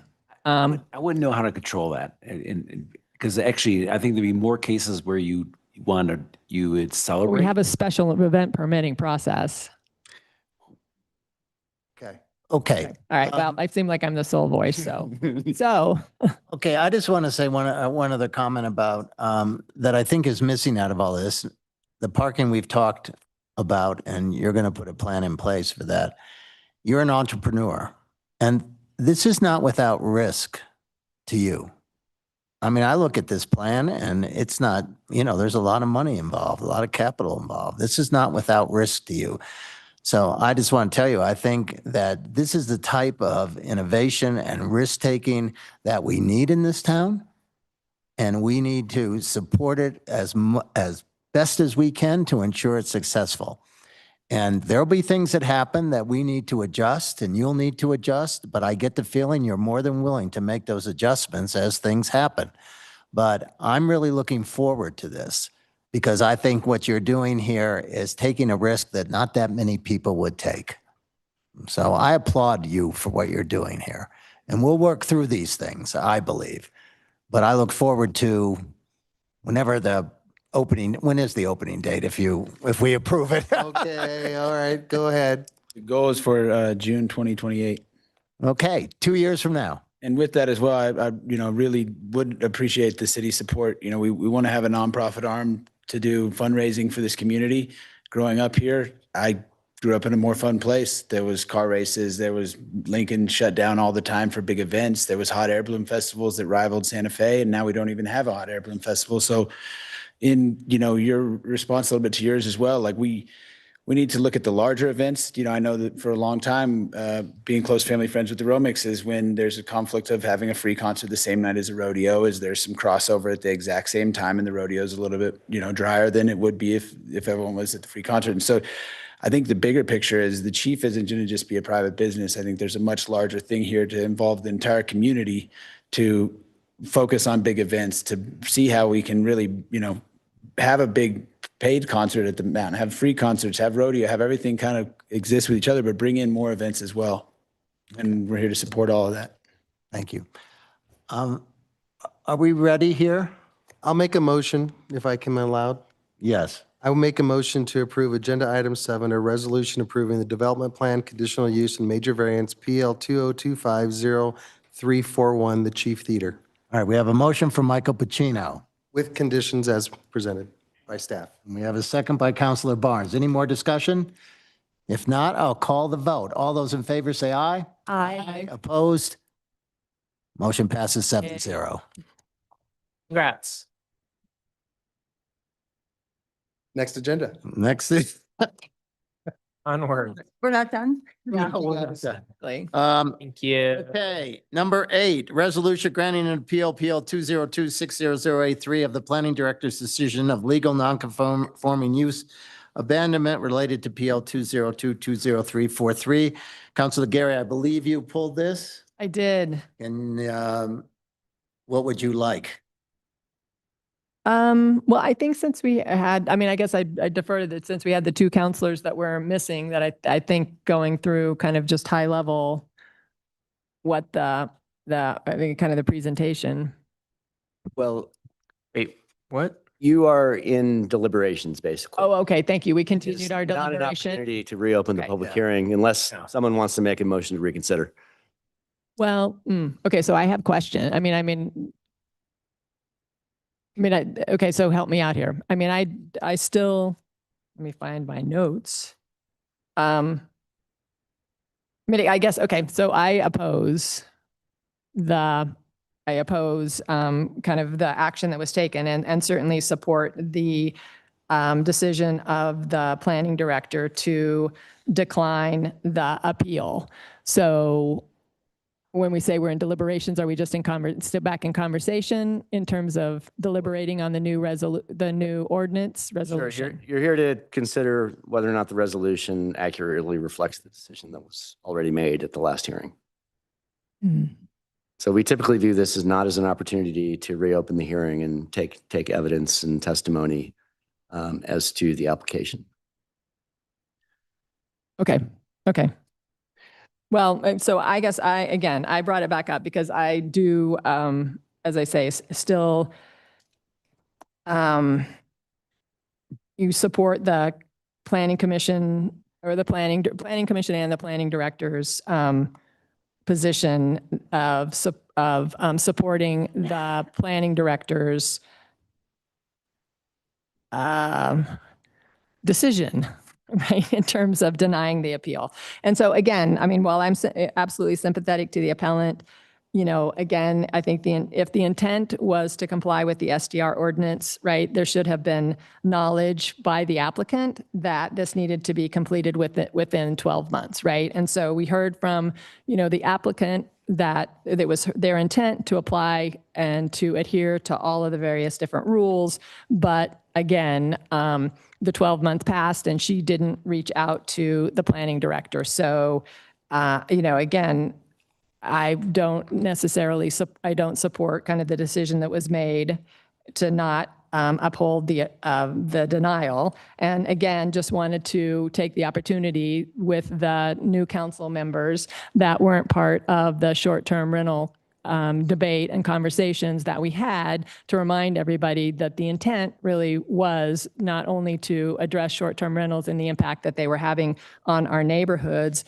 but I think was, what was pointed out before was that the purpose and the intent was also to limit the number and the extent of the legal non-conforming uses, specifically those in the yellow zone. So that's again why I don't support the reversing the appeal. To that point that she had to cancel reservations that she had on the books. She rebooked, and that period of time was 8 months. Whether the fact that she actually showed the intent, when does the 12 months start? And so that's what we were showing the appellant was some latitude in the fact that they were showing every effort to rent that place and have it rented. And just the fact that the people didn't come and stay within the 12-month period. That's one of the things. And we also had some more subjectivity and interpretation into things such as size and scale of this project and of whether 12 months was even a reasonable amount of time to do the repairs from what had happened here. And when there's subjectivity involved in it, that's why I voted to uphold the appeal. So I was not, I had missed that session, and so I do have a couple of questions that, but if you want to finish your thoughts, then I can ask some of the questions. I don't know if we can ask questions. I don't know, Dan. We're in deliberation mode here, are we, Dan? We're in deliberation. We just extended the You hearing. are picking up where you left off at the last meeting, which was voted to grant the appeal and overrule the planning director's decision. And we have now taken some time to provide you with a written document to adopt. So you really should just be talking about the resolution. So the question is how can I vote on something that was not really I did not participate in the deliberations. Vote no. On that, did I miss a I feel like I'm like, I have no clue what any of you are talking You're in about. DC. Like I read this, but you guys are like, I'm jumping in on like chapter 12. Did I miss a document? Did I not properly prepare? You weren't here. I was not here, I know, but was there an additional document where, like, I didn't even get draft minutes, right, for what you guys talked about last week? That's Like, not what we're talking about tonight. That's why. So the prepared, what I understand is the prepared resolution was not what council voted on. And so they couldn't just. Right, so you brought back a new resolution, but we're like talking about, we're picking up deliberation on something that I have no clue what we're deliberating. Yeah. I was not part of that conversation. Neither was I. So I'm not comfortable. So if doing you, this. yeah, so you can vote on something if you did not attend the meeting, if you've reviewed the.